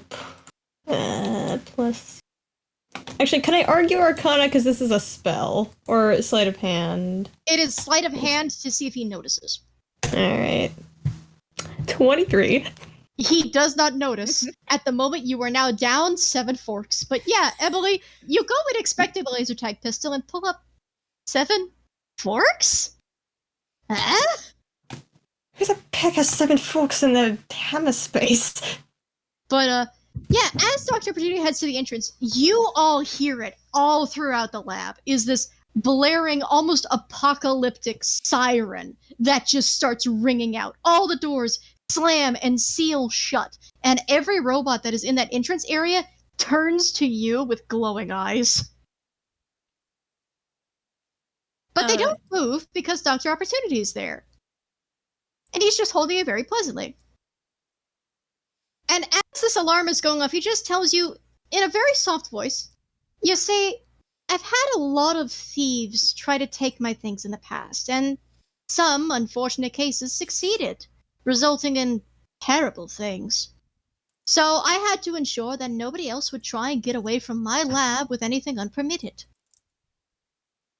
In hindsight, I should have figured this would happen. Maybe in hindsight you should have, but you're also just a child and I can't blame you for wanting a shiny toy. Would you like to show me the pistol? Yeah, he reluctantly reaches in and takes it out. Now, under most circumstances, I would still want to punish you for that, because that is still stealing. However, and he actually says this with a very soft but also sly smile, you've done me a favor, and so I'm going to do you one. Alright? Huh? And he kind of pulls up the thing, and you watch as he actually scans it, and you realize, oh, there are no eyes behind the glasses because they are his eyes. They're just designed like glasses. As you watch as they scan the pistol, and the siren immediately stops, and the doors all unlock. The bots just kind of stare for a moment, and then go back to what they were doing. Can I keep the gold? We'll get to that in a moment. He hands you that one. He reaches into his pocket and pulls up a second laser tag pistol. And also holds it out to you. Can I have both? Yes, you may. I assume you'd want one for your brother, after all. He's very excited about this. Excited, and I notice also completely oblivious to the fact he has mentioned a brother. Yeah, I took note of that, but I don't think he would. Yeah. But yes, you do indeed get 2 laser pistols. And you said you wanted the dog, correct? Yes. Alright, so here's what's going to happen. Since you're taking a laser pistol, the first thing you're going to do is, he scans the second one, you're going to put that one in your hammer space. I don't want the others to think I'm giving you preferential treatment. This is just a one-time thing, alright? And then Yes, we're sir. even. So, they're going to be led to believe you just have the one pistol, and this is fine. Then you're going to bring the second one back home, you're going to split it. You'll get the 50 gold if you don't take the smoke grenades, and you can still have the dog, alright? How does that sound? He looks like he's thinking for a moment, but not for long. He just goes, deal. Alright. Actually holds his hand up for you to shake. And he shakes it. Would you roll me an intelligence check? Yeah. No, you're good. You're safe. This is just for funsies. That's a 2 anyway. You've never met this man before in your life. ever. Not even once. I'm confused, but alright. Well, as you should be, you've clearly never met this man once. And No. that's exactly how it's gonna stay. And he just, of course, he carries you back, and of course you're still holding the one laser tag pistol, and he goes, "We've sorted out the shenanigans, and we have agreed to terms. So we're going to do the specific calculations. Emily, you wanted to keep the laser tag pistol, correct? Mm-hmm. Then you are going to get 100 gold for the other 2 experiments, as they are 50 each. Above board, remember to write that down in your character sheet. Yep. Velvet, you are taking the 100 gold for the other experiments, and you are going to take the dog. But we'll deal with that later. Alright?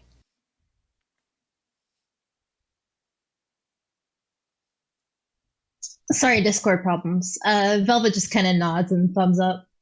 Alright, so above board, yeah, Velvet also gets 100 gold and is going to have a Pluto model later. This is less of an item and more of a companion, but it counts as both. To the twins, and you said you wanted the dog, and you got a box of the smoke grenades as a reward. Is there anything else you would like, or will you be taking the 100 gold? They did want the laser pistols. Alright, so you will be having 50 gold, and wow, you really did come out of this with a whole haul. You always love to see kids that get spoiled, and he actually ruffles both of your hair with his admittedly still scuffed gloves. This is Elias. Absolutely, and if you ever need any more toys tested, I am there! He grins at that and turns to Lucy. And you wanted the dog and nothing else, correct? Yes, just the Clifford model. Alright, you will also be getting 100 gold. I have come to terms of agreement with Teacup as well. He is taking one of the laser pistols, as he wanted it, but apparently was very impatient and grabbed one. And he gives you just that little coy scolding look, because you talked it through, you're good, but he's just gotta just put a little bit of pressure on that. But it is a very much playful look. It is not a genuine punishing look. It's just a look of, you got your spook, you're good, you're fine. He's definitely gotten this face multiple times. And has also agreed to take the dog, which is a pleasant surprise I was not expecting. But if you would like, then the rest of you may only linger for a few moments, and if you would like to take your Pluto, or in this case Clifford models now, I can show you how to reprogram the names so that they recognize the names you give them. Alright? Understood. And it really does take just a few moments, and he actually has a surprisingly pleasant, almost teacher aura to him as he just carefully explains, the very simple, almost Game Boy-like controls to entering these dogs' names, erasing the old one and putting the new, and the memory isn't bothered in the slightest. It's very easy programming, to be sure. And he double checks to make sure the Clifford model will not activate while he's working on it this time. He makes sure that it is powered off and the batteries are not included.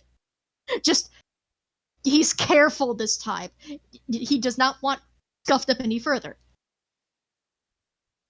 Emily, would you roll a perception or insight?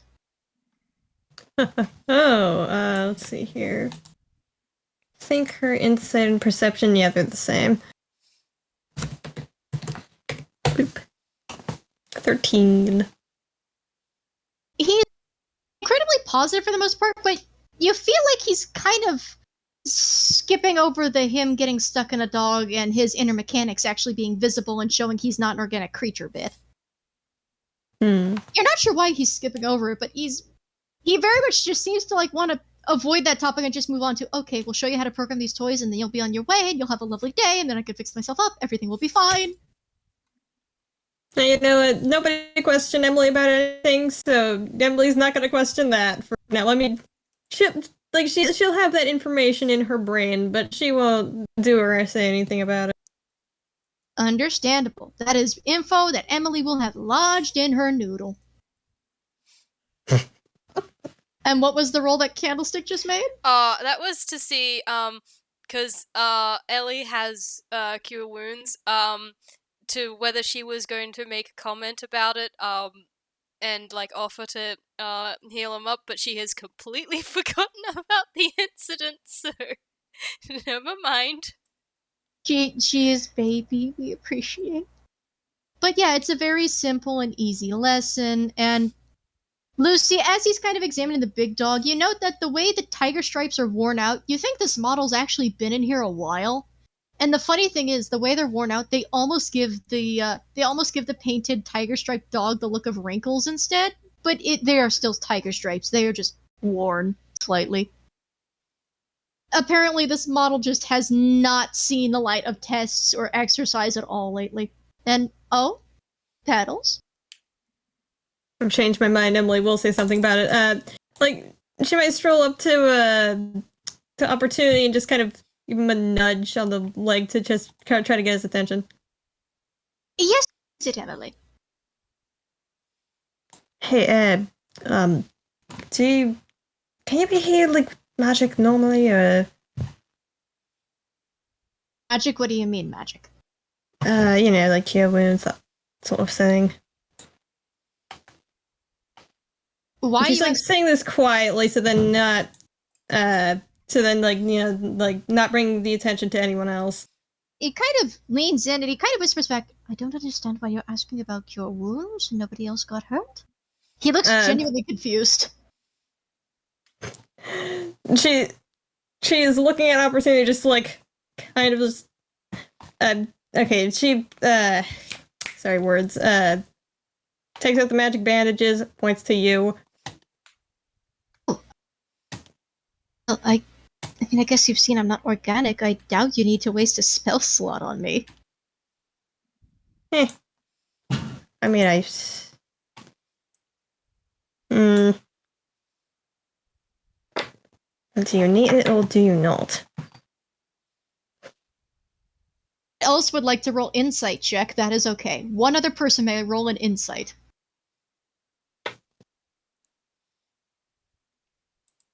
If not, then it'll just completely pass over. Oh wait, so one more person roll insight, would that count, or like would I be able to do that? You can do it, but it looks like Velvet is also making one. Okay, cool. Same fucking roll. A 13 will not get this, but a 19 will. There's some sort of internal conflict or debate present in Opportunity's face. On the one hand, he recognizes he's damaged, and it's visible, and it's obvious, and they can see it, but you're not sure if the conflict is from not considering himself organic or something else. But he looks uncertain to even consider himself worthy of a spell slot, or almost even debating whether it would work. You're not sure why. I mean, he's a toon kind just like you, so wouldn't the spells work the same? What would make him think he's any different? What would make him think it wouldn't work?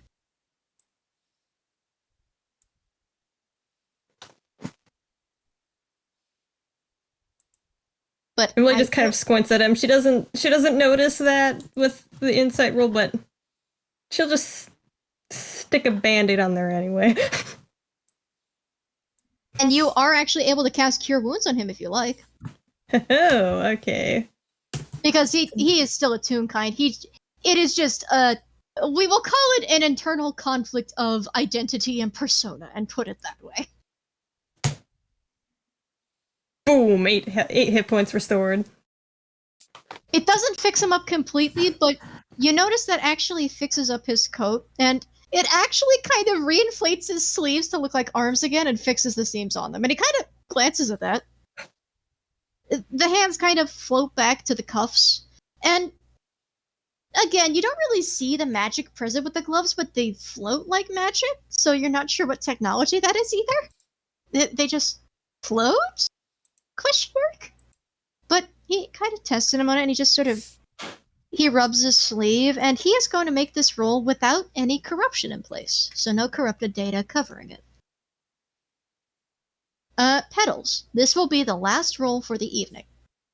Would you like him to make an intelligence save or a charisma save? Hmm.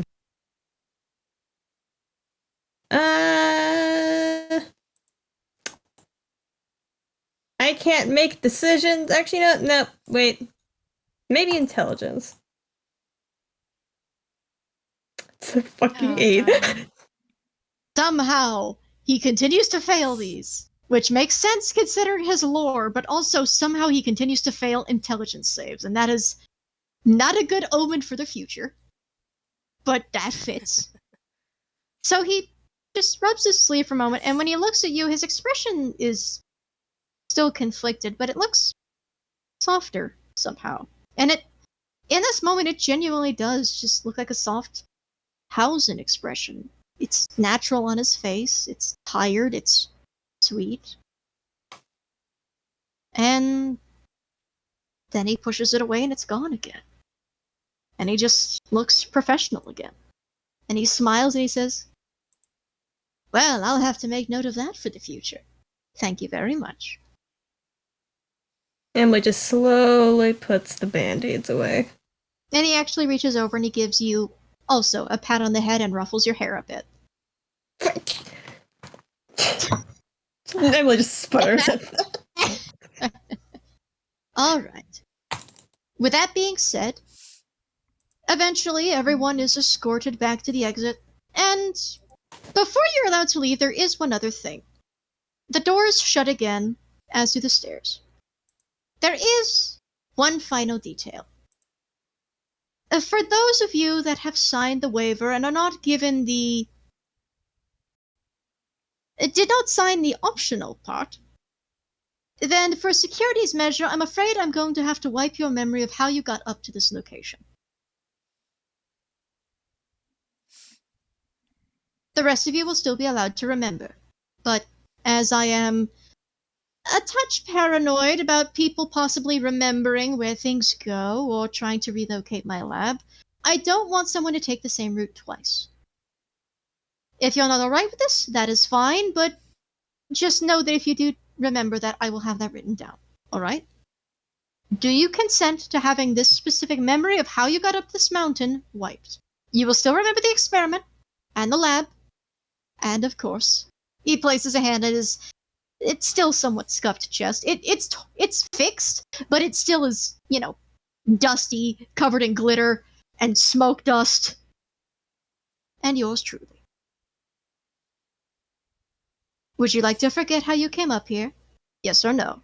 And I imagine it actually just appears before the rest of you, almost like a little text box. So, just for clarification, this is for people who didn't sign the second section. They did not sign the optional section. Okay. And it is still an optional choice? Yes, but he has made note that he will have it written down that you know. Alright. I do apologize for asking. It's like I've mentioned before, I've had some security problems in the past. And as of course I have a tendency to make a lot of wonderful toys, I don't want anyone stealing my secrets. I'm one of the best there is after all, and if someone stole mine, then they'd have the chance to knock me down a peg or try and sabotage my work, or worse. And I don't want that. Well, what if I want to come back? Well, if you want to come back, then you get to take another route. You just don't take the same road twice.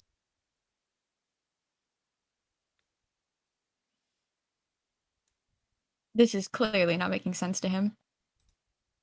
He sees that, and there is no professional bravado here. He does actually look tired trying to offer this, and he actually pulls up a little piece and he kind of holds it to his ear and goes, "Look, Secretary, I told you the offer wasn't going to sound good to the volunteers. I've tried rewording it 3 times.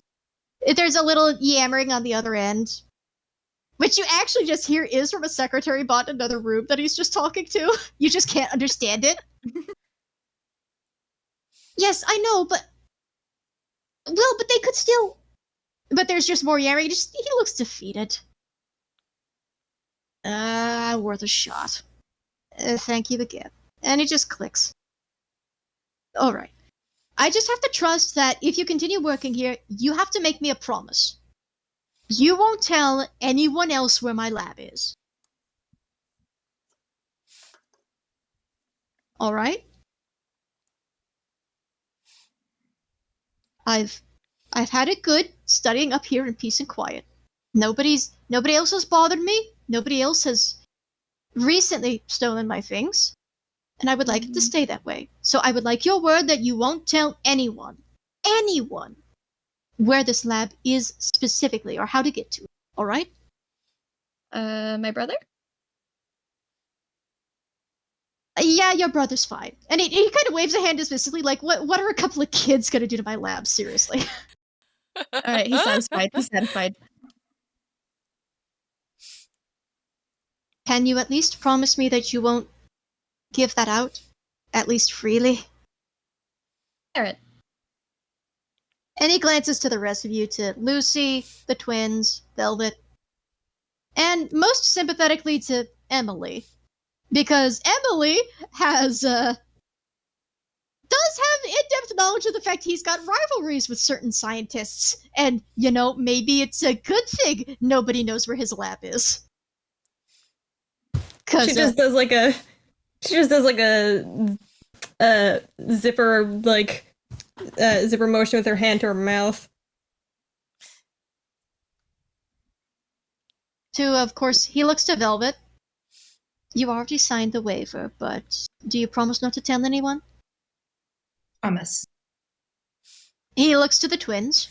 Yeah, they weren't comfortable with the idea of having their memories wiped, but the promise is more than acceptable. Like, makes 100% sense. Ellie's even willing to make a pinky promise if it would make him feel better. Bumped another roll from the corrupted databank he's got. Oh, thank God, it actually works. What the fuck? You hold your pinky up, and I would like you and you alone to make one last perception check.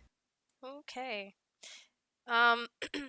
Yeah, I think I'm gonna roll just for Ellie on this one, because it's her who's rolling it, so... And also, Lucy, Dr. Opportunity is not a crime lord. I do want to state that. He has his reasons for being sneaky, but he's not a crime boss. Yet. On the 16, there's a moment where that tired, hopeful expression flickers again. And there is just a split second where you can actually see kind of the way the data flickers behind his, eyes, which look like glasses. And it's not a bad kind of light.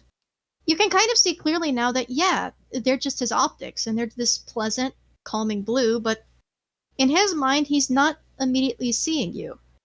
At least as you are. He's seeing someone else. He's seeing a little girl with very realistic features, and this long, redhead hair, tied back with a green ribbon, holding up a pinky, wearing an oxygen mask on her face, and an oxygen tank on her back. In a little blue dress. And for a moment, he's not standing in Opportunity Labs. Not this one, anyway. He's standing somewhere else. Similar, but different. It's above ground, not below, and there's windows that have a view to a wonderful garden full of vegetables and fruits and flowers outside. There's a greenhouse with clearly what are fruit branch trees sticking out of it.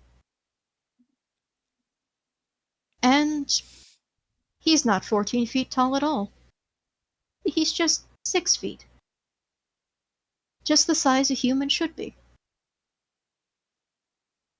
And even though, of course, the corrupted data licks at the edges, it nearly threatens to take it away again, he smiles and he holds his gloved pinky up, and in his memory, it's still a big hand for a person, but it's not as big as the hand that Dr. Opportunity has.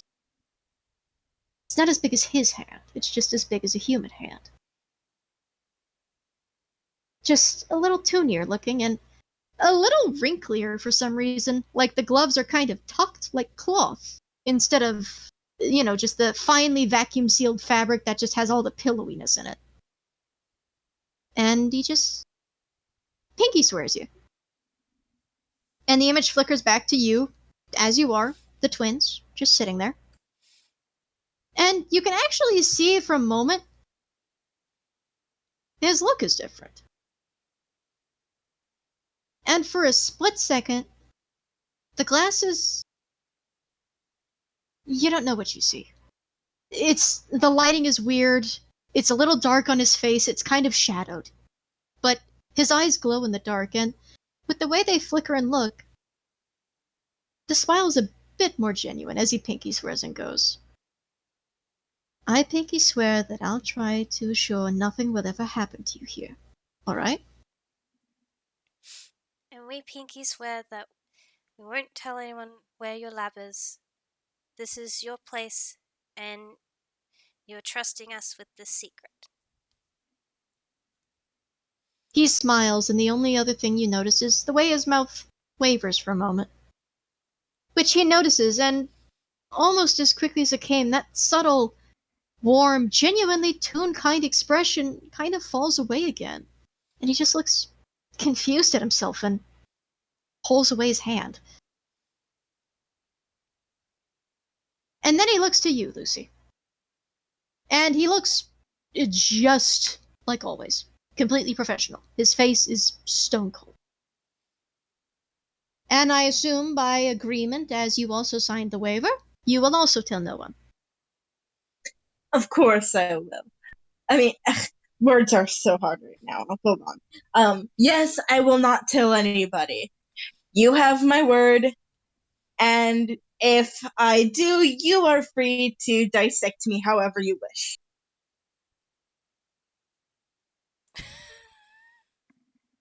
For a moment, and then he jokes, I mean, you already signed the optional part of the waiver, so...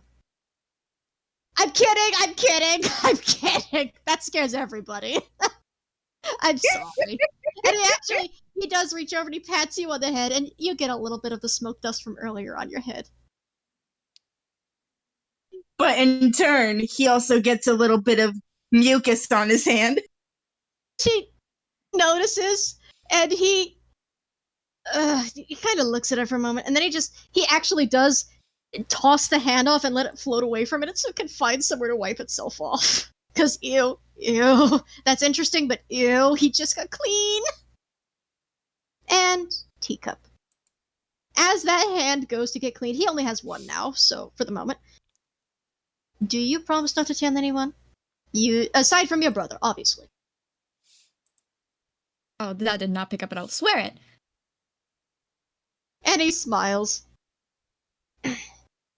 Now, since you've done work for me, I'm happy to do work for you.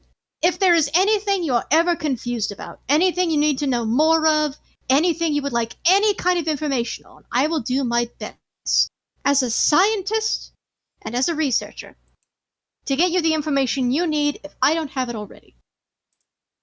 And if you think I may have any devices, or if you may have any ideas for devices that you would like to see that could help you out, you just need to give me a ring, and I'll be certain to see what I can do.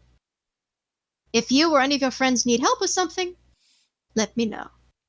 My lab is your lab. Socially speaking, by name and right it's still mine, but you get the point. Now, up the stairs you go. The slides unfortunately do not work in reverse. Not yet. I'm still working on that. The last time I tried testing that with a volunteer, unfortunately, it shot them into the next country. So, it needs some tweaking.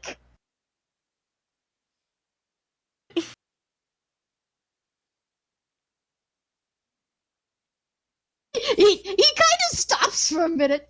Is that a joke response from you, Hoosh, or is that like, are you actually giving him a fucking platinum ring?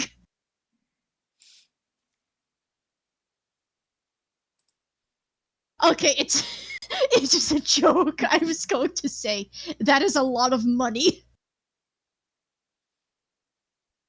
And of course, he kind of follows you along and escorts you up the stairs. And they're wide stairs. They're clearly meant to accommodate not just him, but other bots his size or other folks his size. And it is a phenomenal way up. You don't know how you don't get tired. It feels like it takes forever to get up, and these stairs go everywhere. But eventually, you see the sky again. And while it was, of course, midday, maybe early afternoon before, the sun is just starting to set, and the place you exit has what is honestly a very beautiful view of the sun starting to set over the faraway forest and every territory around it and past. And you can even see in the very far distance where the rainforest starts and where some of you may know EGAD is. And Dr. Opportunity stares at this for a moment. And let me see what's in zone. Oh.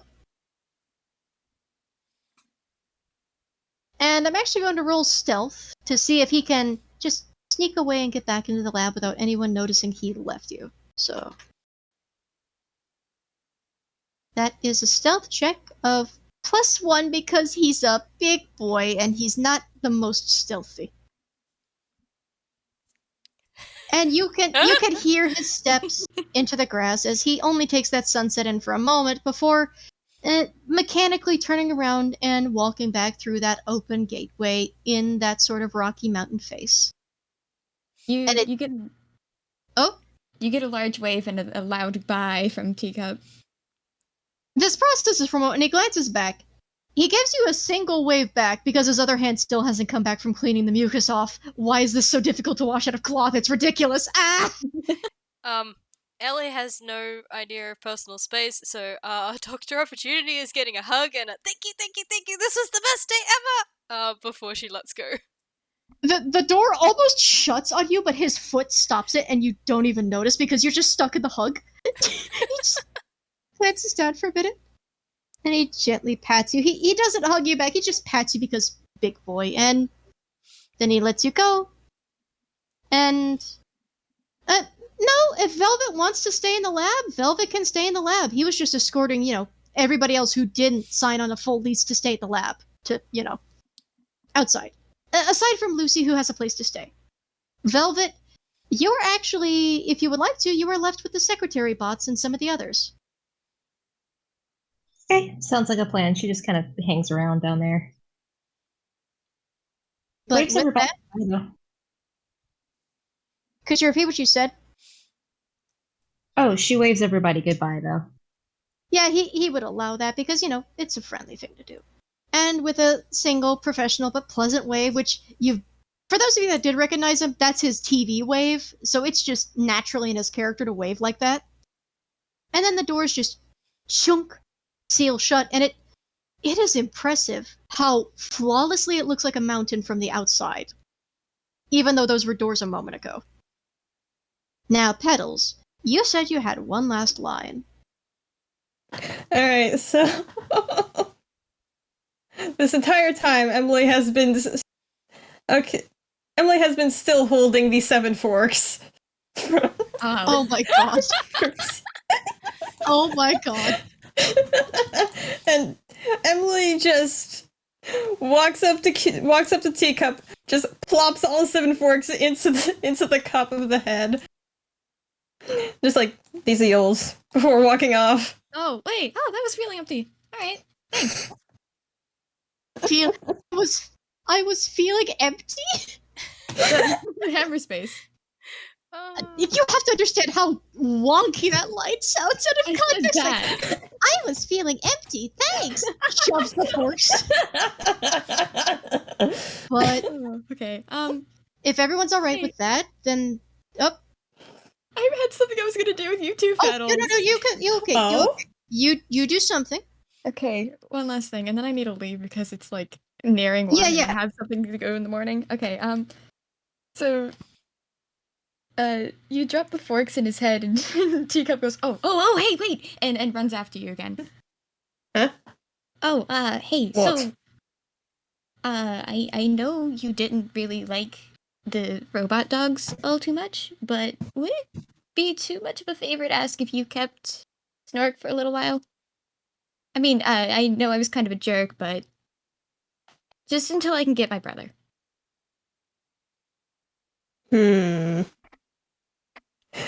And Emily's just gonna pretend to think for a bit too long. Just like, am I going to do this? I might be quite busy later, though.